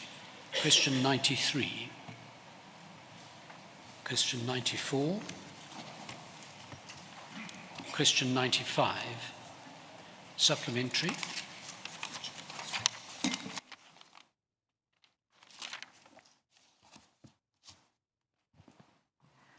Sandy Turner, Chelmsford 275. Thank you very much for your answer. I note that you didn't have much time to get the figures to us. So I'm asking now, could you possibly make the time to get those figures to us at some point before July, please? Working with trusted colleagues, I will do my very best. Question 96. Question 97. Question 98. Question 99. Supplementary. Ian Paul, 229, Southall and Nottingham. With respect, I don't believe that the written answer to question 99 has actually answered the question. The question was, what were the reasons given in the meeting of the House of Bishops for the welcome decision to publish the legal advice and FOC documents now? I don't think the written answer actually answers the question, what was that reason? Given that we've been told in previous answers to previous questions that the legal advice itself hadn't changed since 2017, when will those documents actually be published? So I apologise if the answer isn't clear. I think what it is meant to say, and I may need to think and give you a better and longer answer, but let me do my best now.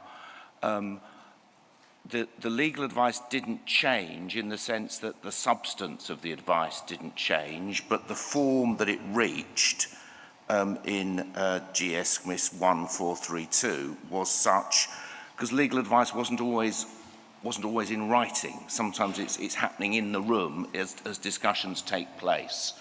But it was my view as chair of the programme board and in my role in the House of Bishops that it was right and proper that GS Miss 1432 was published as it was. Now I'm afraid you can't ask a second supplementary. Question 100. Supplementary. Richard Deno, Liverpool 348. Thank you, Stephen, for your answer to question 100 and for effectively confirming, if I understand correctly, that the substance and detail of GS MISC 1432, written in September 2025, was known... Can you get to your question rather than make a statement? So on what basis did you commend the prayers as being legally safe to use in January 2023? Sorry, that's a question that calls for a legal opinion in answer to it, and so I'm afraid I'm not going to permit it. Supplementary.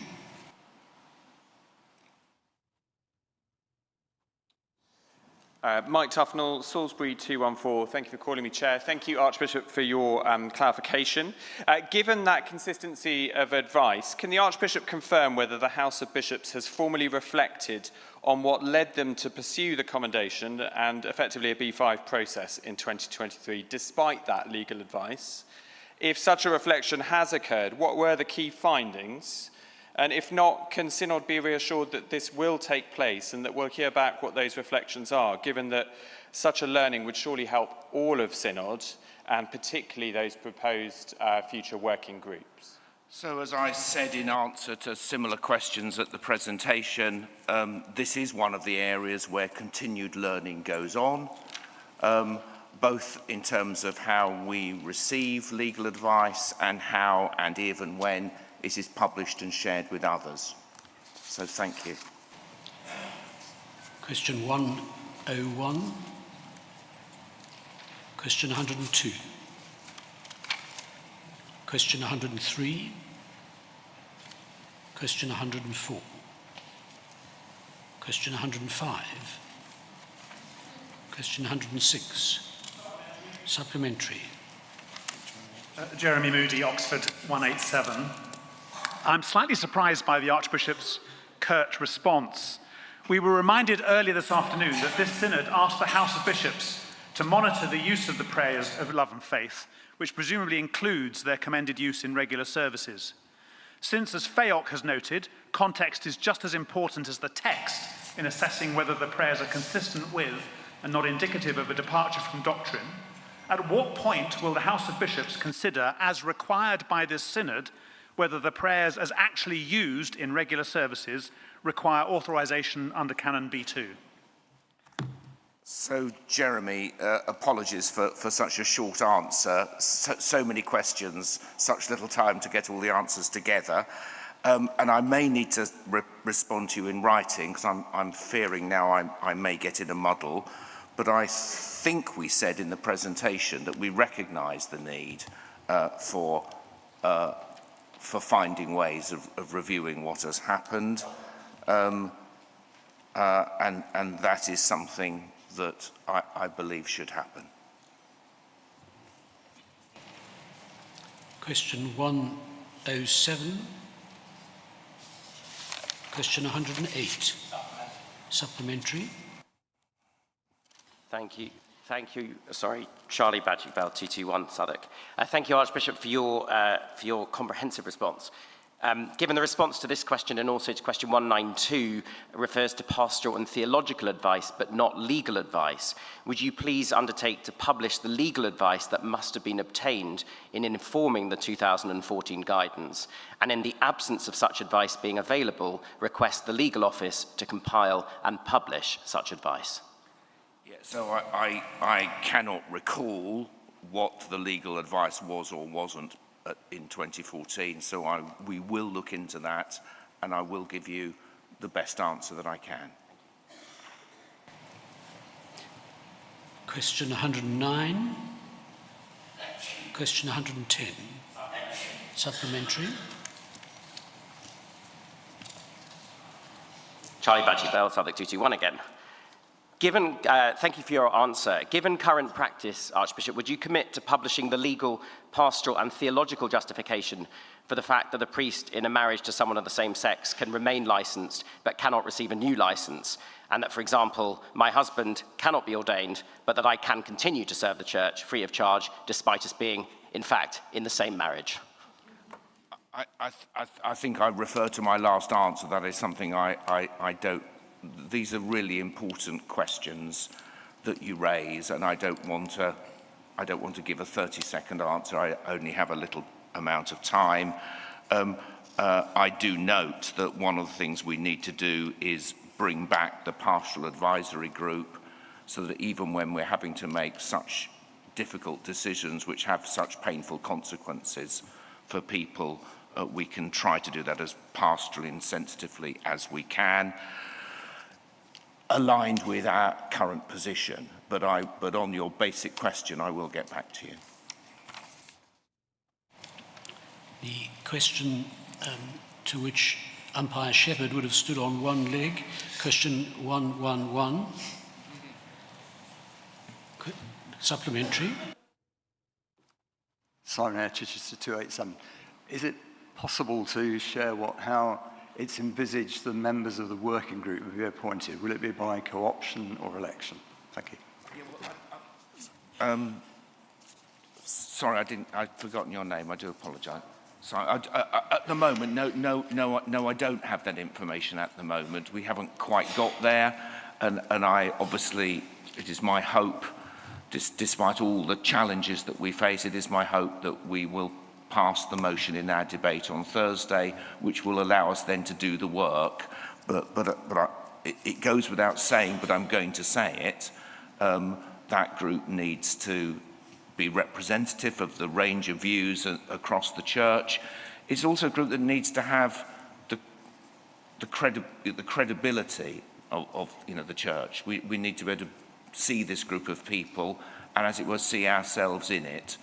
And we will, within whatever limitations are set, we will do our very best to make that happen. Again, I reference the success of the working groups and the Leicester conversations. We will probably take that as a bit of a model, but I don't know at the moment. Question 112. Supplementary.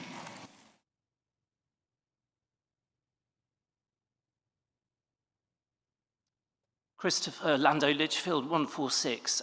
Has the House of Bishops reflected on the impact of bringing in FEOC and indeed the Liturgical Commission only midway through the LLF process and the impact of that? I mean, the very short answer is yes, but you probably want to hear a bit more than that. So I think that is one of the learnings. I think we need to be a little bit cautious here that LLF leading up to 2023 was primarily a work of pastoral theology, producing a wide range of resources that will be of lasting benefit to the church on a whole range of issues, some of which we haven't even started to address yet, which is another reason why I hope the working group goes forward, because it will begin to pick up on some of those other issues that LLF raised. But at the same time, I acknowledge, and I think the House of Bishops acknowledges, that some of the papers we had last year, it would have benefited the process to have them earlier. That's a learning. Question 113. Question 114.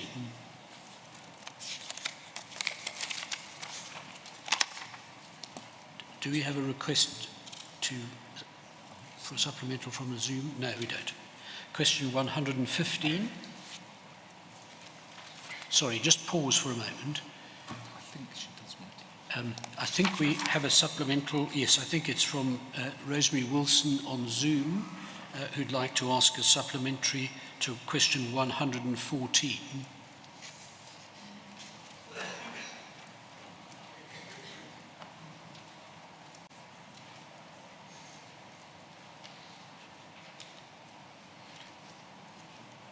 You should now be able to speak.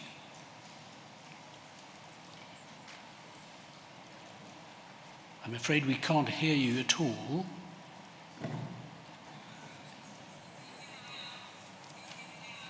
No, we still... Well, I can. Yes, we can hear. I can. If you speak very loud, please. Thank you so much.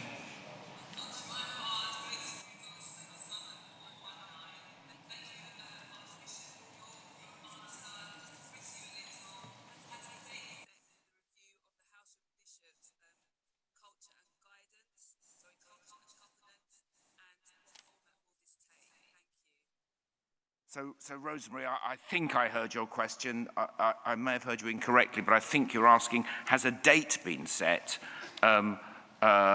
for further review, to which the answer is no, or at least I think it's no. But that obviously doesn't mean things aren't going to happen. You know, your original question raises the issue of trust, which is such an important issue for us as a synod and as a church. And I am very painfully aware of different ways on different issues in recent years that trust has been damaged in our church. But as a follower of Jesus and as somebody who believes in forgiveness and reconciliation, I continue to believe that the way you rebuild trust is by choosing to trust, by being honest about when you get things wrong, by believing in one another, and by seeking to find ways forward together. That is what I believe and seek to live by. So I hope in these answers, in the presentation earlier, you're hearing recognition that some things could be done better, and yes, there is a continual reflection and learning process on those things. Question, second supplementary.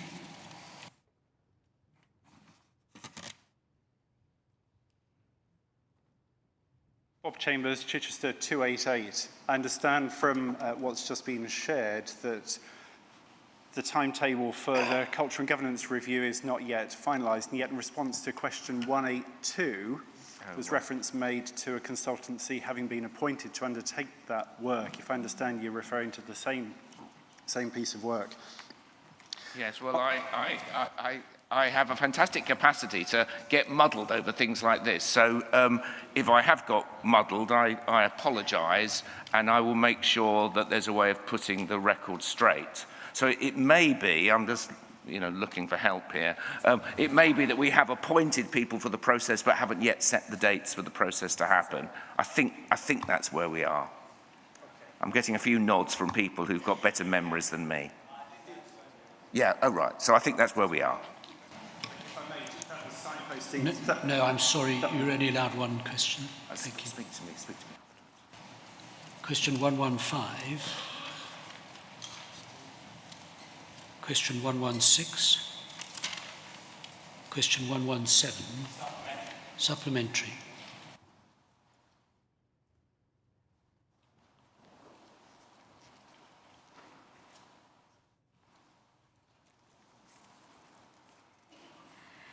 Jill Ball, Chelmsford, 269. Thank you very much for this answer, and I'm very grateful for the Bishop's rejection of sorry, I'm going to start again.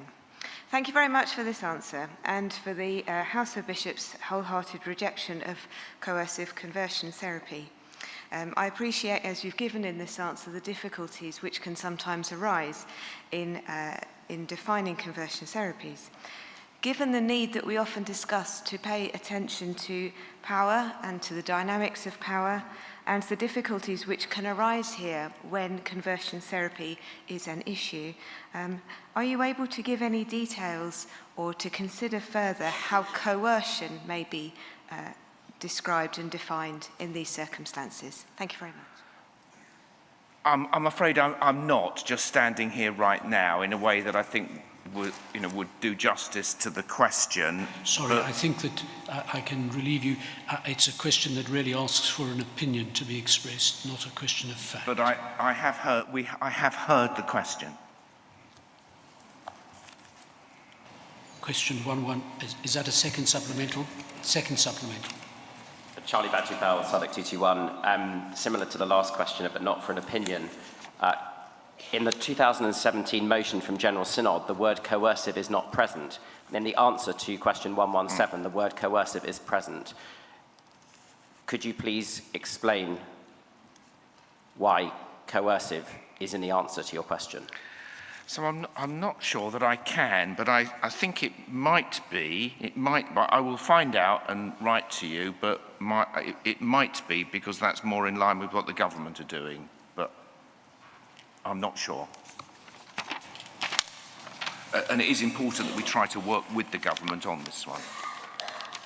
Question 118. Question 119. Question 120 will be answered by the Bishop of Peterborough on behalf of the Chair of the House of Bishops. Supplementary. Question 120, supplementary. Matthew Parks, Southwark 417. Thank you for clarifying the House of Bishops spent 3 hours discussing the FEOC papers amongst other LLF matters in October. Given that at least one, if not more, I believe, theologians cited have stated their position may have been misrepresented, can you confirm how much further time was allocated to discussing these papers in the subsequent LLF consultations with the House of Bishops, and how it was decided that this time was sufficient? Thank you. I can't tell you beyond that meeting because I haven't got that information, but we can find that out for you. But I think I also want to say that whilst we had items allocated to LLF, they were split over 3 days in order that there was time for good conversations to happen as well. So there was time allocated during the meeting, but I know there were many conversations happening over lunchtime, over supper in the evening, and we wanted to create that space so that we separated it up with time in between for people to have good conversations with each other. But we can find out the exact times for the following. There were 2 following meetings, how much was given. Questions 121 and 120 to 126 will be answered by the Archbishop of York on behalf of the Chair of the House of Bishops. Question 121. Question 122 and 23 will be taken together. Supplementary on question 122. Question 123. Question 124. Question 125. Question 126. Supplementary. Angus Gowdy, 300, Durham.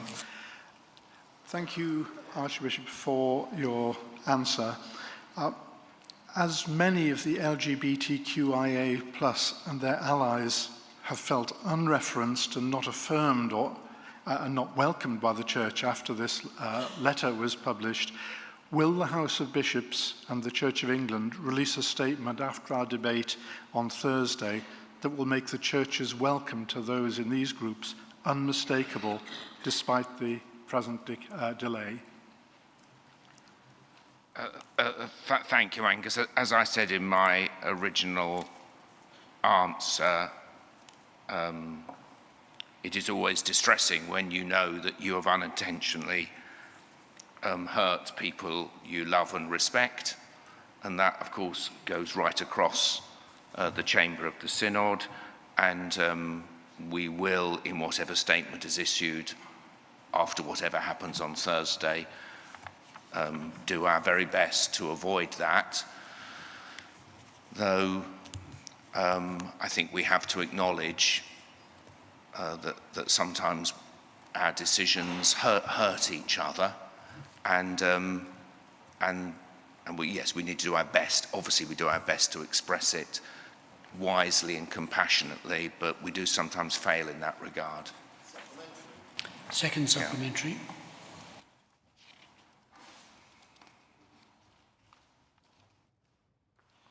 Robert Hammond, Chelmsford 273. Has the House of Bishops thought about actually asking some of us who are LGBT to proofread some of the responses and the press releases and just give you a vague feel of whether it would upset us or not? That's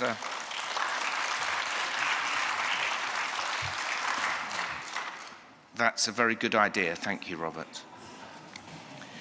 Questions 127 to 142 will be answered by the Bishop of Oxford on behalf of the Chair of the House of Bishops. Question 127. Supplementary, the original questioner going first.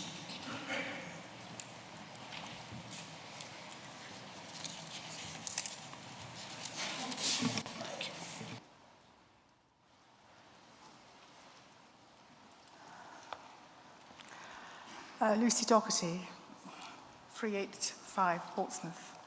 Thank you for your answer, Bishop.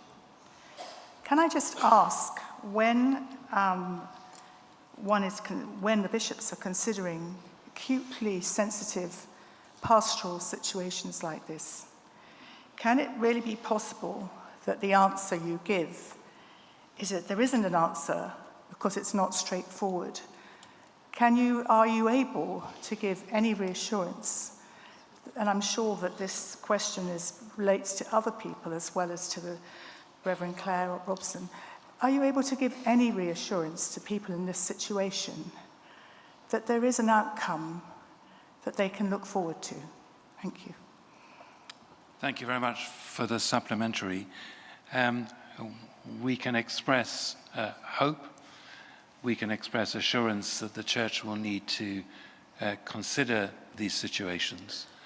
And some of us would want to go very much further than that, particularly in conversation with the individuals most affected. But that at the moment, because of the balance of opinion, the exploration we've conducted so far, the balance of opinion in the House and in the Synod is the limit of what can be expressed. Second supplementary. Charlie Patrick Bell, Southwark 221. Can I ask how many such people have been formally consulted as part of the process? Thank you, Charlie. I don't know the answer to that question in terms of the formal consultations which have been going on through the process since LLF was established. I know many bishops, myself included, have had numerous conversations with people in this situation. They're always extremely moving and deeply appreciated and transformative for me. So that kind of dialogue is going on regularly. I know is held by colleagues as well, and I think needs to continue into the future. Questions 128 and 129 will be taken together. Question 128. Supplementary. Helen King, Oxford 378. Bishop Stephen, thank you for your answer. You and I know that in the Oxford Diocese we do have LGBTQIA chaplains. The answer says several dioceses. Can we go further than that, maybe in a written response? Because, for example, the answer to question 229 on disability advisors does manage to come up with an answer as to how many dioceses, and I think several is a bit weak. Thank you. We'll try and do better in a written answer.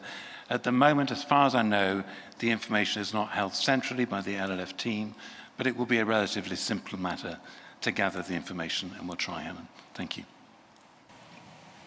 Question 129. Question 130. Supplementary. It's Vivian Southall, Exeter 312. Thank you very much for your answer, which is a lovely acceptance of LGBTQAI children and young people in our churches. But I was wanting something a little bit more specific for guidance for parents and people working with children. How do we explain that although, as you say, there's a place for them in the church, they're very welcome, that as they grow up, they will not be able to be married in church like their peers. They won't be able to engage fully in the life of the church without them becoming depressed, upset, feeling displaced. Thank you. I think we need to take the utmost care in all of that dialogue. I think we need to introduce children and young people to the diversity of views that are held across the church, including the very many people, including many bishops, who hold affirming views of such a situation.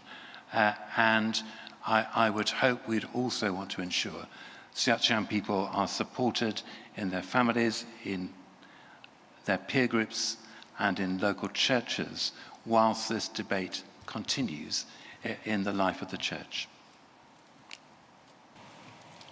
Question 131. Supplementary. Supplementary. Andrew Dotchin, St Edmundsbury in Ipswich 208. Thank you, Chair. I need to make a declaration of interest that I am a trustee for Inclusive Church. Thank you, Bishop, for your assurance of support for LGBTQIA+ clergy and laity and for inclusive churches. In 2024, the cost to the Central Church of resourcing additional episcopal oversight in supporting the flourishes of just 500 churches was estimated at £600,000. Will the House of Bishops show their support practically by committing similar financial resources to fund LGBTQIA+ chaplaincies in all dioceses, as well as ensuring effective LGBTQIA+ representation on the planned relationships, sexuality, and gender pastoral consultative group? Thank you, Andrew. I don't know the answer to that question. The House of Bishops has not been asked it previously. I do know that the cost of sustaining the LGBTQIA chaplaincy within the Oxford Diocese is relatively small, in that the chaplains offer their support as part of their ongoing ministry, and the diocese funds consultancy and supervision support for them, and some work by our central team. So this is a ministry which can be made available for less investment, but I'm sure the comparators you bring forward have been noted. Question 132. Question 133. Supplementary. Stuart Craddock, Lincoln 150. Bishop Stephen, thank you so much for your answer. And it's with a heavy heart that I believe I need to ask this question. Given the recent data showing severe and disproportionate harm to LGBTQ+ young people in relation to their mental health and suicide, how can the House of Bishops claim that its apology is meaningful when it continues to refuse even simple standalone services of blessing for same-sex couples, an omission many believe reinforces the very rejection and harm and the apology purports to lament? Thank you, Stuart, for your question, which is a very sharp and painful one, I acknowledge, for many people, myself included. I think the only way I can answer your question is to say that for the House of Bishops, there is a determination to proceed with this dialogue and exploration into the future, and not to pause the process, but it's precisely for the reasons that you advocate and other reasons that it's imperative that this work and dialogue continues. Question 134, supplementary. Bishop, thank you for your answer. Ian Paul, 229 Sutherland, Nottingham. Am I right to infer from the answer that you've given here that the answer to my question, what process has the House of Bishops put in place, is that no process has been put in place? And if I am correct, could I ask when the House of Bishops will consider putting in place such a process, which seems to be necessary given the nature of the statement that was made? Thank you. I don't think you are right to infer that, Ian. No. I would say that dioceses already have in place internally measures to monitor fairness in allocating resources and complaint procedures, and the House of Bishops has added an additional layer with the proposed working group and pastoral consultative group to which appeal might be made and advice sought in instances where dioceses are not upholding that commitment. Questions 135 to 137 will be taken together. Question 135, supplementary. Question 136. Question 137. Question 138, supplementary. Thank you, Bishop, for your answer to this question. Has the House of Bishops sought to learn from the methodology of any of the Anglican Communion provinces which have addressed these questions in a systematic manner? Thank you for the supplementary. As the question points out, there has been some research on other provinces, and there has been a willingness to learn from that. The parallels are not always straightforward from province to province, but there's a continued openness to that learning as we go forward. Question 139. Question 140. Question 141. Supplementary.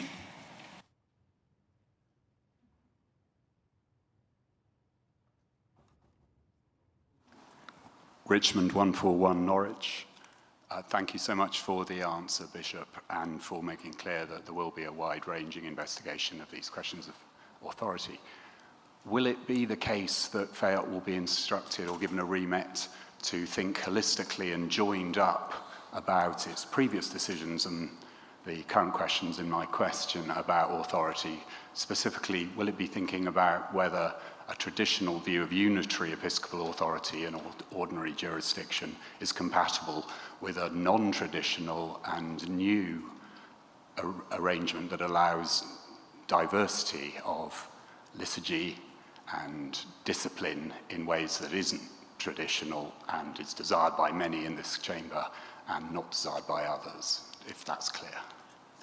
Thank you, Patrick, very much. And from what I've heard from the FEOC's initial explorations, I believe that is the case, and that there will be a number of different options considered. Question 142. Questions 143 to 149 will be answered by the Bishop of Gibraltar in Europe on behalf of the Chair of the House of Bishops.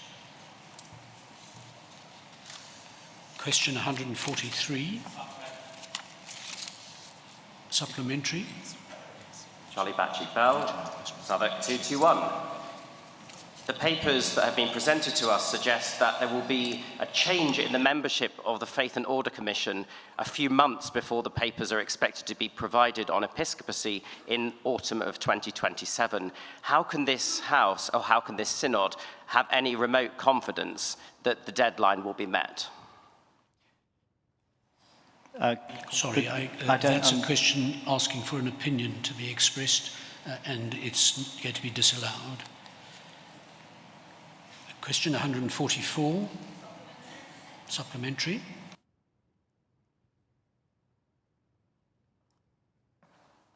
Thank you. This answer is very interesting because it refers back to the Living in Love and Faith book. And of course, at the moment, we are referring very much to the FEOC advice, but the Living in Love and Faith book also drew on history and social sciences. Is there any intention to draw on those sources of knowledge going forward? The Faith and Order Commission is a theological commission, but we intend to draw on sources of truth from all relevant disciplines where that is felt to be appropriate and useful in our work. Question 145. Question 146. Question 147. Question 148. Question 149. Supplementary.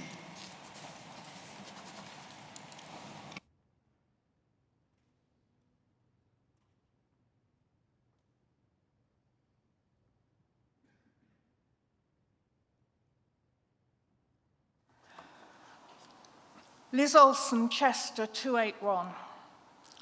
I didn't quite see a reply, so I'm going to restate the question in the light of part of your reply.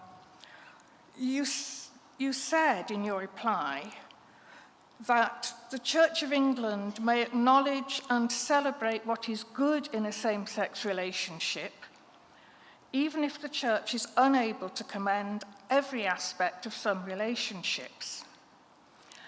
Has the House considered that in celebrating same-sex relationships, without clarifying what can and what cannot be commended, the Church is confusing people, and many will assume it agrees unreservedly with all aspects of same-sex relationships, of all same-sex relationships, and that therefore it is indicating a departure from the doctrine of marriage? If I am understanding you correctly, that there are different views around the goods of marriage.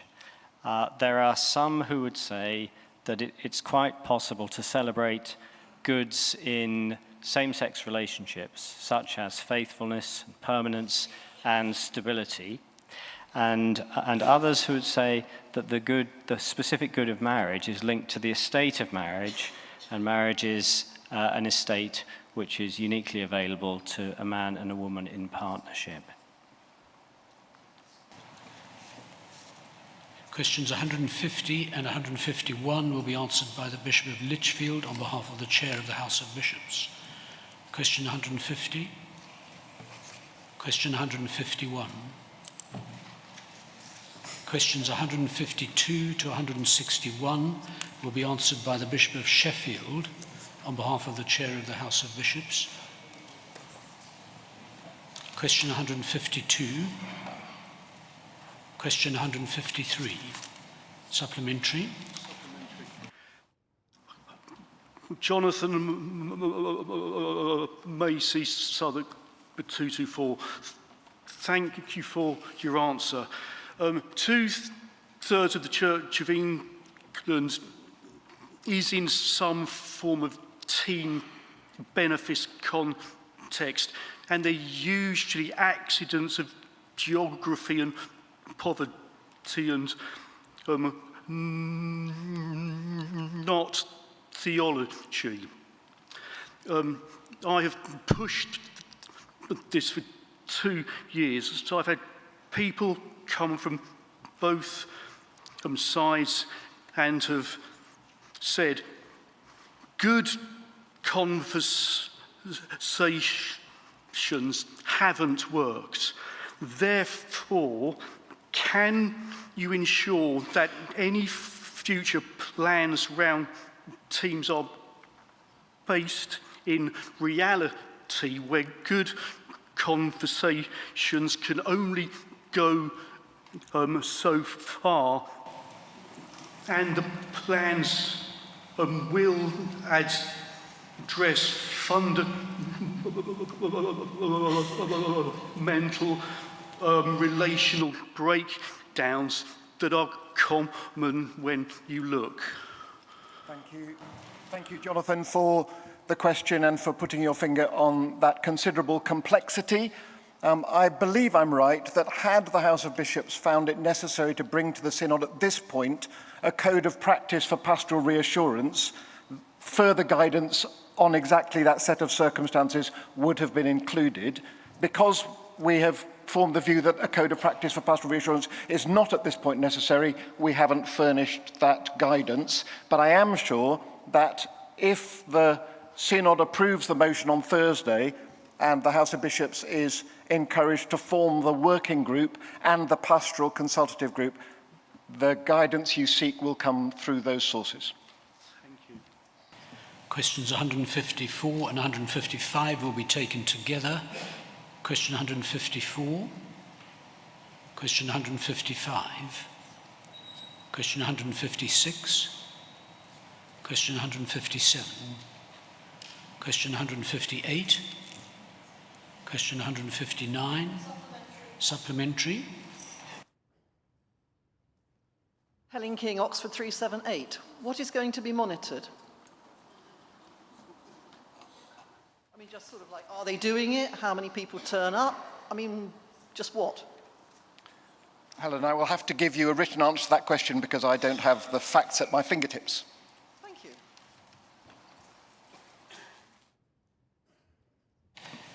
We've reached the end of the time allocated for item 9, which accordingly I now formally close. May I invite members to stay for worship led by the Diocese of Guildford. Derby. No.